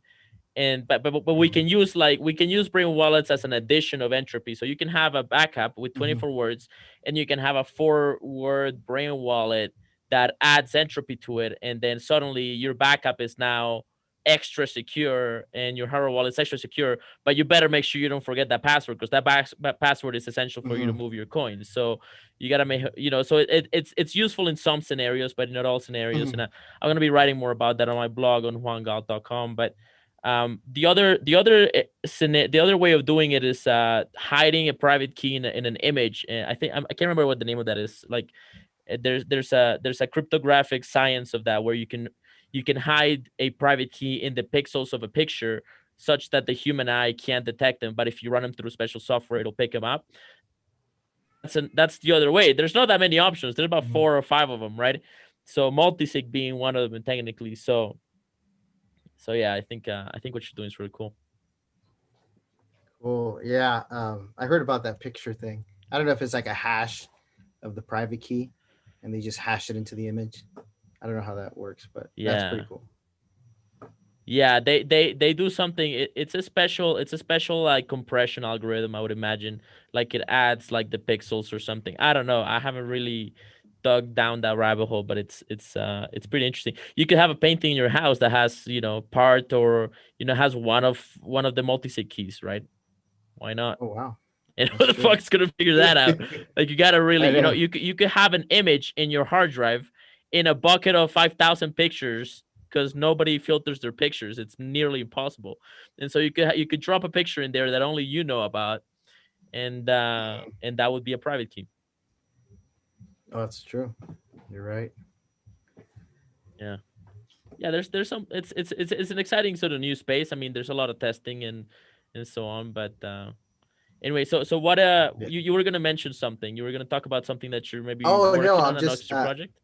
yeah, it's I'm working on another notebook, a little bit bigger, something with more pages. People are asking, some people are asking like, hey, you know what, can we have more wallets in there, more pages in there for the seed phrases?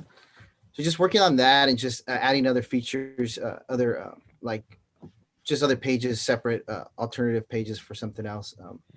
But things that we need in the crypto space that we need to write down. Right on. It's really cool working on this book because I don't know. Yeah. I mean, it's kind of like I'm going blind. I don't know how far this notebook, stone paper can actually, you know, what I could get out of it. But it's really cool working on this.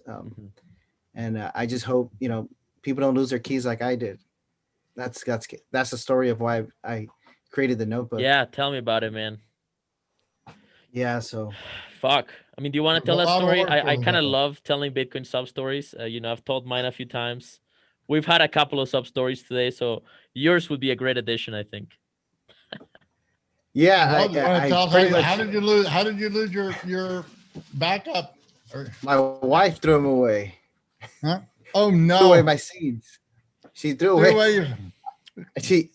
It's because one night I was writing down a private key and I have no paper, no notebook.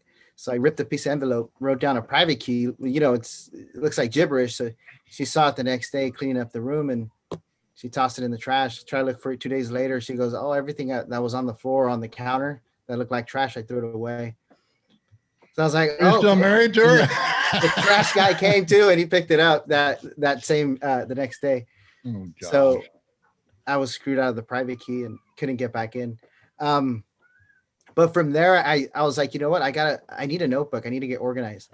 So I got these notebooks, and they were just I was carrying them everywhere. I mean, because I was traveling here and there, and they were just deteriorating. I dropped water on them, coffee. I was like, oh, the binder started ripping. So I was like, you know what?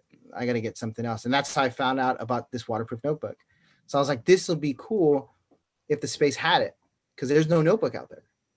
So, hey, I'm gonna give it a shot. I mean, it's worth a try. If I like it, and I've been in the space for a couple of years, you know, somebody else has got to like it. So I took the leap and just ran with it. And yeah, people love it. Well, yeah, and until it happens, guys, it just doesn't seem like it's really that important. And then when it happens to you, oh wow, how can your thoughts change about it? So, I know it was. I'm glad it happened though.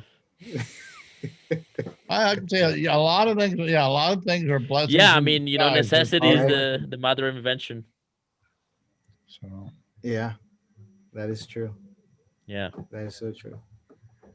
Yeah, so cool, yeah, you got to man. throw up that affiliate link on your website. That's great. Appreciate you coming on. Yeah, for sure. Give us one, and we'll pump it. Give us two, one for Ugly Old Goat and one for Juan Galt, and we'll start pumping it. I think it's great. I'll really buy one. I don't mind buying. I just haven't had time. I swear, I have so much shit to do, but I like Ugly Old Goat's background. What is that? A tequila station right there? Yeah. Yeah, no, he's got a killer studio. Oh yeah, he's got.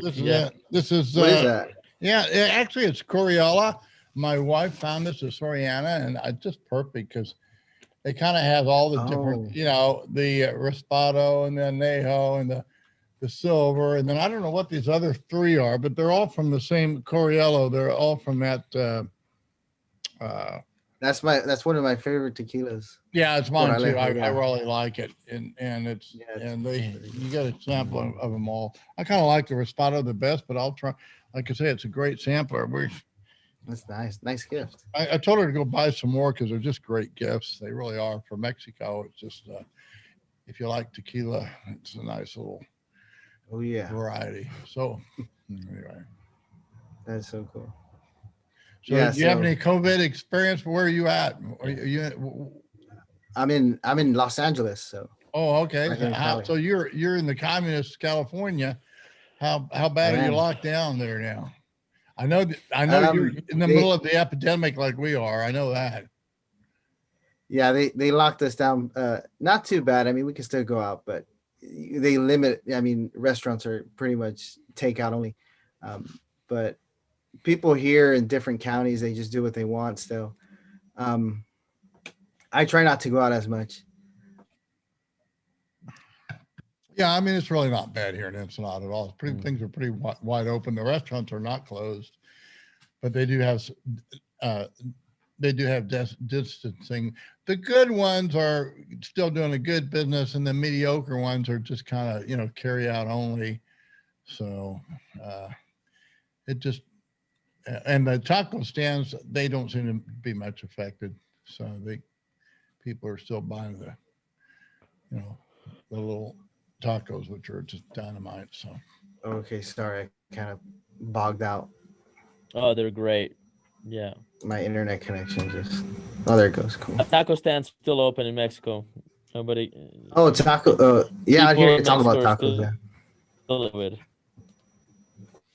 yeah, my Berea store, that's still doing all my favorite Popular in restaurants Mexico, that I go despite to COVID. regular. They're doing fine. They have this is like the Berea. I mean, the Berea place is never packed anyway, so now they are because they have the distancing and but Right. as long as you're a little taco place, you're still doing fine. Yeah, that's true. Yeah, that's true. It's tough for everyone right now. I mean, especially those businesses. Yeah. They have to almost close down. Yeah, Wow, for sure. that's a good question. How do you How's store 2020 been for you, man? Like, you're an entrepreneur, you're in Bitcoin. Like, how's business been for you? Or like, what was 2020 for you, like, Freddie?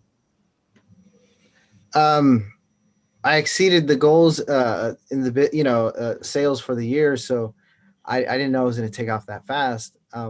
So it's really good. I was in the space where, in the beginning, we were into VR. That was fun. And because of this whole, the Shield Folio, I'm able, to just work at home.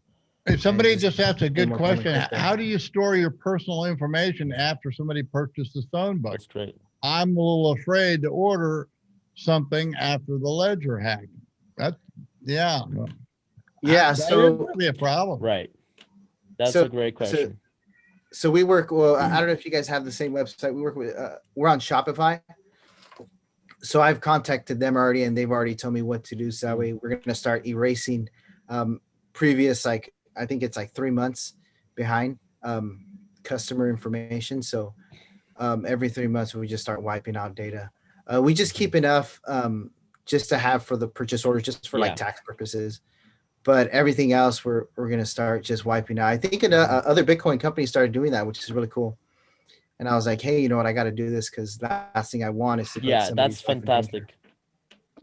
Well, then that is the advantage of using some of these. Yeah, that's a trend that I really look forward to. Yeah. Yeah, I mean that is the advantage. So I hate PayPal, Sorry, but go that ahead. is an advantage. I mean, I don't want to take credit card information from people. I have no desire. In fact, I just want Bitcoin transactions. And the way we get around it, the way we're doing it is we just you volunteer as much information, as you want to give us. So if you just if you want to just give us an email address, that's fine. You're not going to get any. Part of what we do is membership. We send out swag, but you won't get any swag if you do that. I mean, we'd like to have your phone number and. But we get it if you don't want to. I mean, I eventually want to be able to use auto dialing, which is my other business, and maybe text messaging. We have to follow all you have to opt in on those things. So it's going to be a problem, and the way we deal with it, fortunately, we're not shipping out. The only thing that you won't get if you sign up for one of our memberships is you're not going to get any swag because we have no place to send it to you if we don't have an address. But we don't need, you can give as much or little information as you want. You can just give your email address. You can give your name and email address, a created name and email address. If you want the swag, you need to put in your address, and hopefully we never get hacked. I think we have a pretty good, secure system, but I don't think we're a big target because we're not very big. It's not like we got, we don't even have thousands or hundreds of thousands or millions of customers. So I don't think it'd be a lot of work. I mean,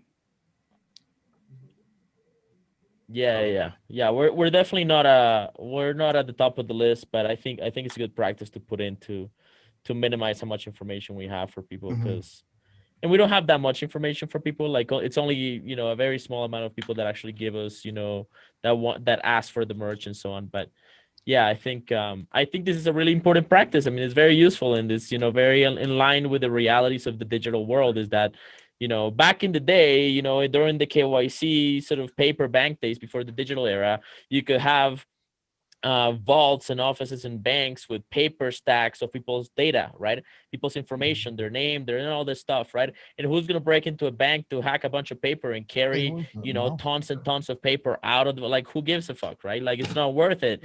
But in the digital age, these things like governments can't keep this information safe. The OPM, one of the institutions of the United States government that handles the private information and access information for like half of American government workers or more, they got hacked a few years ago, and then probably the Chinese got all of that. Wow. If the government can't keep that information safe, what expectations should they lay upon us, right? Yeah, it was gangster, like, and that's and the Chinese just got hacked. Their list of spies, of 2 million worldwide spies, just got hacked, right? It's like you can't keep data safe, right? That's why like Bitcoin is so hardcore about data security, because securing data on servers is basically nearly impossible. Like, it's a matter of time until you're gonna get hacked.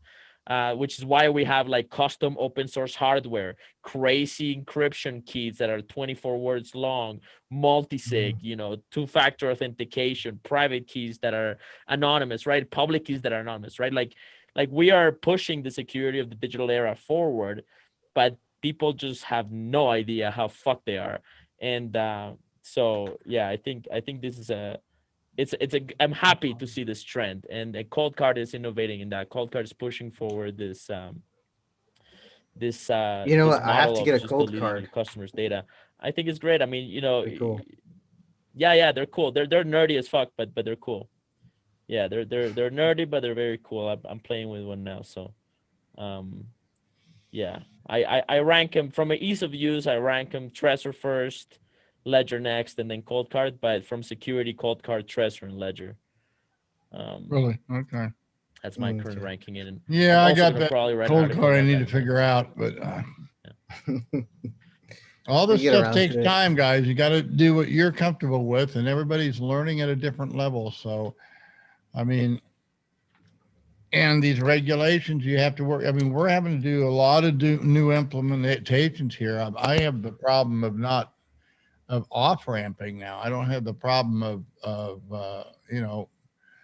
my problem is I have to be liquid in fiat, and I'm and for the first time here for a month or two, I'm I can't sell enough Bitcoin because of the limits on the exchanges to meet my dollar obligations. I mean, it's not really a big problem because I can do it.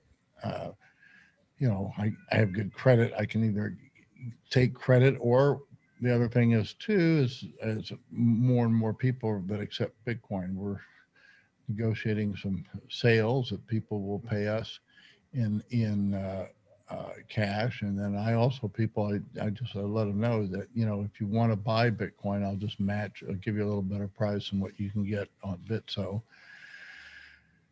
and then we'll get through it. And I just and it's going to take a lot of thought on how to operate in this new economy, and and I think the coming thing this next year is you need to be looking at all the options and be prepared for different hedging strategies. So it excites me the most is apparently you're going to see more and more things available, financial instruments that you can use Bitcoin as collateral. You're going to be able to buy more and more stocks. So you're going to start, you can buy a few, like we're in this gold trade now where we're buying gold using Bitcoin as collateral, but there'll be other things that you'll be able to do too this year that are coming that I've heard about. So, but I'm not too interested in that. I mean, I'm comfortable with where I'm at and what we're doing. So just do it one day at a time. But it's going to be challenging, and everybody's in a different situation. So you got to, if you're going to be your own bank, you got to be your own bank. And you can't let somebody else do it. That's true. You hold your own private keys, and that's a lot of responsibility. But we need to, act like bankers and be responsible. It is a lot of responsibility. Yeah. It is. It really is. I mean, people and that's the thing is that people are lazy with their money and take everything for granted. And, so what if it's FDI insured? How much is $100,000 going to be next year? It may not be very much. I don't know. Yeah, that's true. I don't trust that either. It depends if you're a trader, but if you're trying to hodl on an exchange, that's like a danger zone right there. Oh yeah, well that's I've been that's basic 101. You're not hodling. You're just you think you are. You're fooling yourself. Yeah, I've had I don't know if you guys experienced getting shut down exchanges on you, but I had a couple exchanges shut down on me. So oh yeah, I've lost at least 400 Bitcoin I think over the years. Any major shutdown I was in on. And I was a successful trader every year in spite of that. And we don't have those risks anymore. The exchanges seem to be relatively safe. We haven't had any major, exchange go belly up, unless you're in the shit coins. If you're in XRP or Monero or some of these other coins right now, they're delisting them left and right. So I think I just read that Zcash, they're delisting that one now. A lot of exchanges. Oh, wow. Anything that they call a security coin. Bittrex is Bittrex doing Bittrex? Yeah, Bittrex is the one that delisted. A privacy coin.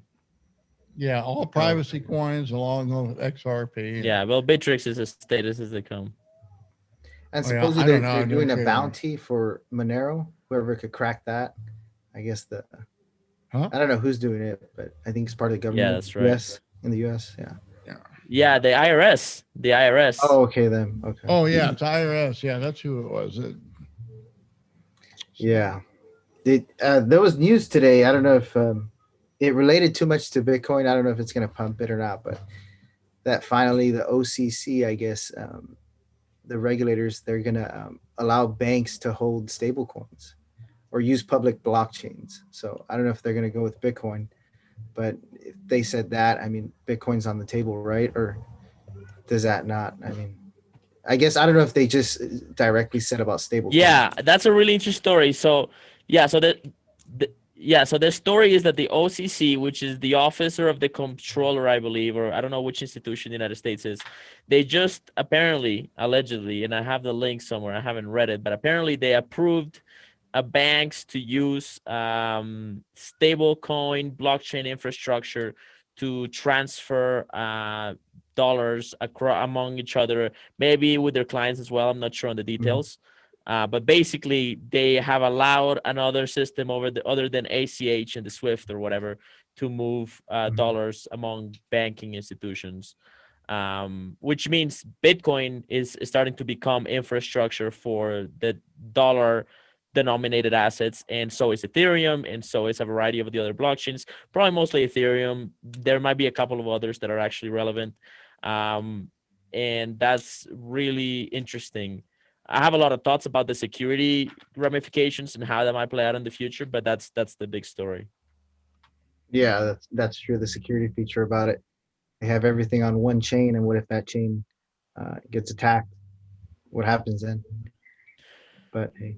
Well, like, yeah, like, you know, how secure is Ethereum, right? With this, you know, proof of stake and stuff, right? Like, you know, what if China decides to stack? You know, we're entering into geopolitical territory, but it's really good for Bitcoin because it means that it's sinking, and you know, the crypto space in general. It means we're sinking into society. We're sinking into the Like infrastructure approval. of society, and the deeper we sink, the harder it is to root us out. We're like a tree branching into the ground, good way of seeing it. and the harder, the deeper we are, the harder it is to pull us out, man. Yep, I like that. That's true. Once we're in, that's it. It's hard to get back out.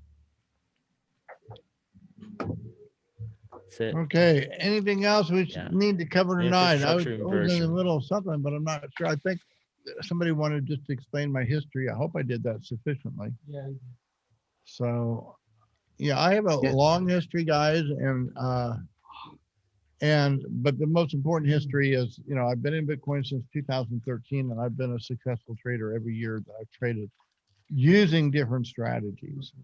When I first started in Bitcoin, I never used leverage. I only bought on spot. In fact, I used almost exclusively Coinbase, but it's a volatile enough market, you just still do well.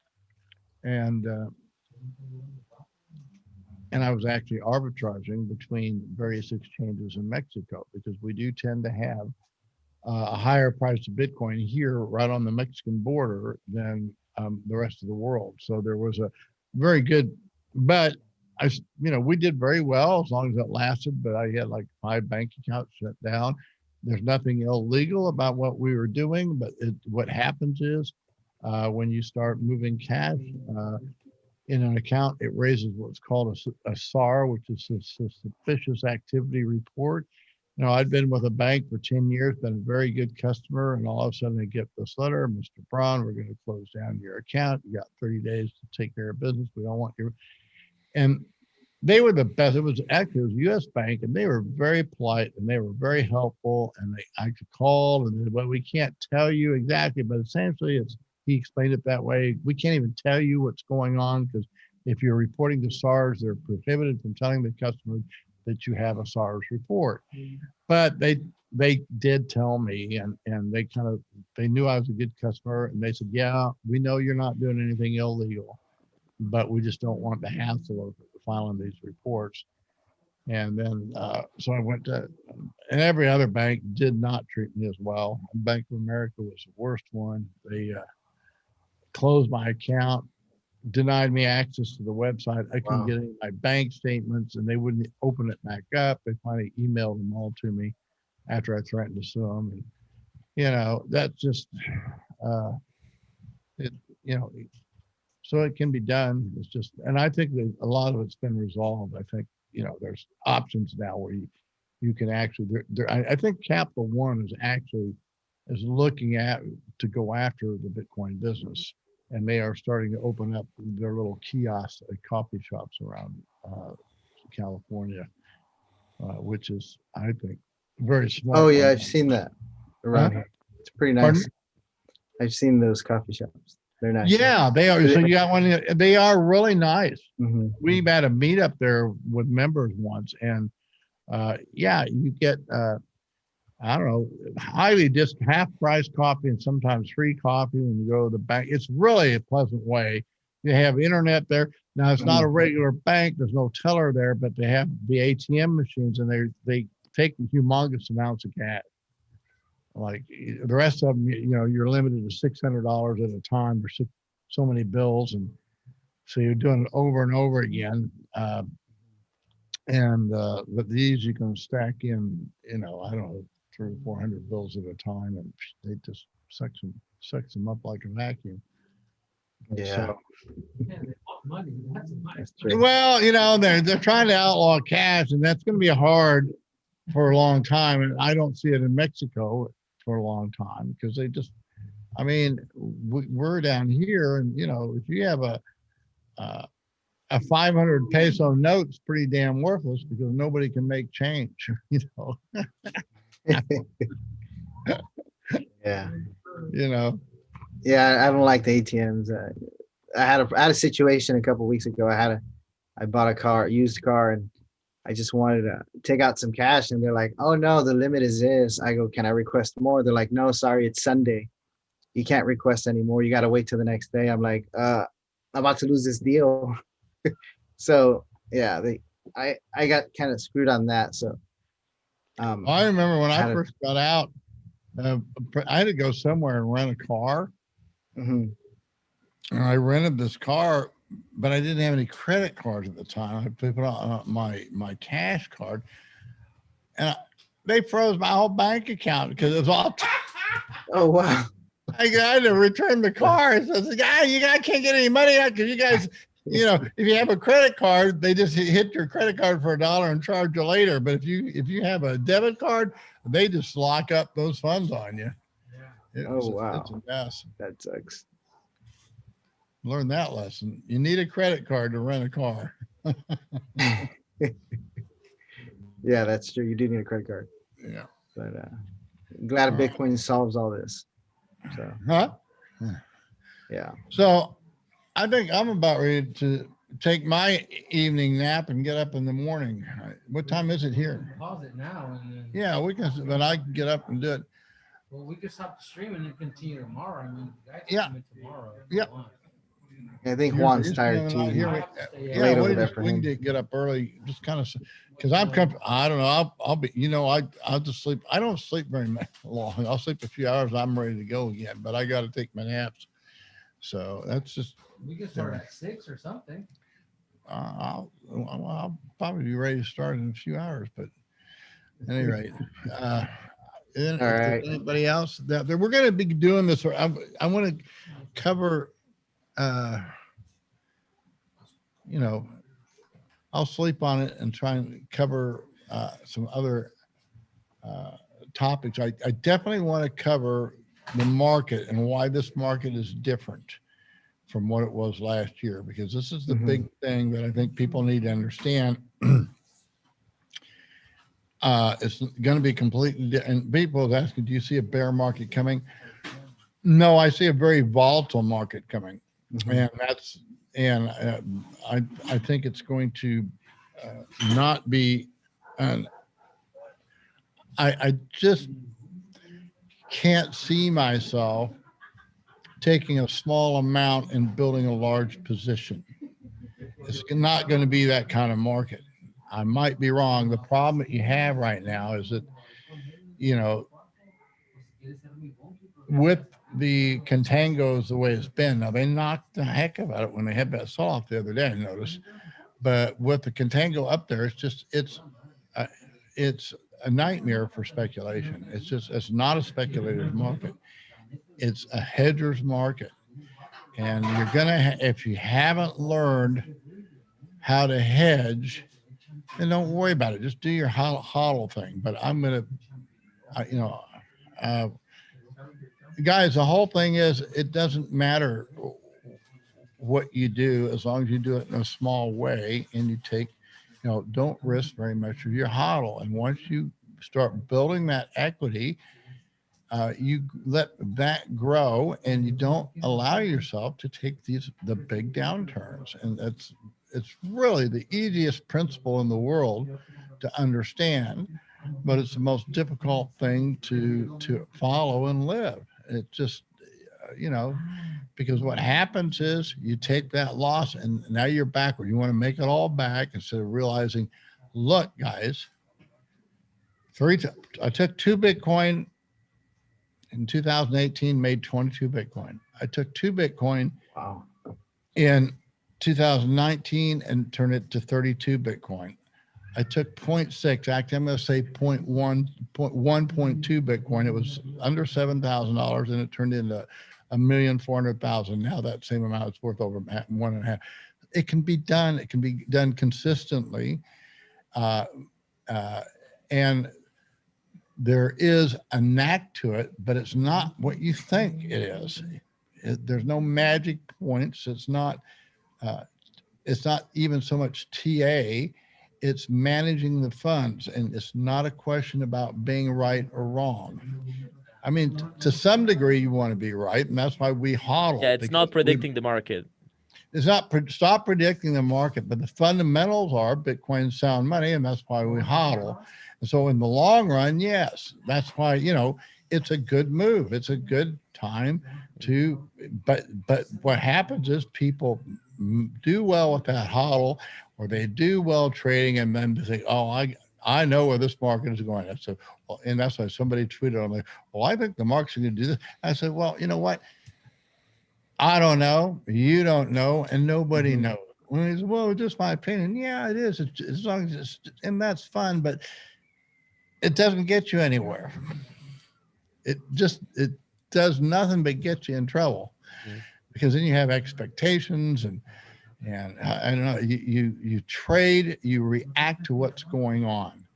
You wait. There's going to be all kinds of opportunities, but you have to be there and ready to take advantage of it. Because if you're second behind tit and just get wrecked before that opportunity came, which I did, I got wrecked back there in March, but I wasn't ruined. I was able to jump right back in and just had a super fantastic year. I mean, that's how you do it. But if you got blown out down there, and I know people that did, and they're devastated. I mean, every time this market makes a new high, they're just sick to their stomach, literally. But just, you know, how do you recover from something like that? It's hard. It's really, really hard. Yeah, that's tough. That's really tough. And so they have my empathy, but it can be done.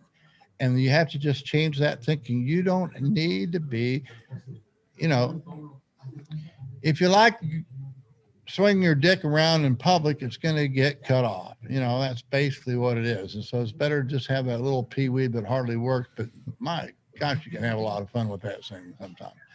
So I'm a little crude sometimes, but but it's true. But that's basically, you know, you did. But the thing is, it's real easy to get on a power kick, and that's what happens to, you know, the large traders. A lot of them, they kind of lose it and become small traders again. So.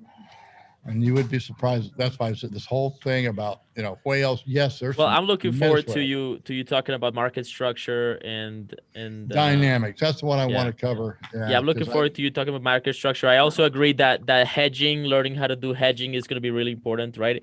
Because you know, if we keep on going in even like, you know, half of at the speed at which we're going, then we're gonna hit 50,000 to 100,000 this year, and you know, and onward. Like if the trend continues, which, you know, it's going really fast, I'm a little bit scared, but if it continues, then it's going to get really big, and at that point, yeah, the volatility is going to go wild. So I think hedging, focusing on hedging, is the right move. I'm really excited. And I'm so glad I took this hit at the end of the year. And most people have no clue. They don't even have an understanding of it.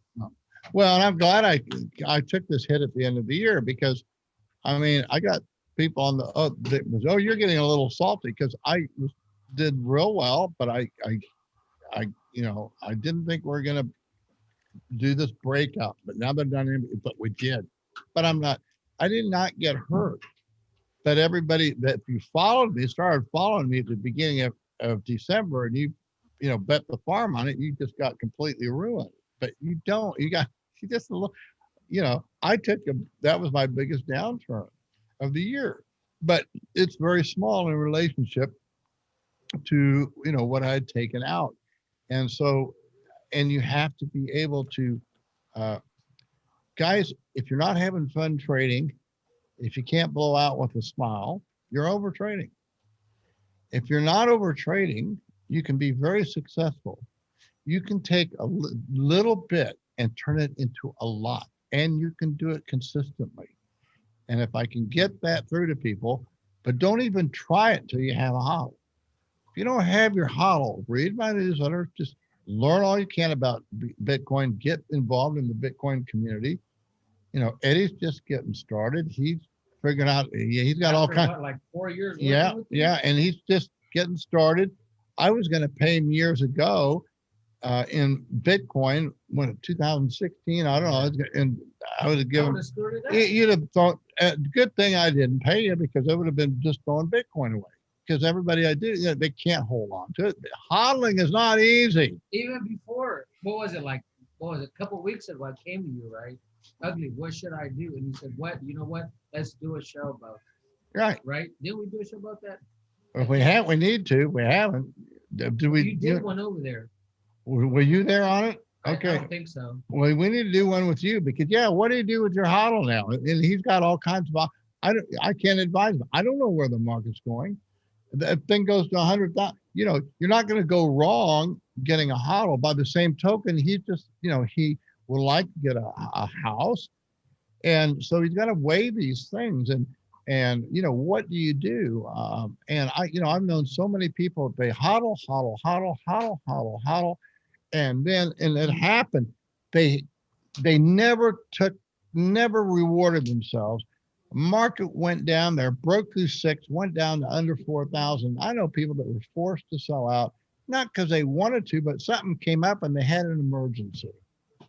And so they had to sell out at the bottom. I did take a little bit, what was it, in December, right? Right, but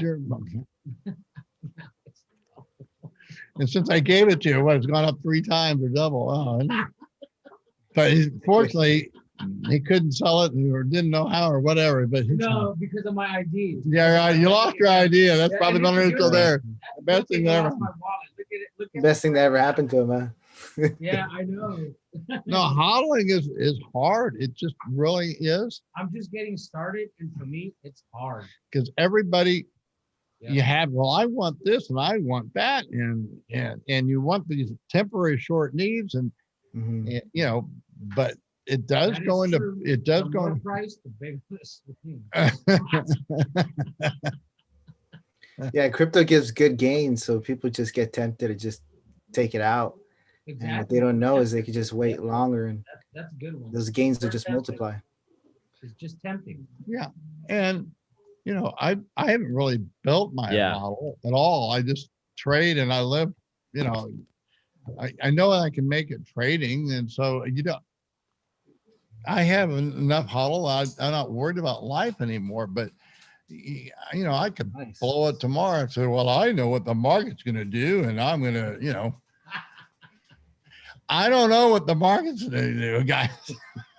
And I trade according. There's no magic beans, and so I can't advise. I can't. Everybody's situation is different, and you need to just weigh what your needs are and your potential, what your potential is, and so, but. There is such a thing as, and I don't, it doesn't look to me, it looks to me, if I got it, put a gun in my head, this thing's changed. It's strong.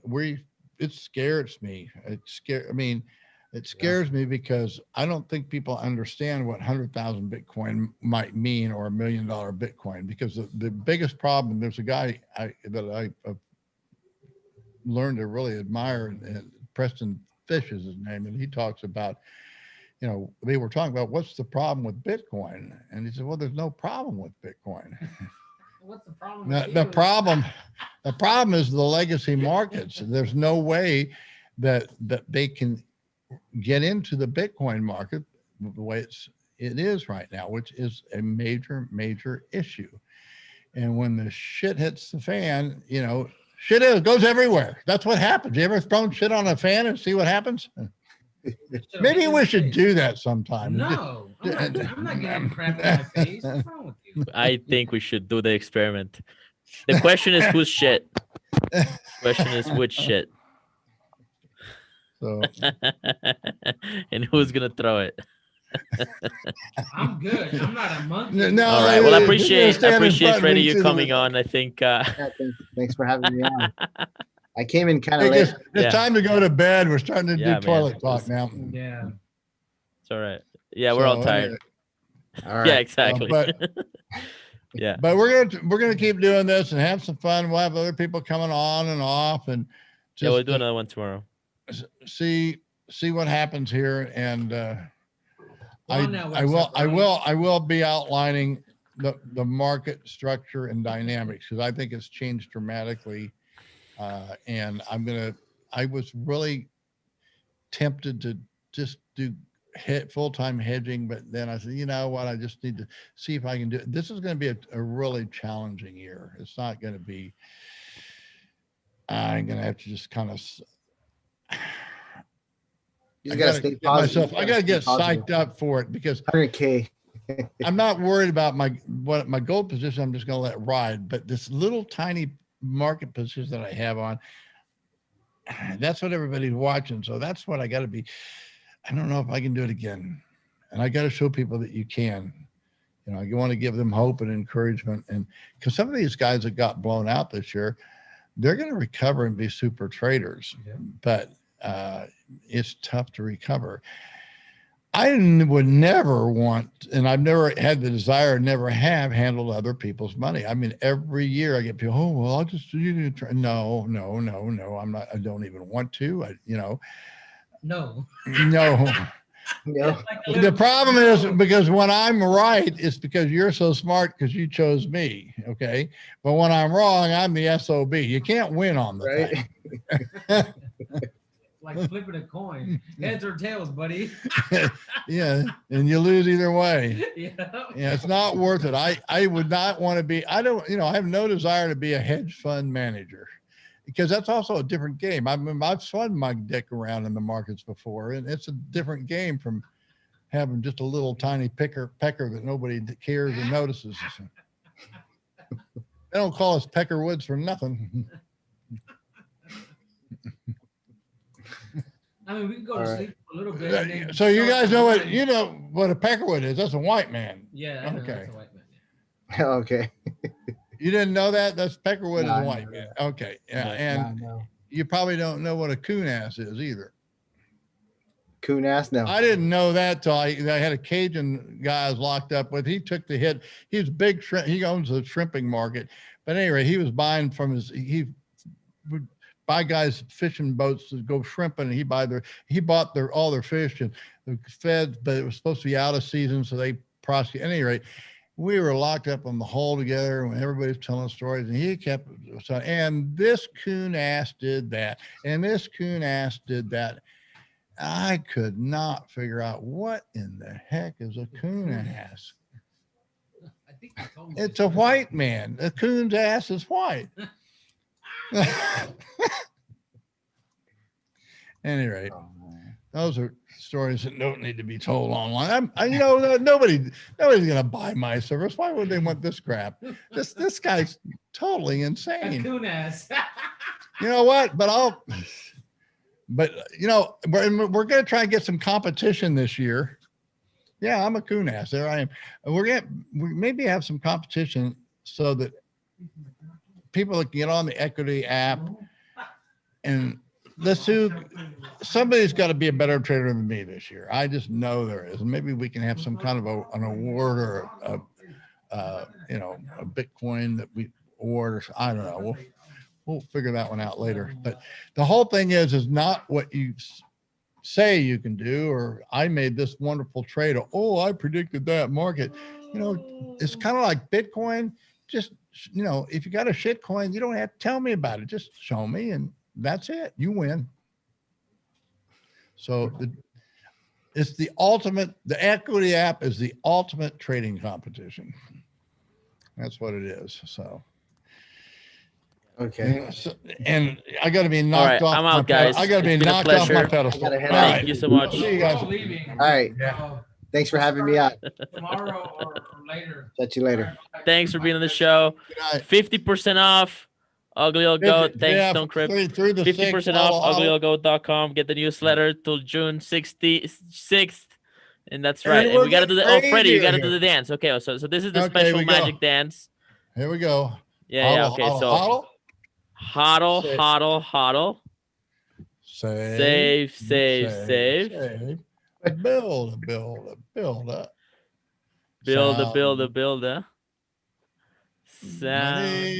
Sound money. All right, guys. Good night. We will see you in the morning. Yeah, there's a lot of lag, but we can do it again. Broadcasting on and off for the next couple of days. They used to do telethons like this. I think they used to have one called Jerry Lewis. He was an old comedian back in the 50s, and he would do. He did it for always later, man. Like it was for the Easter, the poster Easter Easter seal trials, and they were it was cerebral palsy, and so you can imagine it was the big joke, who's going to be. Well, we can't. No, that's politically incorrect. Now we can't talk about those things, but that's just what. I mean, that's basically what we're doing. Yeah.